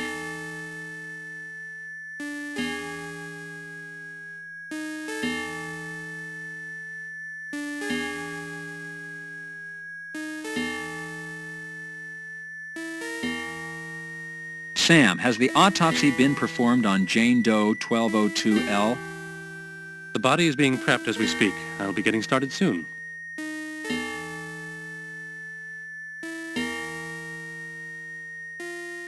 Sam, has anyone identified or claimed Jane Doe 1202L?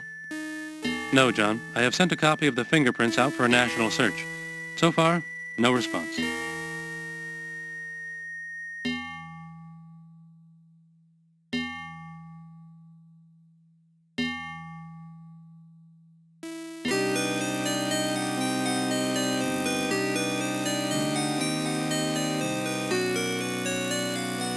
See ya, Detective. I'm really sorry about the newswoman, Detective Carey.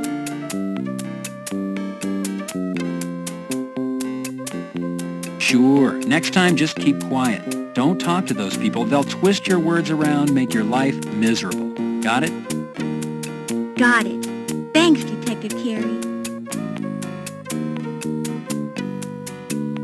Everything understood? Remember, you told me to keep quiet.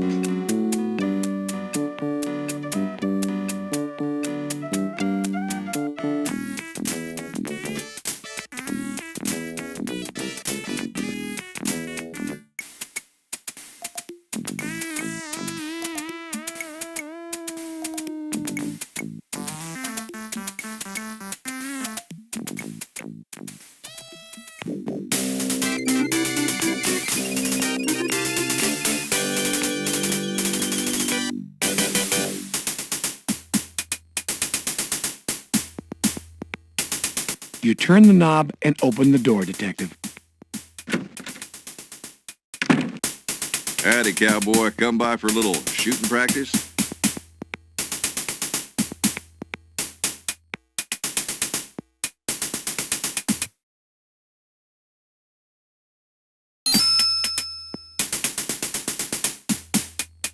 You fill the form out according to department specifications.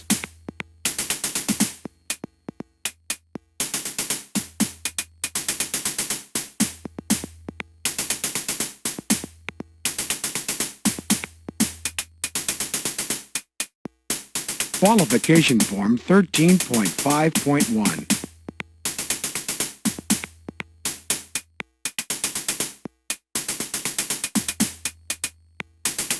Filled out and ready to go, Bert.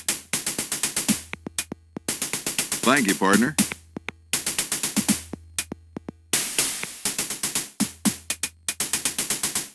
City ain't rich, partner. Pony up.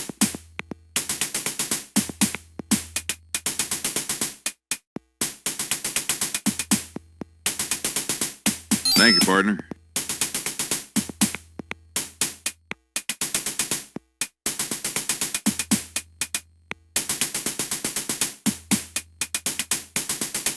You pick up the headgear.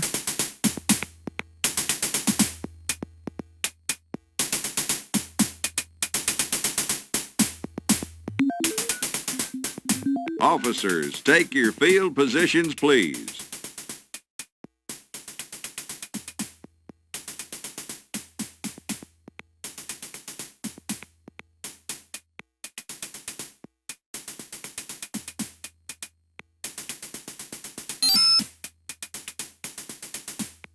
Officers, headgear on.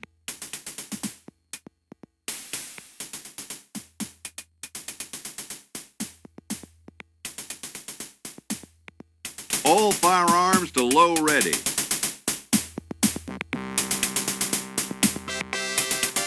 You load your Beretta. Phase 1. Ready on the right, ready on the left. Attention.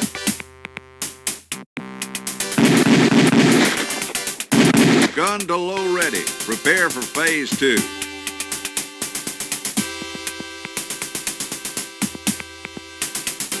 Phase 2. Ready on the right, ready on the left.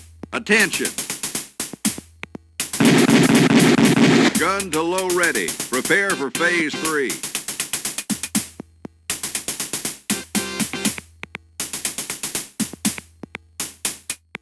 You load your Beretta. Phase 3.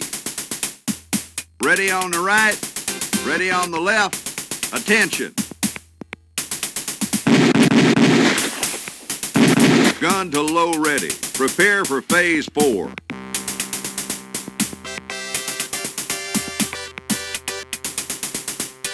Phase 4. Ready on the right, ready on the left. Attention.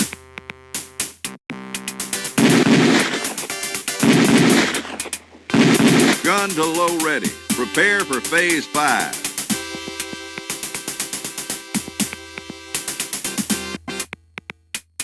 You load your Beretta.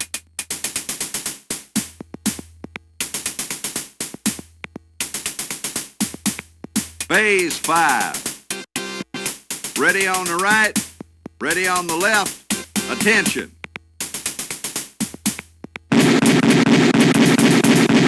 Gun to low ready. Prepare for Phase 6.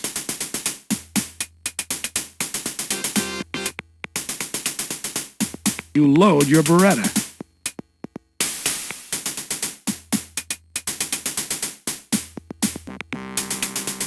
Phase 6.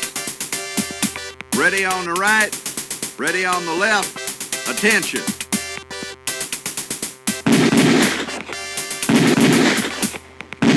Holster all firearms.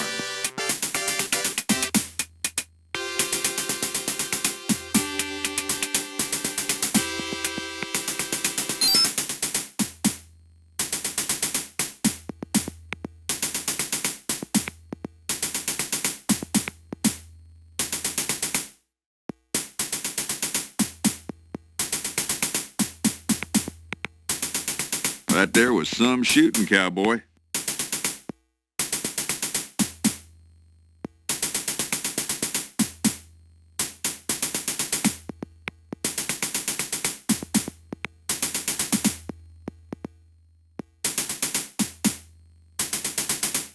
Thank you, partner.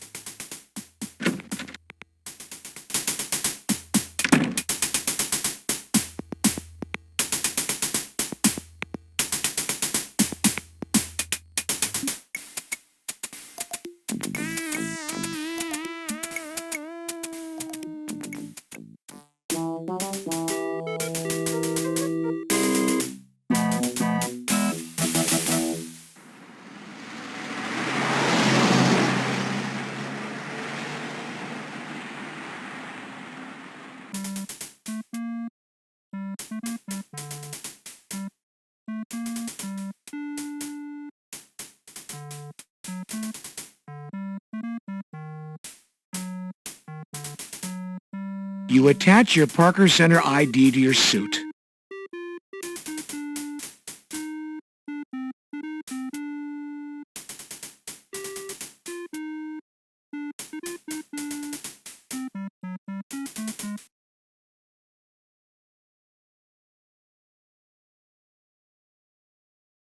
You press the button to call the elevator.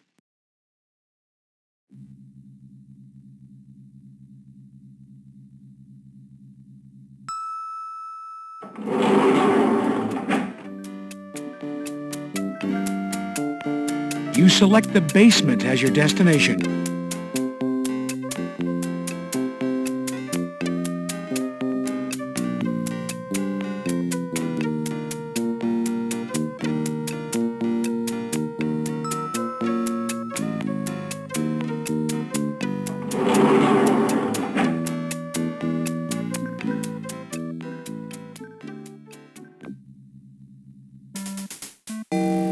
Hello, Detective. How can I help you? Hello, Chester.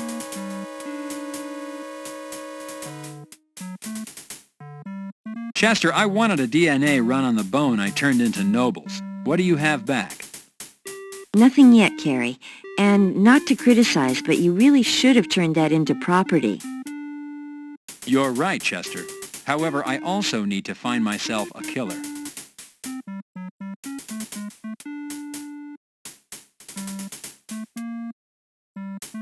Chester, what do you have on John Doe 7216M?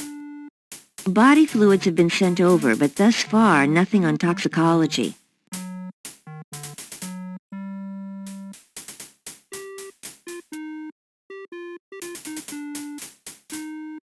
How about Jane Doe 1202L? What do you have, Chester? We haven't received the body fluids from the morgue yet. We're limited on what we can do here, Detective. Unfortunately, we haven't heard back from Quantico on the other samples either. We're at a dead end.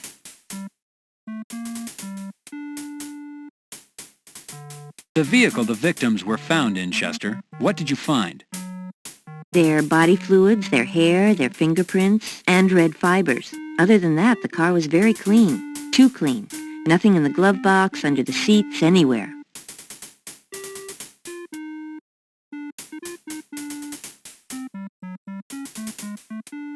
Chester, how about Jane Doe 1201K? Anything come back on her? How about fingerprints? Well, she does have fingerprints. They just don't match anything we have out there for missing people.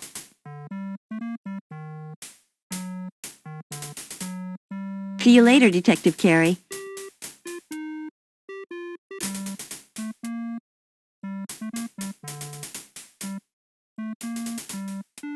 Pressing the button, you call the elevator.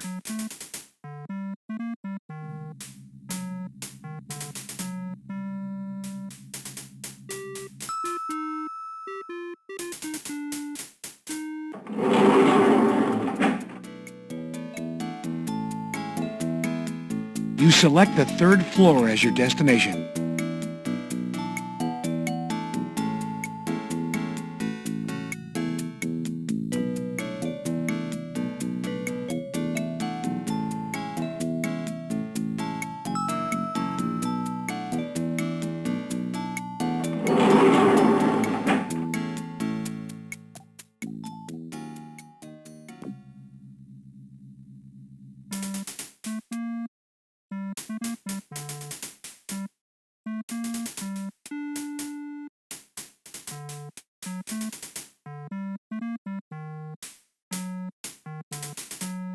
What have you got for me, Hal? Any news?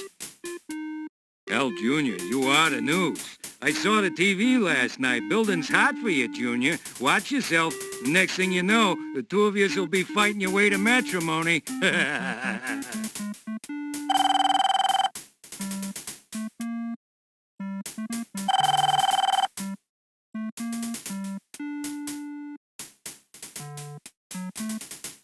It's Lieutenant Block's office door.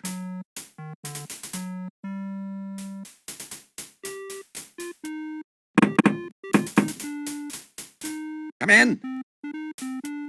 I'm glad you're here, Carey. I wanted to talk to you about your newest TV appearance. That stunt in front of the coroner's last night was splashed all over the evening news. Obstructing the First Amendment is what they're calling it. I'll have you know I've already fielded calls from national news bureaus, the mayor, hell, just about anyone in this town who's anybody is called. Carey, you're going to need to learn to control that temper. I've just about had it with this cowboy crap. Now, this is a directive. You learn to work with the press, not against them. Do you understand me? Read my lips. Work with them.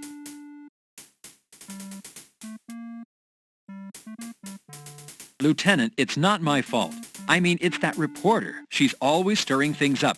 She's making my job impossible. Look, Carey, it's a reporter's job to report the news. Sometimes that means going after the truth, other times not. What I want to know is there any truth to this killer being a woman?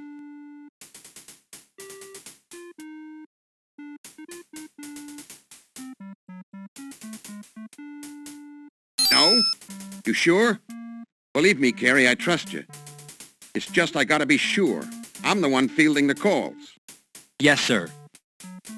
All right, then, we know what we're dealing with. Most probably a white male, aged 24 to 36 years of age.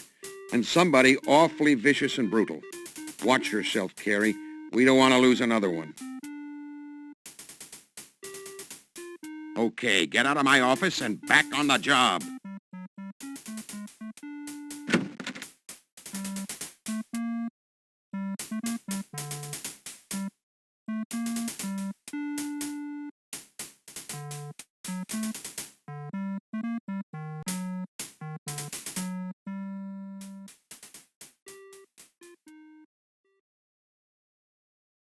You call the elevator.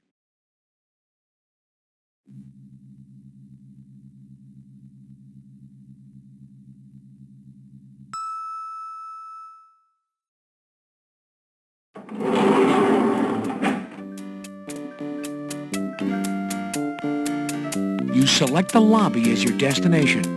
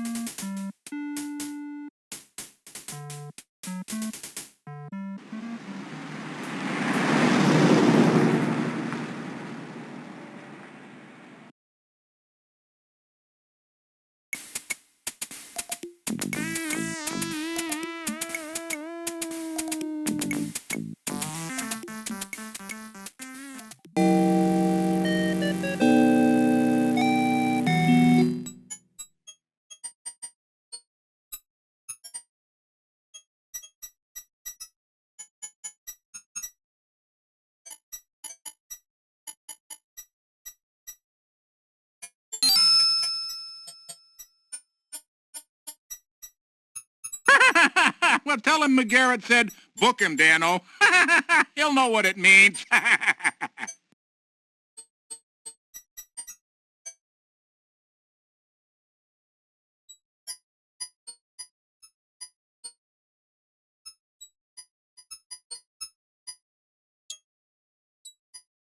Hey, you whippersnapper. Can I help you?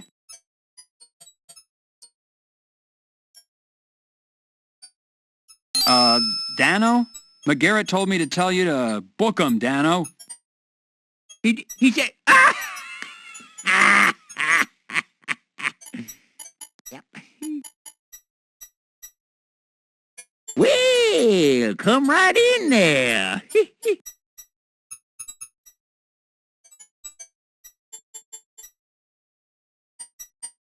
It's a beige 1990 Ford Tempo.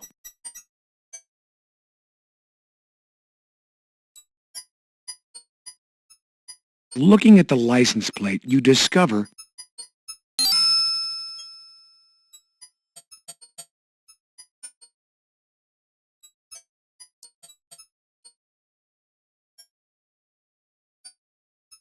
you note the license plate number of the vehicle. County E 2BSY 669.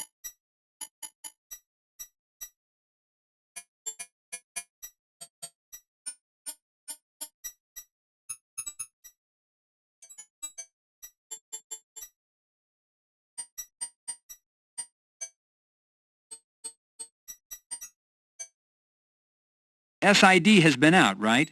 Were they able to lift any prints? Was there anything left behind? Fibers, hairs? Hey, you dead-burn whippersnapper! You're making me sound like an eavesdropper. Is that what you think, huh? Is it? Huh? No, not at all. I thought, that a man in your position would be more than likely to know what the situation was with each car in the lot. Well, you're right about that, you dead-burn greenhorn. Darn shootin'. I'll tell you about SID, I will. They were here for hours. Hours! I'm not fooling you now. Mm-mm. And you know something? They didn't find a single print. Zippo. Nada. That there car there is just as clean and shiny as the day it rolled off the old showroom floor. Yes, it is.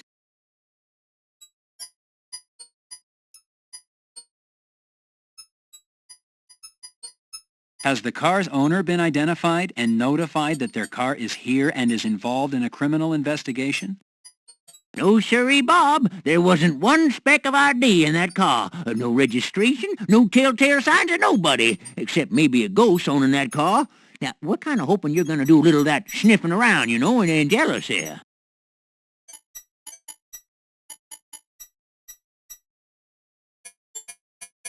What can you tell me about what was in the glove box and trunk when the vehicle came in? Well, nothing. Absolutely nada. You're unaware of what the contents were? What are you, just plain dumb as a loco weed? I said nothing. There was nothing in either compartment. Clean as a whistle. Shiny as a new shoe. Nothing. Nada. Rien. Zero. Greenhorn.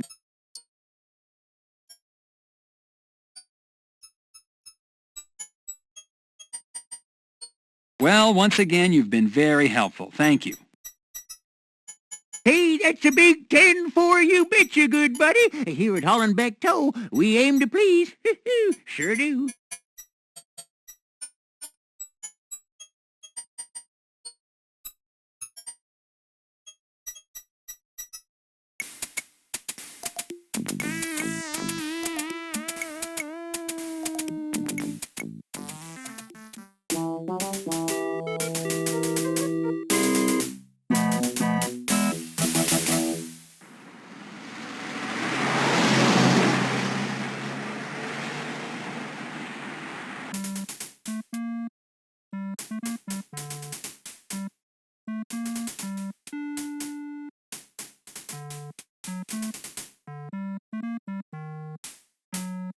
You attach your Parker Center ID to your suit.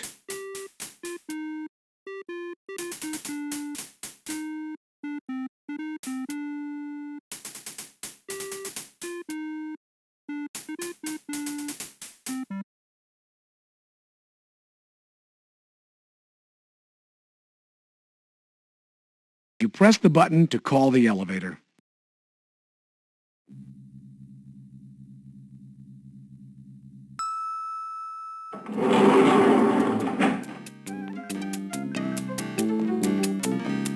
You select the third floor as your destination.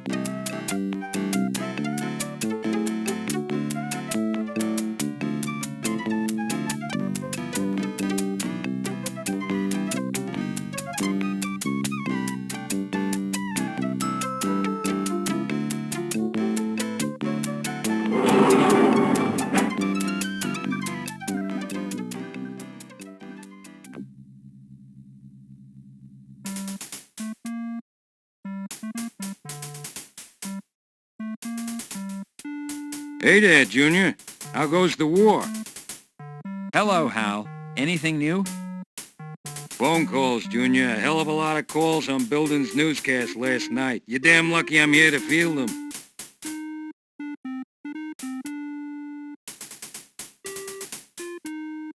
At 286-16.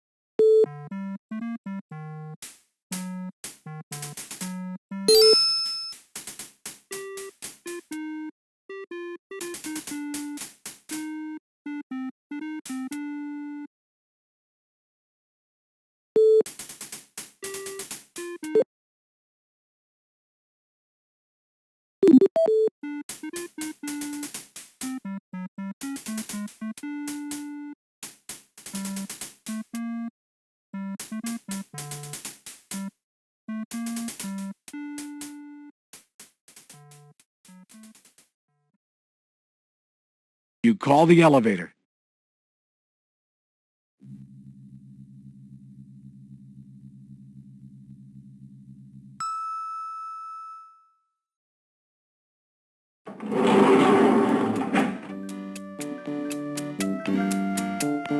You select the lobby as your destination.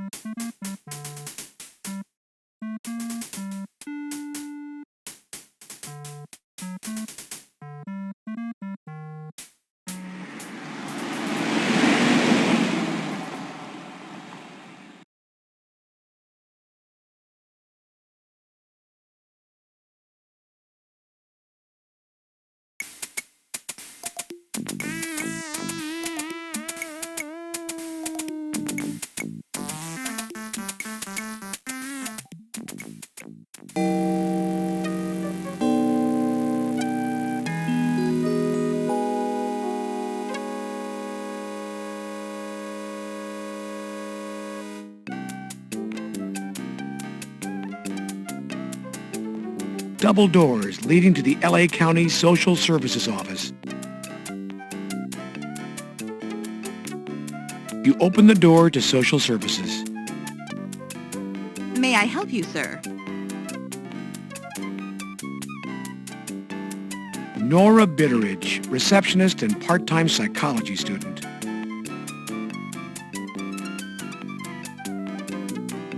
Hello, I'm Detective John Carey, Homicide LAPD. I'd like to talk to the person in charge here. Do you have any identification, sir?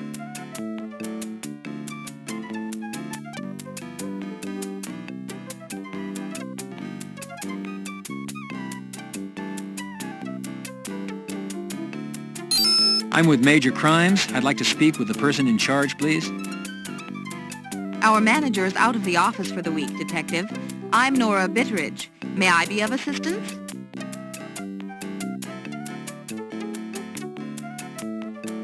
Nora, a car registered to Social Services has wound up in impound. Its license number is County 2BSY669.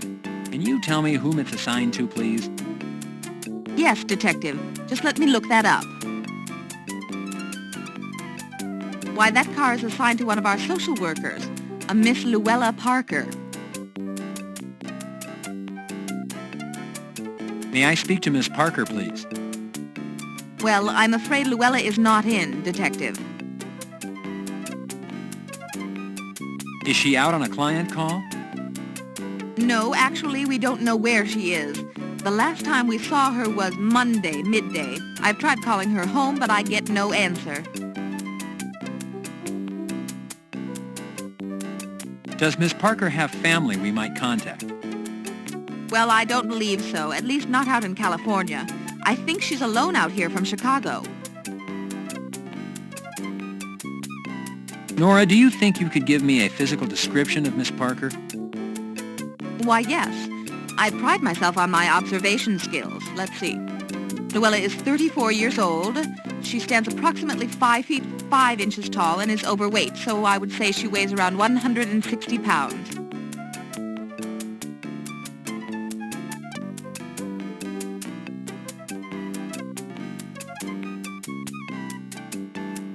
Nora, what color eyes and hair does Luella have? Why, black hair and brown eyes, Detective. Luella is black, African American.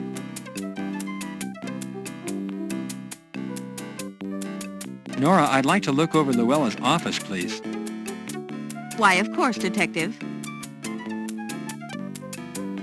If you'll follow me, I'll escort you back to her office.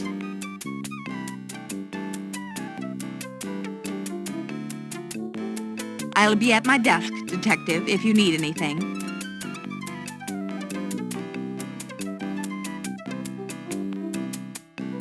A 286-16. This is no time to play Space Quest 5, The Final Frontier.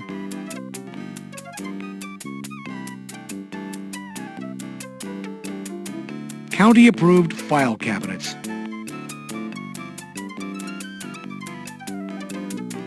County requisitioned and purchased office art. There are more self-help books here than at Walden Books.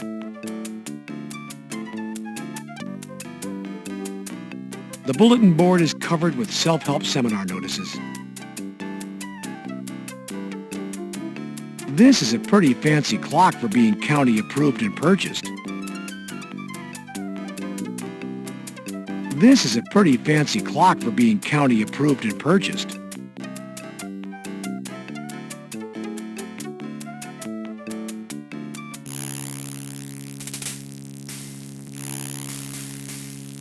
The books and binders look to pertain to county agencies and services. The calendar is turned to last Monday's date. There are no appointments listed. Detective, the plant appears healthy, if not in need of a little water. Whoever thought up the idea of those things has got to be a zillionaire. The stapler is color coordinated with the other desk accessories. Adhesive tape, best known by its brand name, Scotch. The message log is blank.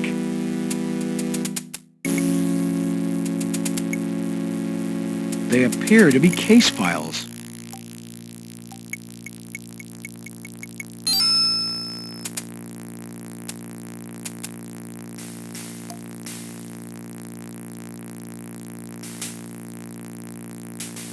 Case number 18908B, Barbie Can. Case number 14434-0, Mitchell Thurman.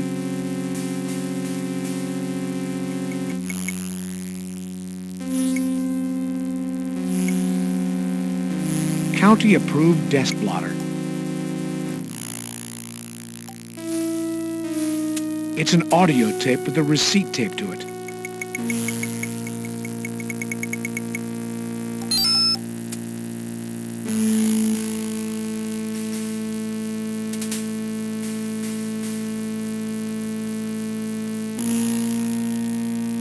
It's the latest release from Yo Money. The attached receipt is marked Ragin' Records.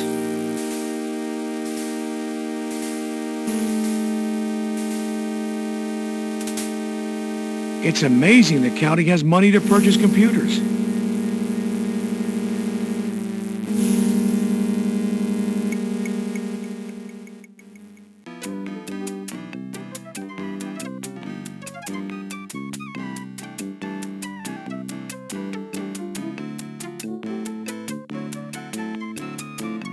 Can I help you with anything, Detective?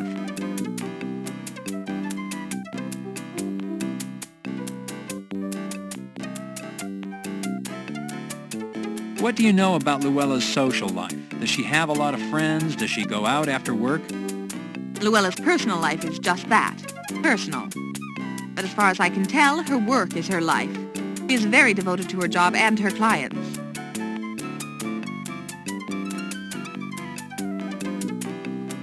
What about boyfriends, Nora? Does Luella have one, or maybe several?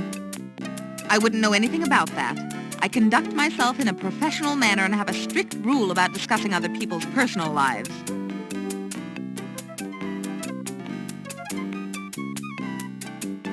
What can you tell me about Luella's clients or the type of cases she works on? Luella is assigned clients through the county.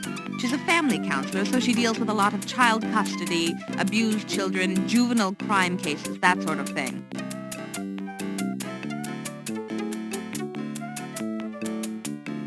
Nora, what is a typical workday for Luella? Is she mostly in the office seeing clients?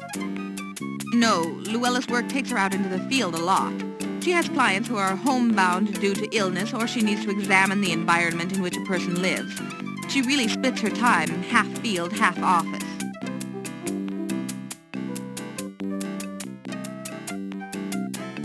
Nora, do you know of any personal or professional problems Luella might be experiencing? No, Luella is a private person and she keeps to herself. But I haven't noticed anything unusual in her behavior lately. Detective, Luella is hardworking and probably overworked. She does a lot of field work on her own time to compensate for the county's lack of funds to hire additional staff.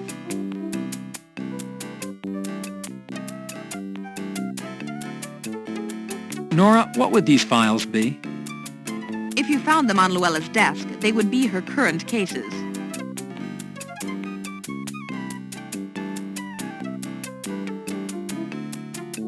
Nora, how does the numbering system work on these case files? What do O and B stand for? The county adds letters for category distinction. B would stand for cases dealing with children, such as child custody, and O stands for borderline cases.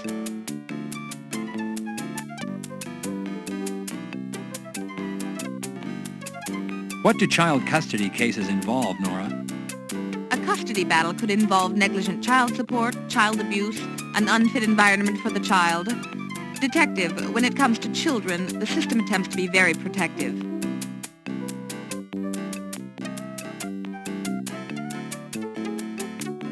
Nora, explain the definition borderline to me. How would that apply to a client? Borderline means it's a case that has been referred to us through another agency. Generally, this client would have received some sort of assistance and the agency dealing with them felt they needed more help.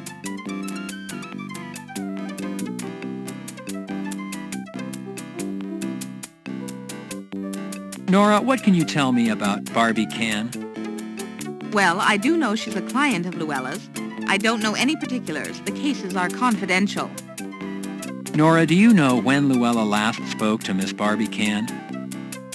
Well, I don't remember the last time Llewellyn called her, but I do remember getting a call last week from Miss Can, asking to speak to Llewellyn. I remember because it was hard to hear her. There was very loud music playing in the background.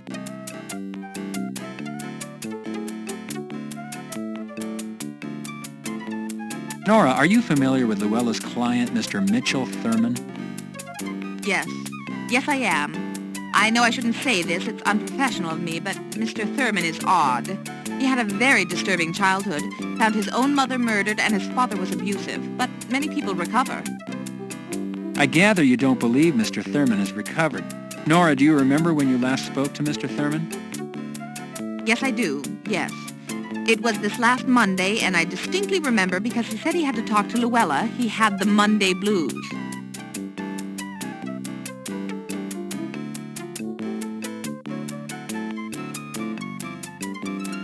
Excuse me.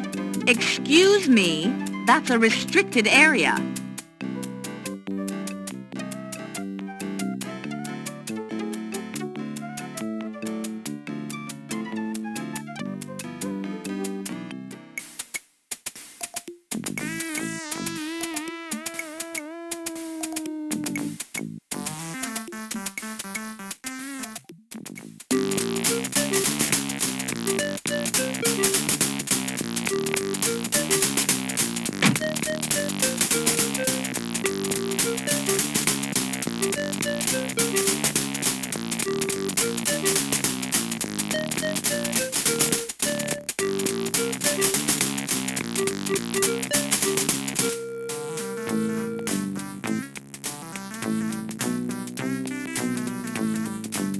How's it going, dude?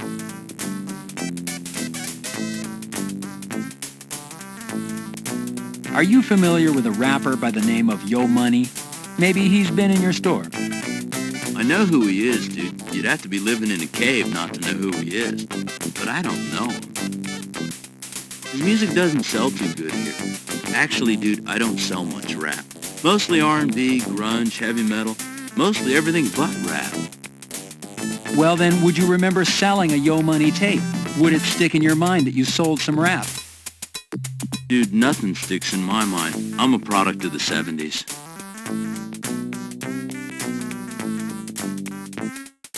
A woman by the name of Llewellyn Parker purchased an audio tape of Yo Money's music from this store. Does her name sound familiar? Nope. Lots of people come through here. Lots of people buy stuff, bring it back. I got stuff coming and going all day long.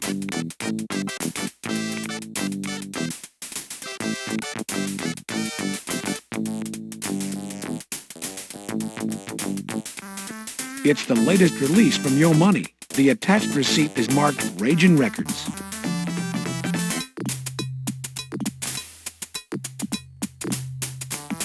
This Yo Money tape was found on the desk of Llewellyn Parker, a victim in a homicide case I'm investigating.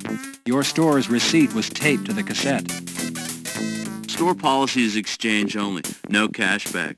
Dude, Yo Money doesn't sell so great here. Your option is to choose something from inside the counter.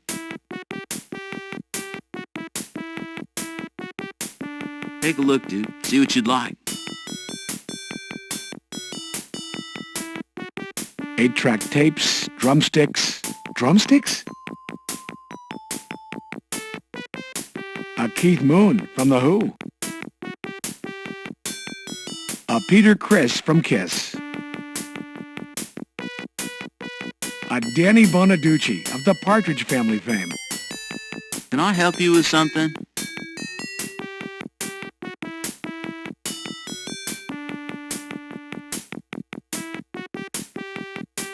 It's your selected classic.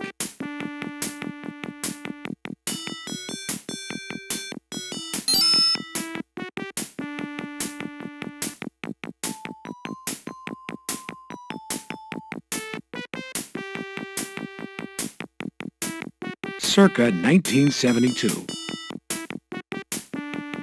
Amoco Industrial Strength Glue.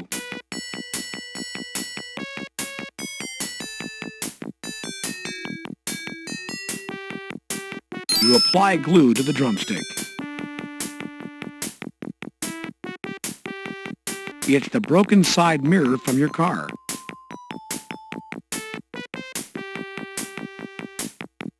You glue the stick to the mirror.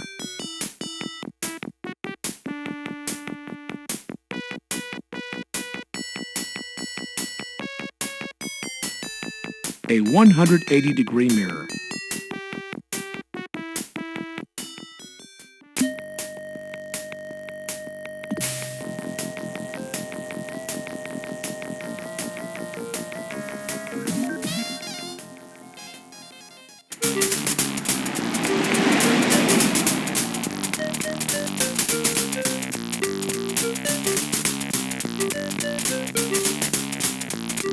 You push the door open. Why, hello there, darling.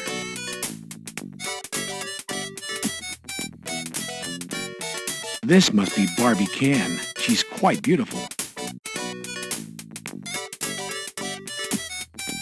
Hello, Barbie. How are you today? Ah, darling, welcome back. Didn't see enough yesterday. It's true, my girls are beautiful, aren't they?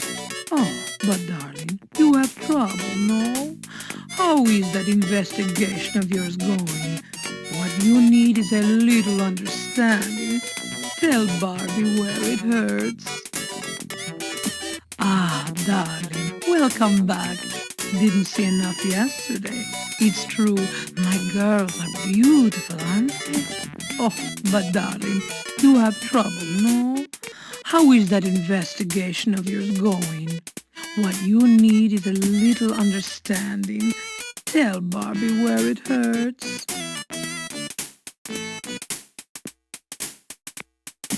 Barbie, do you know a woman by the name of Luella Parker? Well, yes, darling. It's a personal matter. Why? Is Miss Parker in trouble?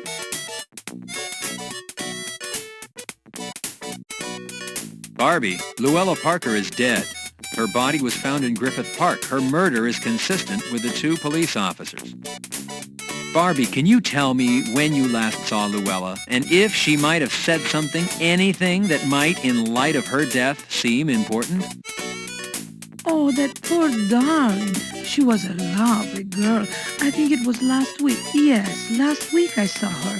She was supposed to stop in this week, Tuesday, but she did not come by. Miss Parker was helping me with a personal matter. She was to deliver some papers to me. I do not recall she said anything or acted in any way peculiar. You know, darling, she was a shy girl. Oh, that poor darling. She was a lovely girl. I think it was last week. Yes, last week I saw her. She was supposed to stop in this week, Tuesday, but she did not come by. Miss Parker was helping me with a personal matter. She was to deliver some papers to me. I do not recall she said anything or acted in any way peculiar. You know, darling, she was a shy girl.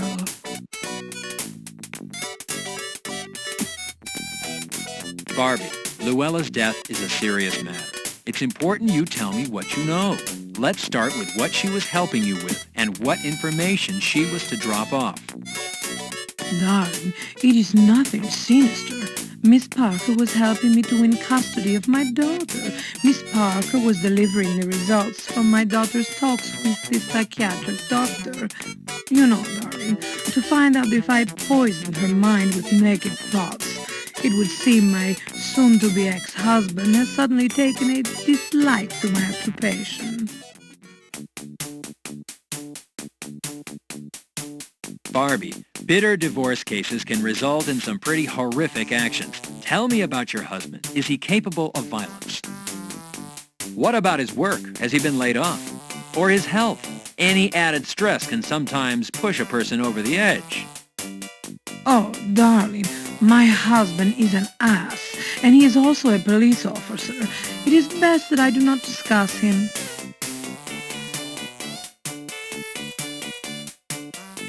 Barbie, if my investigation progresses in your direction, I'm going to need to know your husband's name, his division. It's soon to be ex-husband, darling, and yes, of course. But for now, I see no reason to complicate my personal business. Yes? For now, today, I'll let it go.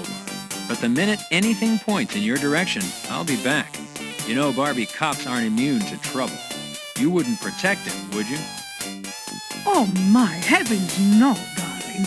If he was too lazy to satisfy me, darling, he is much too lazy to have hurt Miss Parker.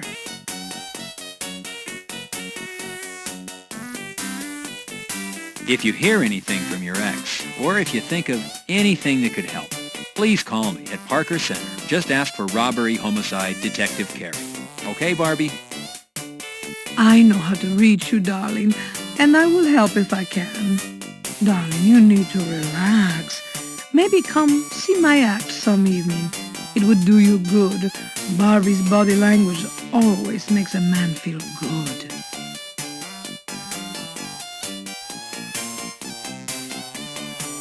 I appreciate the offer, Barbie. Thanks for your time. Oh, darling, anytime.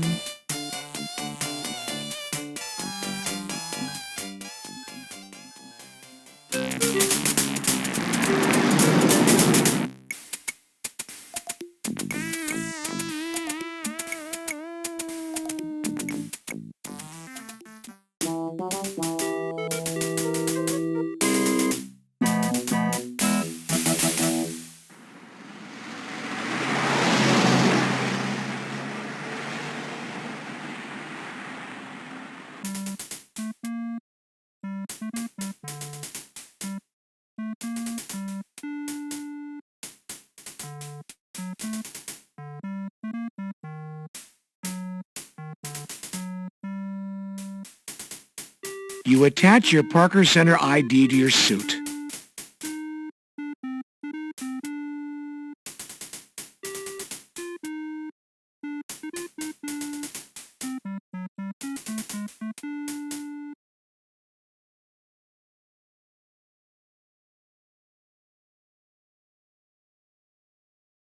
You press the button to call the elevator.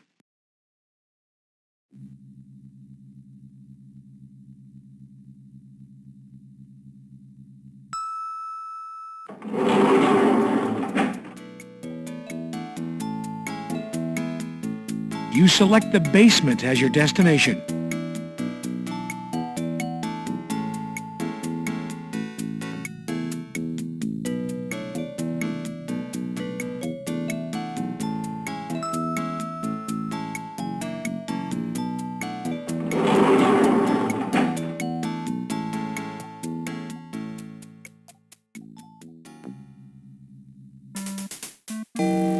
Hello, Detective. How can I help you? Hello, Chester. I found out that the abandoned car belongs to a social services worker named Luella Parker. She matches the description of Jane Doe 1201K. I'll get her dental records and send them over to the morgue. How about the arm bone DNA, Chester? The bone DNA matches with the Jane Doe 1201K. If 1201K is identified as Luella Parker, then the bone is hers. Anything new with the toxicology tests? Anything back from Quantico? We haven't made a match here. The only clue I can give you is that the substance is organic, not synthetic. That's all we've been able to determine. Thanks, Julie. You called me Julie. I can't believe it.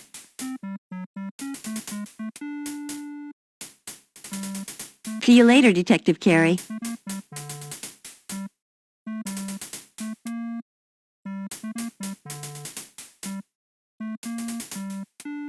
Pressing the button, you call the elevator.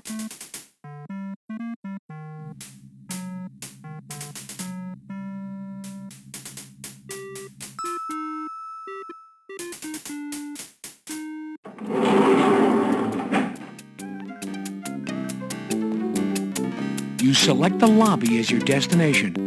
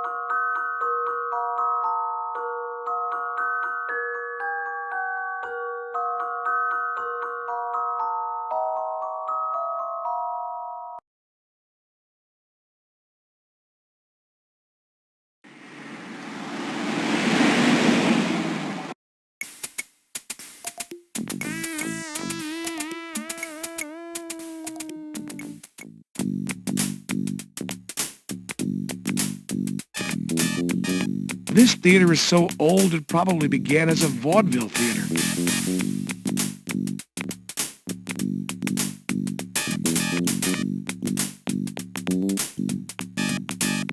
Old flyers and movie announcements fill the window.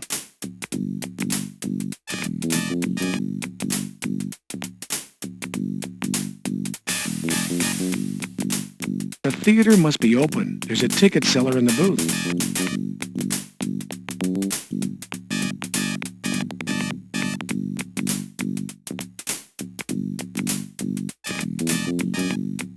This guy looks like one big kid.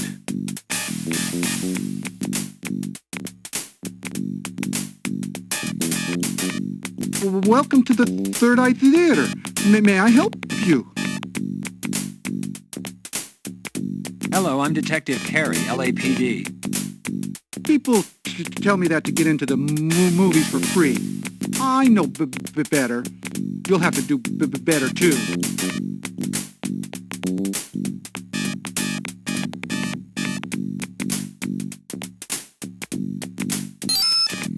Detective Carey, LAPD. I know you. I've seen you on television.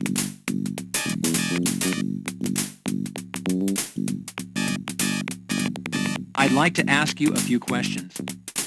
Yes, please come in. Enter to the left.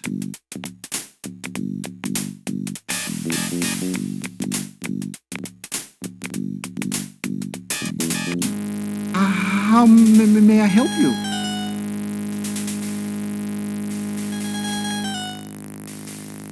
The glass is spotless. No smudges or fingerprints.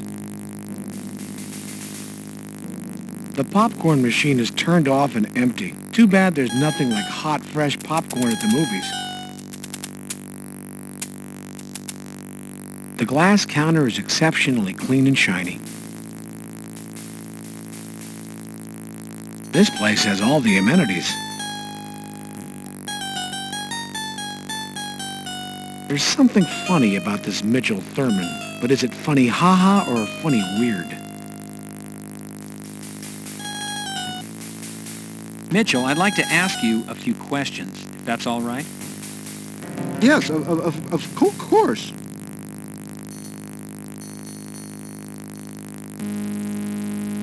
Mitchell, have you ever met or do you know a police officer by the name of Rene Garcia?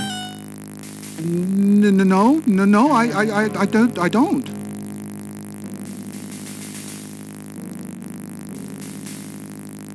Mitchell, have you ever been arrested or had a run-in with the law? No, really, no, never. Please, look around. I have nothing to hide. I didn't think you did, sir.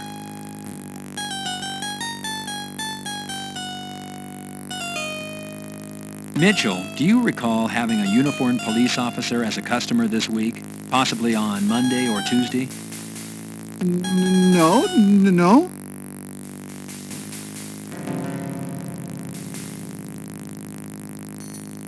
Mitchell, do you know someone by the name of Luella Parker? Oh, it's terrible what happened. it was wrong. Oh.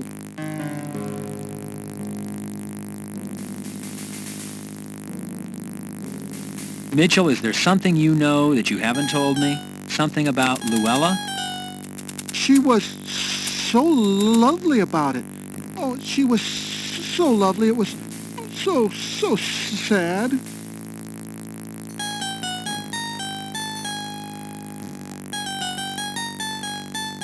Mitchell, what is so sad? Why don't you calm down and slowly tell me what happened? Okay, Mitchell? Real slow and easy. My dog, it's horrible. It's horrible what they said.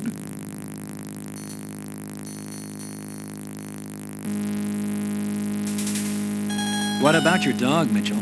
Did your dog hurt someone? Did your dog hurt Luella? Is that what happened, Mitchell? You can tell me. It's all right. No. They said, my neighbor said that I hurt my dog, but that I didn't feed him.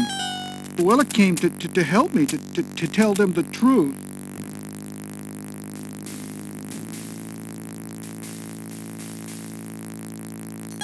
Mitchell, what is the truth? Can you tell me the truth, Mitchell? My dog is naturally thin. I feed him. I do. A lot. Big, juicy bones.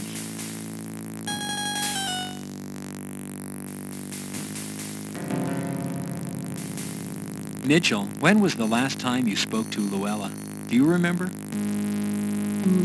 Maybe a couple of weeks ago. Why are you asking so many questions? Has something happened to Luella?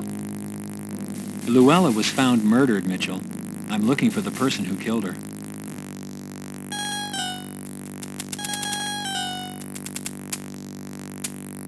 Oh my! Oh no! Oh my!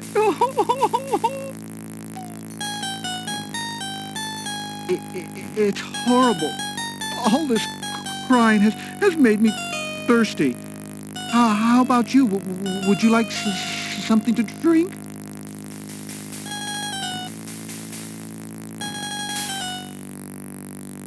Please, have a cup of tea on the house.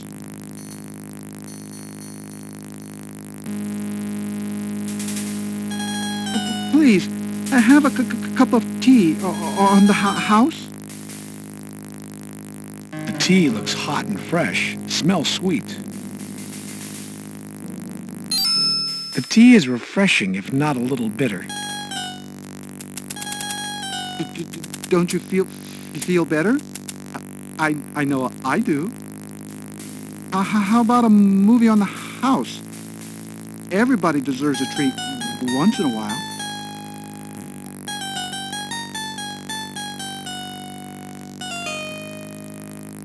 The double doors must lead to the theater.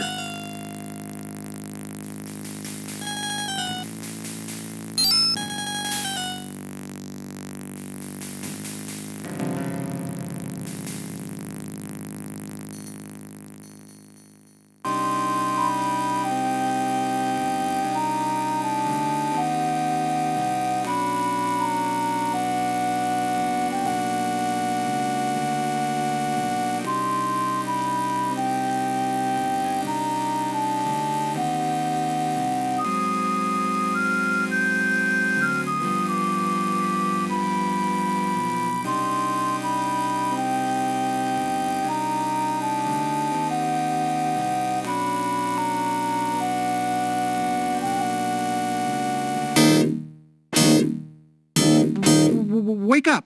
Wake up! You fell asleep. It's time to go. Now.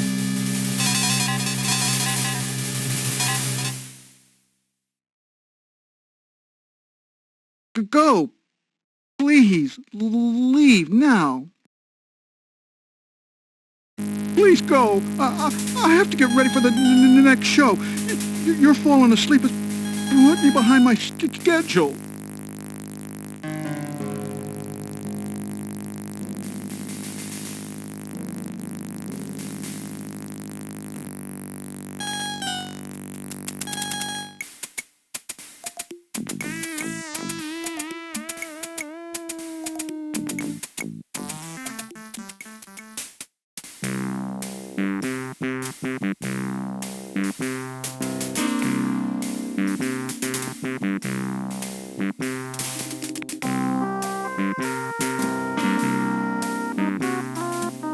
By the looks of the debris, it appears illicit activity continues. It appears to be rope, or maybe a snake.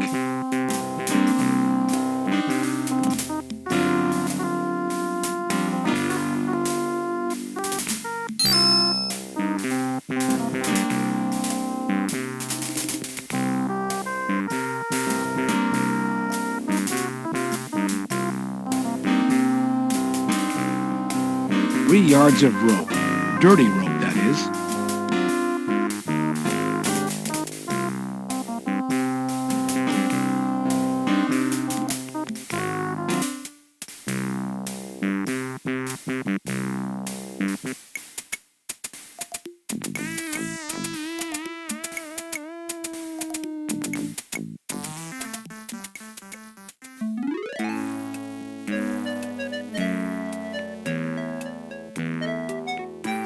The dog appears protective of the tree. Hey, boy, how you doing?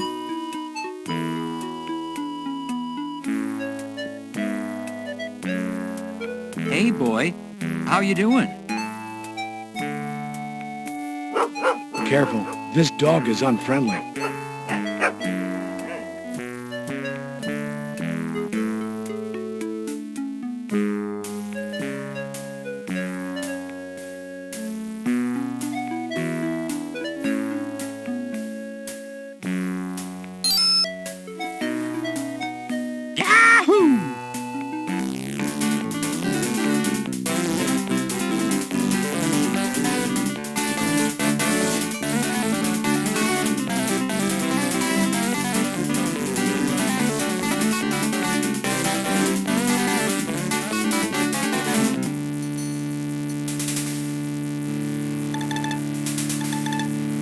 The street looks familiar, however, there are no street signs to confirm your location.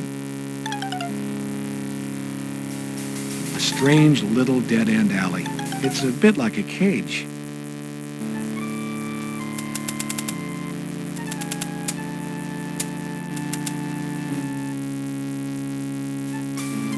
Double doors with no visible handles. There is a small dog door cut into the steel door. You're much too big to get through that dog door.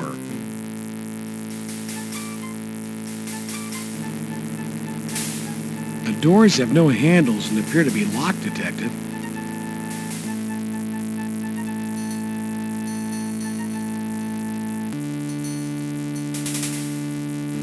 "24-inch pry bar. Very handy.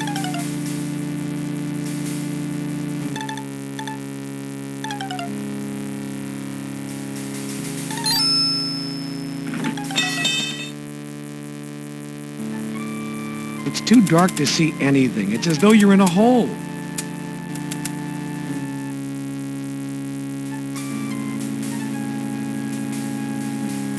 Department issued 9-volt anodized aluminum flashlight.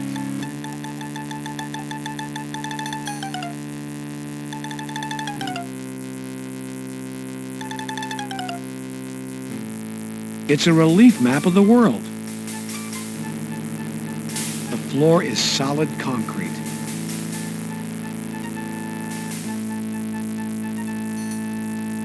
The wooden door is locked. It's a doorknob, a locked doorknob. The knob will not turn. The door must be locked.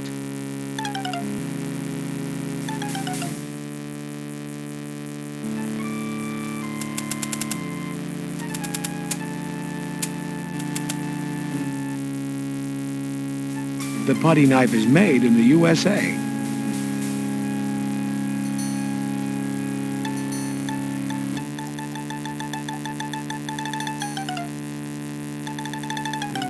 It's a doorknob, a locked doorknob. Using the putty knife, you jimmy open the lock. The door is unlocked.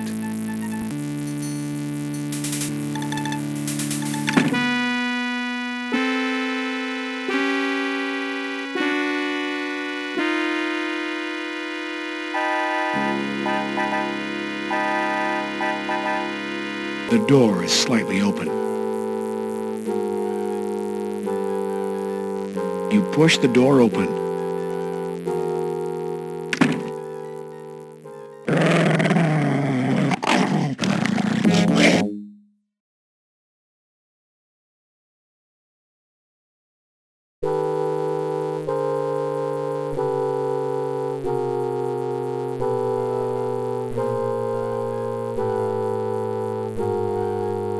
A 180-degree mirror.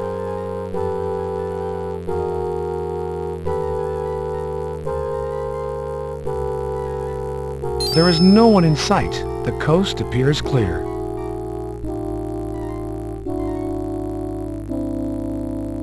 You push the door open.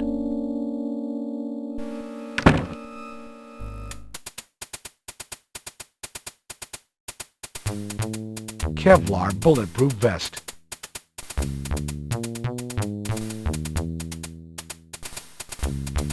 That should provide some protection. The woodwork on the cabinets looks old and in disrepair. It looks like a friendly little kitchen. The counters are filthy, a consistent throughout this place. Looks like it's a Sunny-made refrigerator.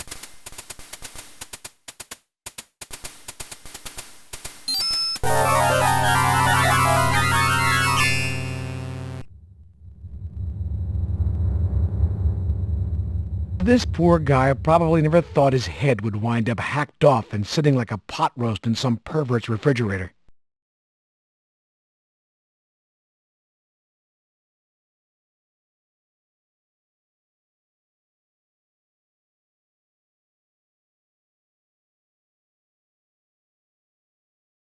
The gruesome details of this job are sometimes overwhelming, eh, Detective?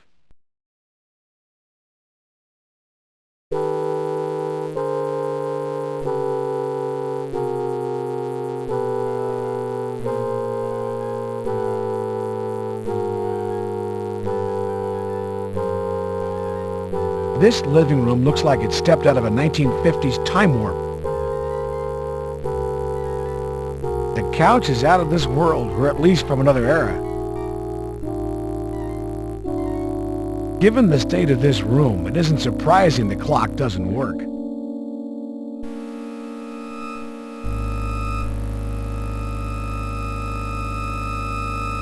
You're 2 stories above ground, Carrie. Unfortunately, the neighborhood doesn't look familiar.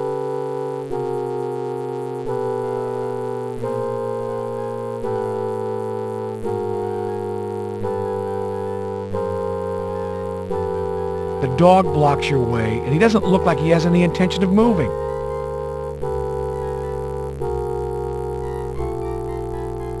How are you doing, boy?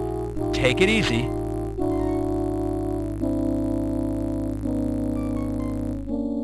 Watch it.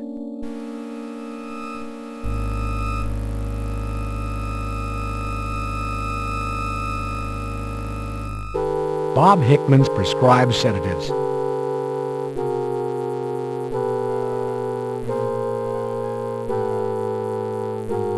Here you go, boy.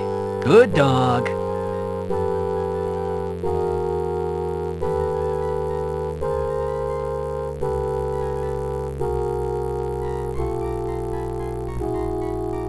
The sedatives have done the trick. The dog is fast asleep, Detective.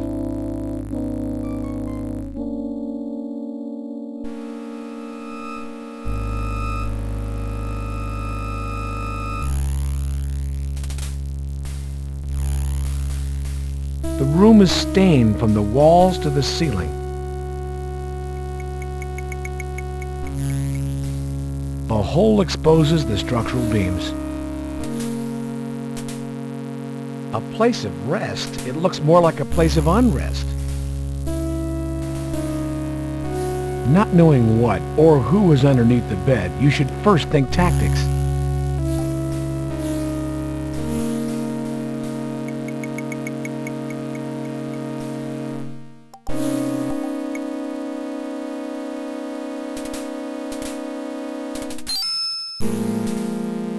Look underneath the bed and discover no one.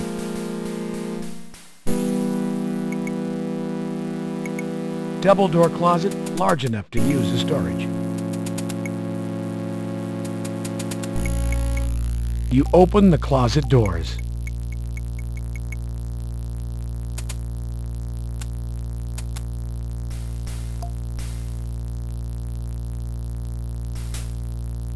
This shoe looks familiar. It's a hook rug, Detective.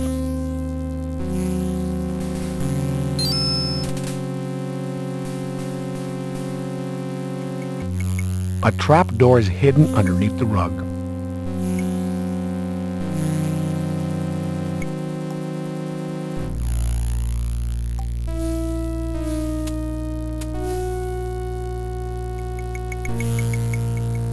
You notate the discovery of the shoe. You notate the presence of the trapdoor.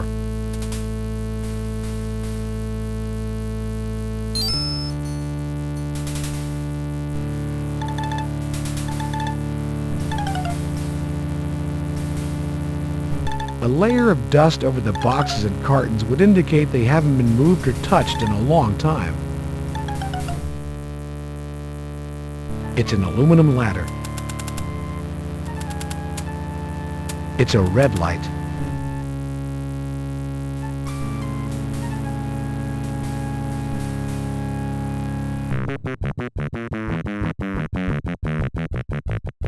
The woman appears to be asleep.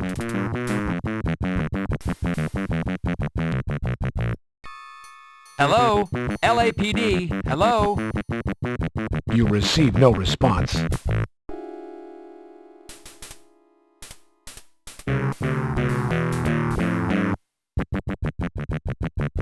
Ma'am? Ma'am, can you hear me? I'm a police officer. Ma'am?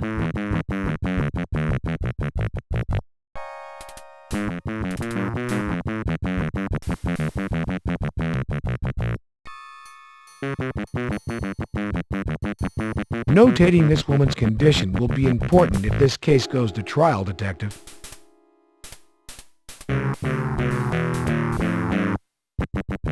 Those are the doors leading to the lobby.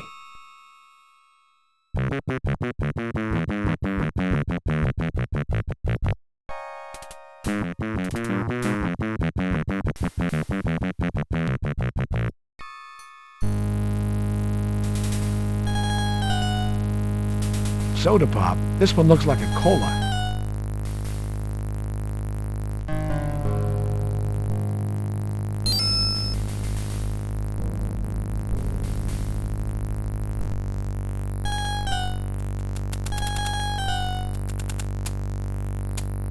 The soda can is dented and has been previously opened.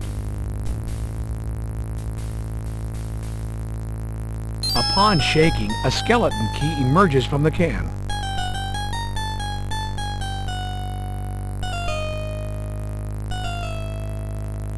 Skeleton keys were originally tooled in such a way as to be master keys.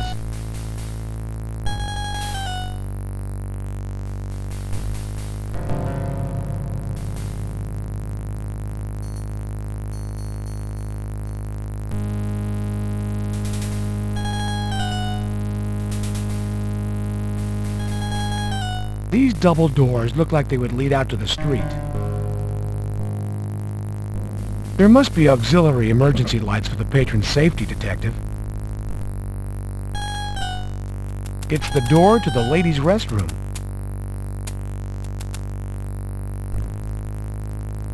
Knocking on the door, you receive no response.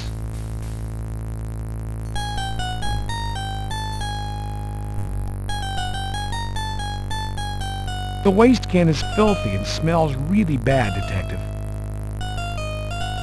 The sink could use a good scrubbing. It's stained brown. You've now entered the Twilight Zone, the woman's bathroom. It's an old-fashioned paper towel dispenser. The paper towel dispenser is locked.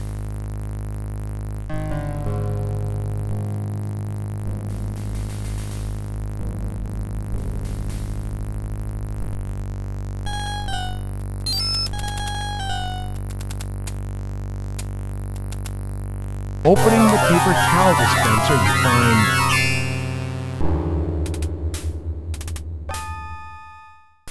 It appears to be a used hypodermic needle.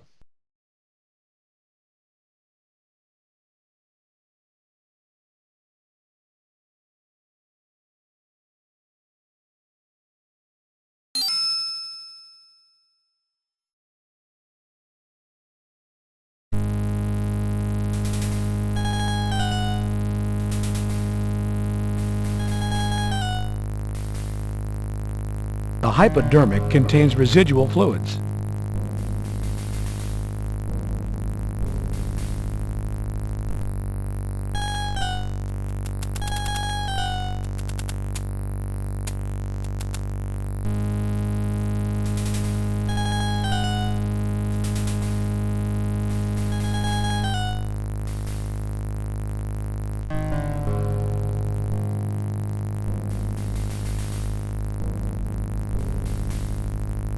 Where this door leads is anybody's guess. Most probably, though, it would be a storage facility.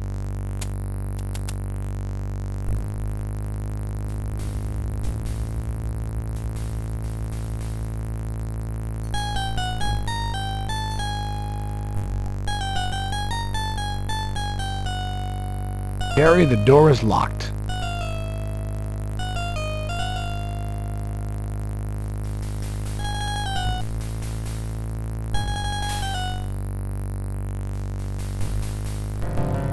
The skeleton key fits into the keyhole and unlocks the door.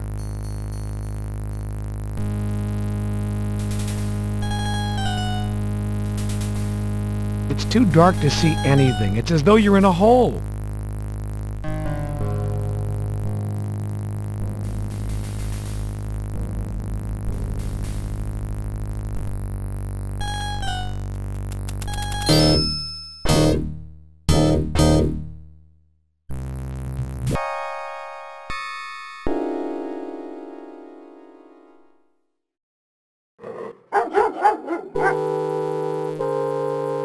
This dog looks like it's part pit bull and part something else.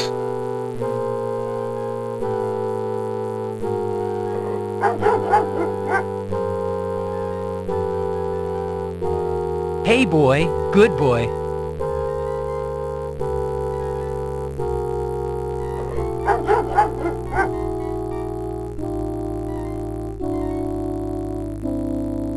It's a red rubber ball.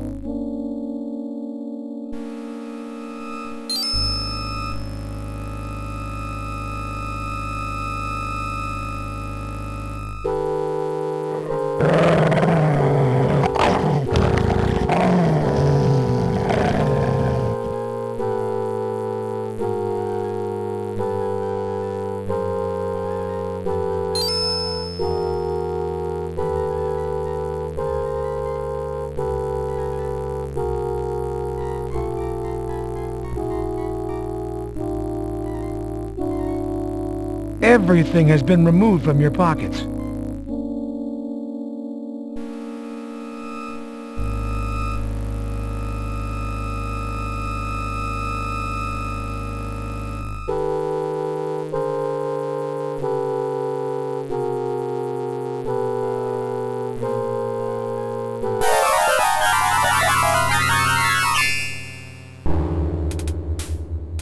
Something yellow appears in the head's mouth. What do we have here?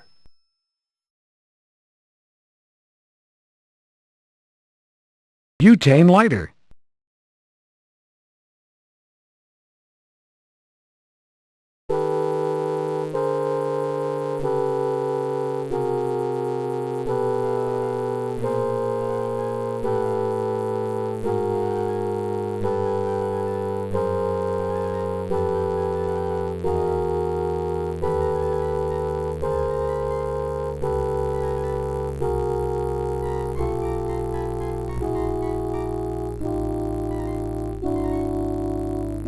It's a wall-mounted mirrored medicine cabinet.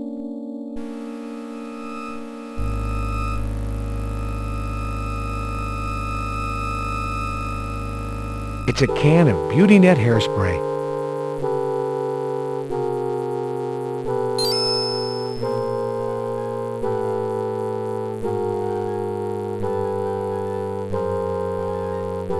Beauty Net Hairspray.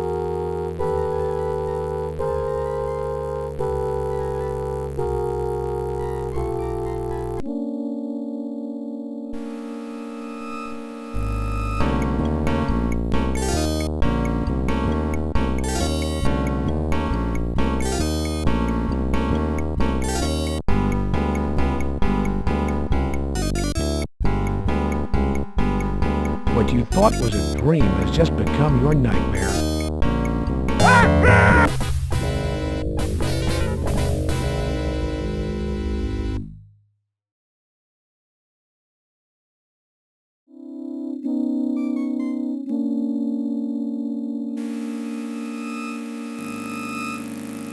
Butane lighter. Beauty Net Hairspray.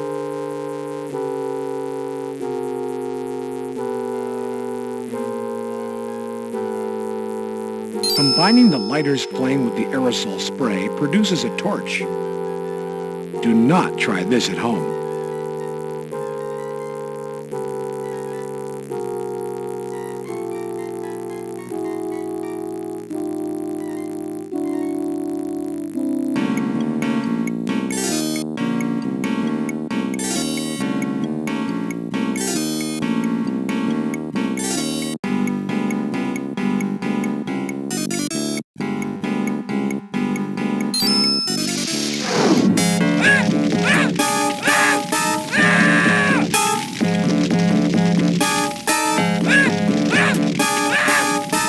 Action neutralizes your assailant.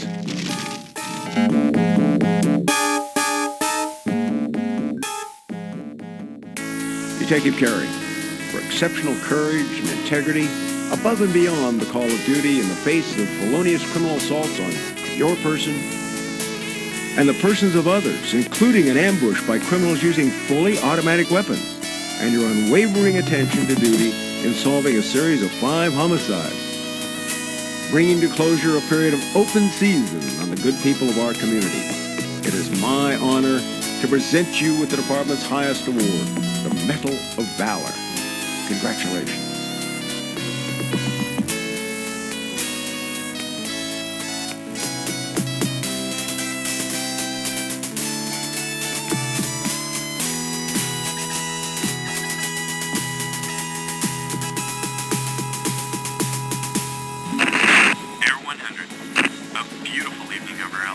The sky is clear. The ground appears quiet. We'll be heading out west.